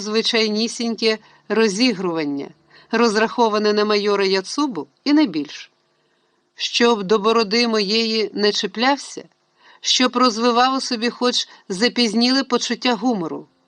Йти в попи – це ж архаїчно, товаришу капітан. Ви теж повірили? Планету бурити – це інша річ. Та й навколосвітня подорож – це теж діло. І запевняю вас, що чим-чим, а вже янтарними мундштуками Мамайчук не став би по чужих портах торгувати, як це роблять декотрі з ваших морячків. Не личить мужчині поширювати плітки. Чого плітки? Коли я ще був у місті, в мене в самого були друзі, славні такі модерняги з матросів. Купують вони килим, скажімо, де-небудь у Швеції, а приїдуть додому, заходять в ресторан, килим на стіл, і за вечір тим килимом розплатились. З такими настроями на моє судно краще не потикатись. Ну, з цього погляду ваш юнга-радист ніякої небезпеки не становить. Мамайчук вимовив це так, наче Віталія в нього за спиною зовсім не було. Наче безлюдною була темрява брезентової халабуди. То такий моряк, що скоріше власних штанів збудеться, ніж закордонним килимом збагатить рідний порт. За це будьте спокійні. Ось тільки, як він щодо хитавиці та морської хвороби. Боюсь, що тільки судно колихне, вже він вам і сос закричить. В нього в радіорубці буде про цей випадок окремий передавач, аварійний, серйозно пояснив капітан. В обов'язковім порядку встановлюємо його згідно міжнародної конвенції. Та штука включається автоматично. Будемо, однак, сподіватись, що потреби в цьому не виникне. Скажіть, чи рикші на світі ще є? Запитав Мамайчук зненацька, аж капітан мимоволі усміхнувся. Так і кидає цього гриню некерованого від земного ядра до рикш. Чого це вас рикші цікавлять? Просто не віриться, що десь люди ще їздять на людях. Один двоногий везе на собі іншого. І не інваліда, а якого-небудь паршивого колонізатора. «Бичак» зветься такий велосипед, сказав Дорошенко. З вигляду невинний собі триколісний велосипед з коляскою. Але наш моряк ніколи не сяде в ту коляску. Докінчив капітан, і обличчя його спохмурніло. Можливо, згадались йому чужі портові міста, де худі запалені рикші з лементом кидаються до пасажирів, до моряків, навперебій пропонуючи свої послуги. Це, звичайно, гидко, згодився Мамайчук. Я б теж не сів на те місце, де ще вчора чи позавчора сидів який-небудь тип зі стеком в руці. Їздити на людині – це не в моїй натурі. Але ж побачите ви там щось і веселіше? Побачимо ще малолітніх вантажників, що тягають на собі важкі корзини з вугіллям в порту, і безробітних, що риються на смітниках, і дітей, що, підстеливши газету, сплять на асфальтах вечірніх міст. Це вже агітація, кептен. Розумій, як хочеш. Може, там зате хоч бюрократів менше? Не лічив? А от знаю напевне. Дуже-дуже самотньою почуває себе людина в тому холодному неоновому світі. Доки на ногах, доти ти є. А впадеш, переступлять, іначе тебе і не було. Дух колективізму – це я визнаю, буркнув Мамайчук. Це таки в нас є. Як сталася та з вами пригода в океані, то не тільки ваша мати-старушка бігала на пошту. Кептен, все узбережжя ждало звісток про вас.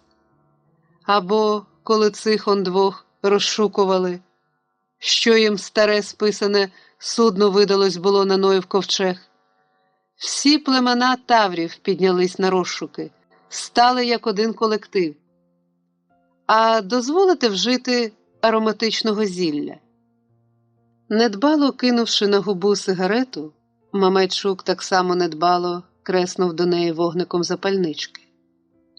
На правій руці в нього при цьому зблиснуло колечко-перстень. Ідуть чутки, що Гриня таємно ніби вже обручився з Тамарою зоотехнічкою, яка нарешті таки прогнала свого п'яндигу і живе тепер на становищі розвідної. «Одружуєшся?» – запитав Дорошенко. «Звичайно», – відповів Гриня, «якщо тільки скромна моя особа буде визнана достойною, прекрасної, душевно досконалої женщини. Як по-вашому, чи не гріх таку женщину привезти в хату, де нема холодильника, де ночами батя-інвалід схлипує та скригоче зубами ввісні?» «Веди», – сказав капітан і примовк. А Гриня невдовзі після цього вже перекинувся думкою на ті, ніколи не бачені ним архіпелаги, де буцімто і нині люди живуть за первісними законами, не знаючи зіпсутостей цивілізації. І хоч не мають холодильників, зате ж не вміють і брехати, лукавити, вбивати, замишляти одне на одного зло. До них треба йти людству по науку життя, розмірковував Мамайчук. Туди, де під звуки тамтамів наївні діти землі сміються та веселяться і не знають, що існує на світі стронцій. Ану, стоп! Це Віталій нахилився до водія, торкнув його за плече. І коли Гринь без заперечень пригальмував, Віталій висунувся з машини, став наслухати. «Що ти слухаєш?» «Чуєте? Тронка десь дзеленчить». Гриня був іншої думки. То вітер травою свище. «Ні, тронка». «Ні, вітер, тронка». Так, не дійшовши згоди, вони рушили далі. А капітан, глянувши в той бік, куди хлопець наслухав, виразно помітив у глибині степу, на тлі розцвітаючого обрію, далеку постать чабанську і рельєфно чіткий пласт отари біля її ніг. Вже зовсім розвиднілось, коли вони прибули в Лиманське. Зупинились біля причалу, і тут, при світлі дня, Гриня постав начисто виголеним. Від бороди його і сліду не було, зате, виявляючи дух натури, яскравіє на Грині нова, палахкучо-пурпурова сорочка, з якою майорові Яцубі тільки ще доведеться розпочати баталії. Сходило сонце, і вони дивились на нього. «Чого ж примовк, Гриню?» Віталій по-дружньому обійняв Мамайчука. «Розкритикуй його, оте світило». «Не можу, отроче, не можу. Навпаки, дивлюся на те ясне світило і кажу йому: світи, моя критика тебе ніколи не торкнеться. Бо був тут один такий, все навколо себе, небесне і земне, розкритикував. Озирнувся, нічого йому не лишається». Скучно стало? Всміхнувся Дорошенко. Таки скучно. Озирнувся. Те не так, те не так. А що ж так? На сонці плями, на землі негаразди. Що ж робити? Що любити? І повернувся він із пустель свого маловір'я в степовий чабанський радгосп, опори шукати для душі. І знайшов. Коли навколо тебе всі трудяться, щось творять, то відповідні біотоки і на тебе йдуть. А найбільше, звичайно, оздоровлююча сила – це сила кохання. Бог в ній. Ось, може, в цьому і розгадка того, що перед вами сьогодні тут не пощерблений душею нудьгар, а Гриня – цільність, Гриня – гард, готовий витримати будь-які перевантаги життя. Прибули з моря рибалки свіжим уловом, стали виходити на берег у своїх зюйдвестках, у важких рибальських чоботях. Ватаг їхній, чолов'яга богатирського зросту, повагом рушив до капітана, простягнув руку. Окозамилювач Сухомлин. І не сміється. Повнощокий, заріс рудою щетиною, і тільки по лукавих іскорках очей, що проблискують під кущами брів, Дорошенко впізнає свого давнього приятеля, невтомного на різні вигадки Тимофія Сухомлина. Багато років працював він директором виноградарського радгоспу. Зірку Героя соцпраці має, а тепер, бач, в Зюйдвестці, в ботфортах рибальських, що аж у пісок ними вгруз. Від нього пахне рибою і морем. Бичків половлюєш? Мружиться Дорошенко, потискаючи руку колишньому своєму однокашникові. Не доплавав, а мороз ото на скронях? Одне другому не заважає, а я б на твоєму місці. Ну куди тобі звідси? Глянь, яка благодать! Лимани, коси, острови, тиха, безбуряна заводь. Іронічно кидає Мамайчук, що, сплівши ноги, стоїть біля машини. А що ж, як і заводь? Насторожився Сухомлин. Для кого заводь, а для кого берег світового океану? І Мамайчук обертається до Сухомлина спиною, яскравіючи на весь берег пурпуром своєї сорочки. Дорошенко вбирає поглядом простір лиману. Цей блиск води, її чар, її свіже дихання. Справді, гарно тут. І білі піски берегів, і ця тиша неміряна, і ласкавий степовий вітерець, наче в доркові жіночої руки.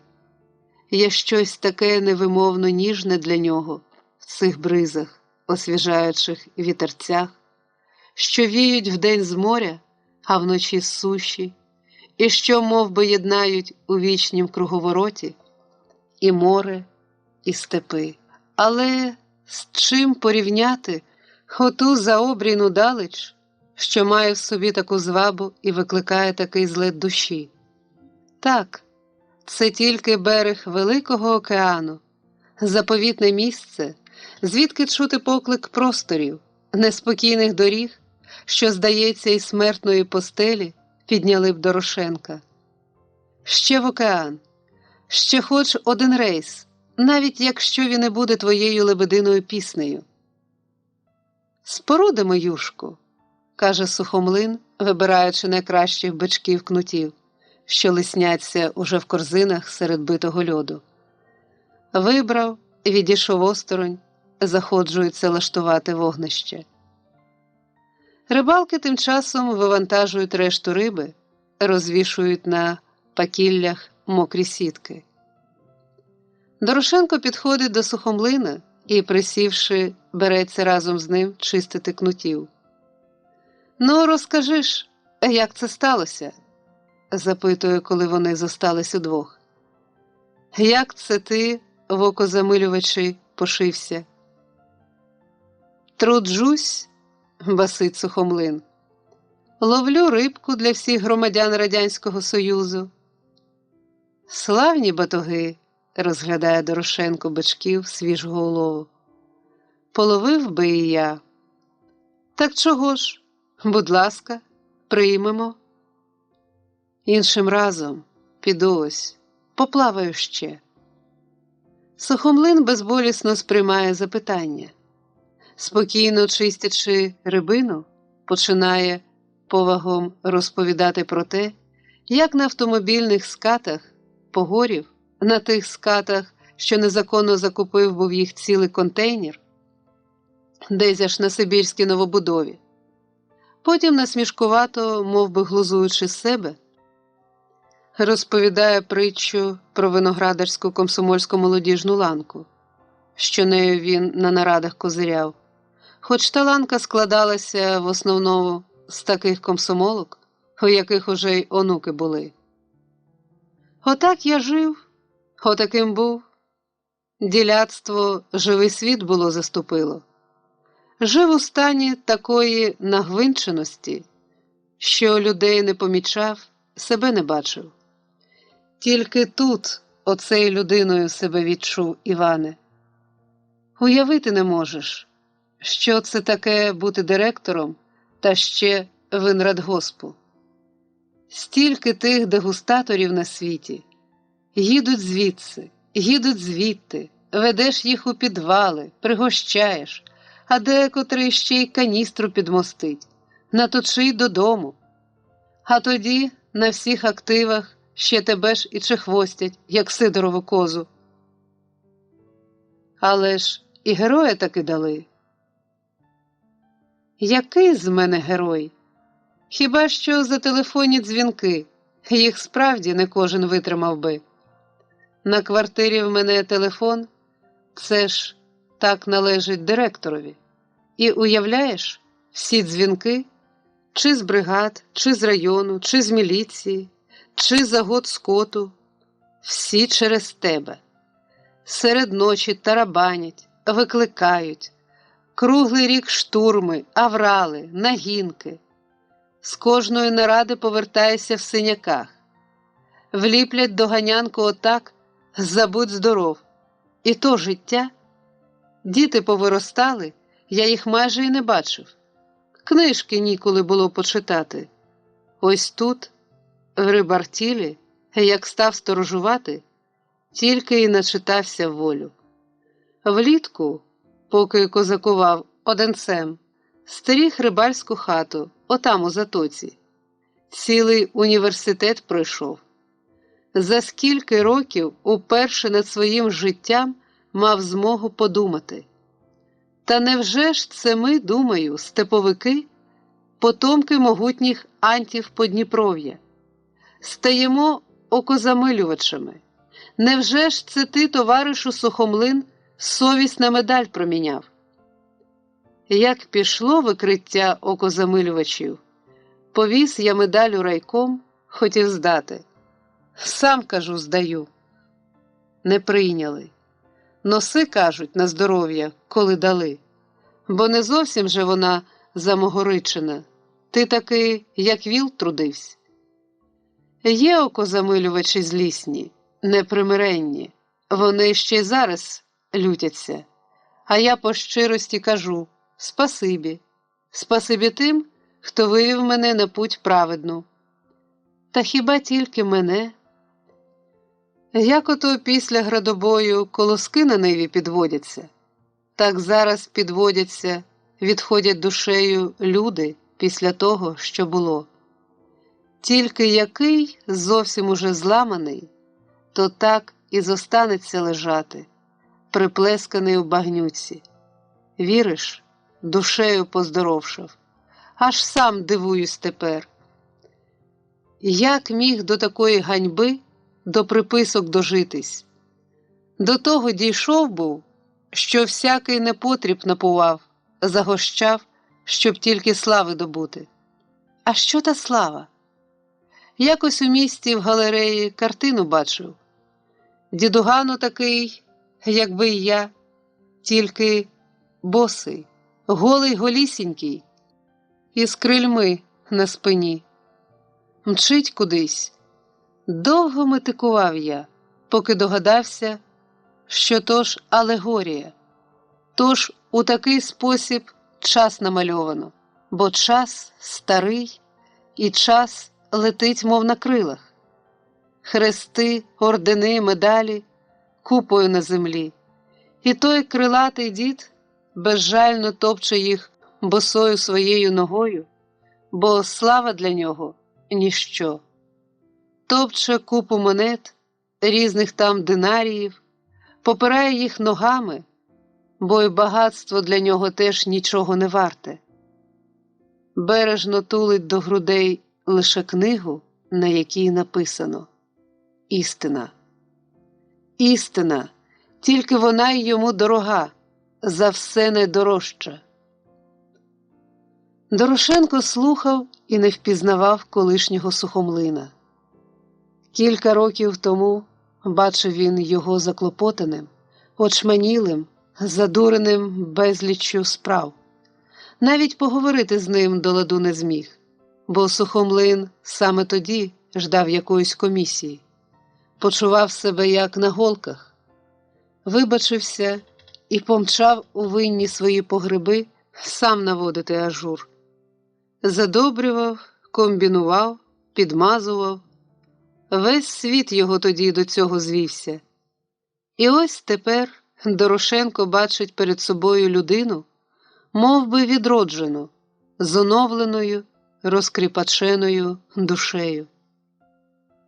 Давши лад риби та снастям, підійшли до них рибалки, стали жартувати над Сухомлином, що добрі, мовляв, з окозамилювачів виходять юшковари.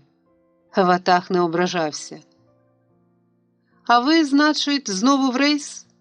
Знов розгортаєте парус?» Зверталися рибалки до капітана і, дізнавшись, що він забирає з собою ще одного степовика, обступили зніяковілого Віталія, стали давати хлопцеві різні поради. «Ти ж там не осором нас! Держи фасон! Ти ж знаєш, скільки наш край капітанів дав?» І вони беруться по іменах перелічувати своїх славетних земляків, капітанів далекого плавання, китобоїв, гарпунерів, а заодно з ними стали називати ще й знатних чабанів та механізаторів. Спом'янули і генерала, двічі героя Радянського Союзу, який, хоч і не був моряком, зате був родом звідси, з Лиманського. Даємо кадри для моря», – присолюючи юшку, гомонів Сухомлин. «Недаром же діди наші на морі козакували, і саме Чорне море називалось козацьким». «Ну, тебе ж там купатимуть на екваторі», – застерігали Віталика. «Це не страшно. А ось коли посилатимуть до боцмана, щоб випросив у нього шматок ватерлінії, то тут спершу подумай. Або ще заставлять кнехти зрушувати з місця. Так ти подивися пильніше, яка там основа. А то інший довірливий почне над тими тумбами тужитись, аж очі йому рогом вилазять». «Було колись, було», – каже роздумливо капітан, «коли ми парубчаками приходили найматись матроси. І над кнехтами силкувались, і котли пробували пересувати. А тепер, екзаменуючи таких, як він», – капітан приязно кивнув на Віталика, «будьте самі обережні, бо він не після букваря до вас. Вже й електроніка, і кібернетика, і тонкощі радіотехніки – все під отим картузиком є». З батьківською ніжністю дивився капітан Дорошенко на хлопця, що аж на очі напустив козирок своєї кепочки. У ньому, притихлому і трохи соромливому, впізнає капітан свою давню юність, що прийшла колись босою на цей причал, прийшла з торбинкою за плечима, латана, батрацька. Зі скромним набутком виходила колись твоя юність на золоту лінію життя, а ця йде освічена, озброєна знаннями, і хоч багато що різнить вас, багато між вами не схожого, але ж єднає вас найголовніше – жага праці, сила любові, поривання душі. «В які ж рейси берете ви вашого степовика?» – допитувались рибалки. «Чи правда, що повезете в океан водневу бомбу топити?» Капітан Дорошенко задумався, стояв посуворілий, серйозний. «Друзі мої, ви не чули звуку лічильників Гейгера, не бачили руїн Хіросіми, але думки ваші про те, що й мої. Малою стає планета, а людина велетнем стала. Вона може зруйнувати це небо, хоча й не може його створити знов. Спроможна спалити хмари, що ото рожевіють на сході, але знову не витворить їх. У владі людини отруїти повітряну оболонку планети, отруїти води океанів, хоч потім очистити їх вона вже ніколи не зможе. Але якщо може людина так багато, то під силу їй і припинити все це. Стоїмо на тому рубежі, коли планета, цей чудовий корабель людства, потребує захисту. І для цього хочу жити. Скільки житиму, кожне діло моє, кожен крок буде проти бомби. І коли вітчизна накаже потопити її, вважатиму це вінцем свого життя. Сухомлин ще не доварив юшки, як до причалу прибула учбова мотопарусна яхта з кораблебудівного. Вона прибула за капітаном Дорошенком. На мотопаруснику майбутні мореплавці у робах. Все молоді, веселі хлопці-практиканти, що самі цю яхту і збудували, самі викликались доставити нею на завод прославленого капітана Дорошенка. Незабаром капітан із своїм юним радистом уже був на борту, серед практикантів. Причал зрушився з місця і поплив одних разом з кремезною постаттю Сухомлина. З казаном на триногах, з рибалками у зюйдзвестках, з Гринею Мамайчуком в розпалахкотілій сорочці. Хати й тополі попливли, Лукія і мати, чабани і отари, і весь степ поплив.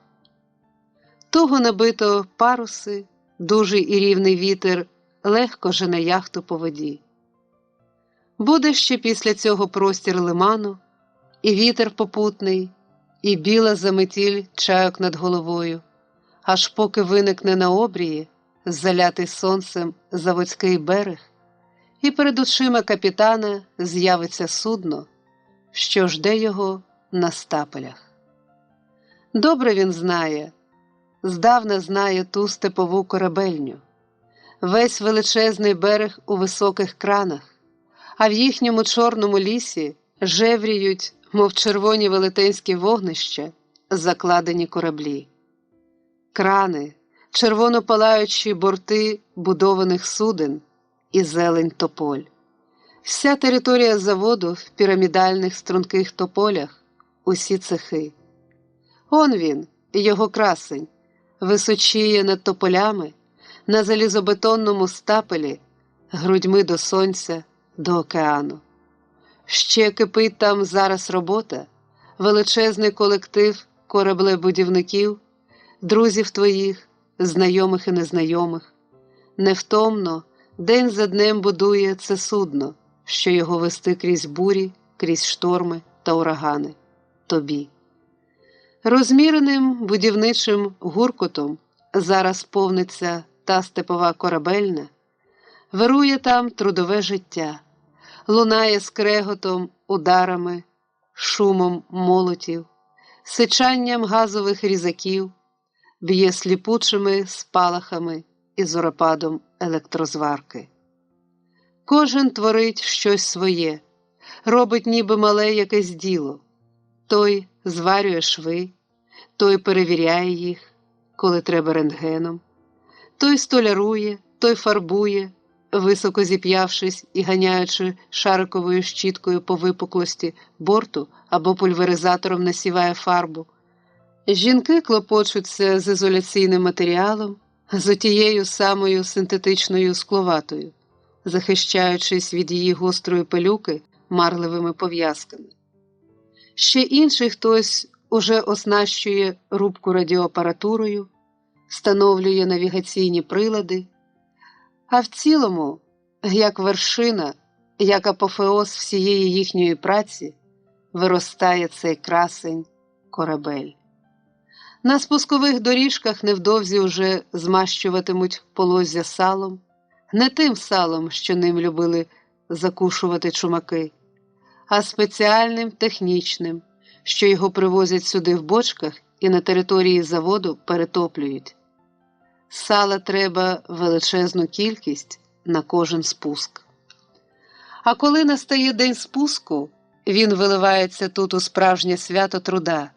Тисячі людей напружено стежать за творінням рук своїх, з хвилюванням слухають, як серед глибокої тиші лунають по радіо останні розпорядження спусковій команді, що працює на очах у всіх, працює чітко, злагоджено і ніби навічно.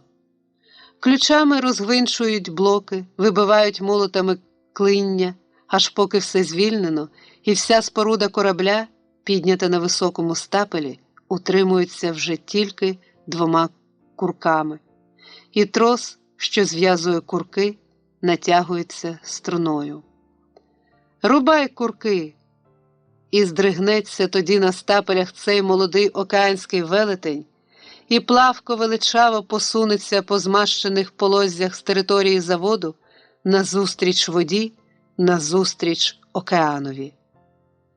Вперше бачить Віталій цю величезну майстерню кораблів. Усім найпотаємнішим, самою душею відкривається йому завод. Не може очей відвести хлопець від новозбудованого красення корабля, що, наближаючись, швидко росте, уже впівнеба виростає перед ним на стапелях. Наче не водяний, а який-небудь космічний гігант націлився грудьми сталевими в небо для старту. Де ж побуває на ньому Віталій? З яких океанів, з яких широт посилатиме в ефір свої вісті? Та знає, хоч де буде він, хоч під якими сузір'ями, всюди йому, як позивна мелодія степового рідного краю, ніжно й сумовито дзеленчатиме тронка. 1960-1962. Кінець озвученої книги. Читала Тетяна Дюпіна.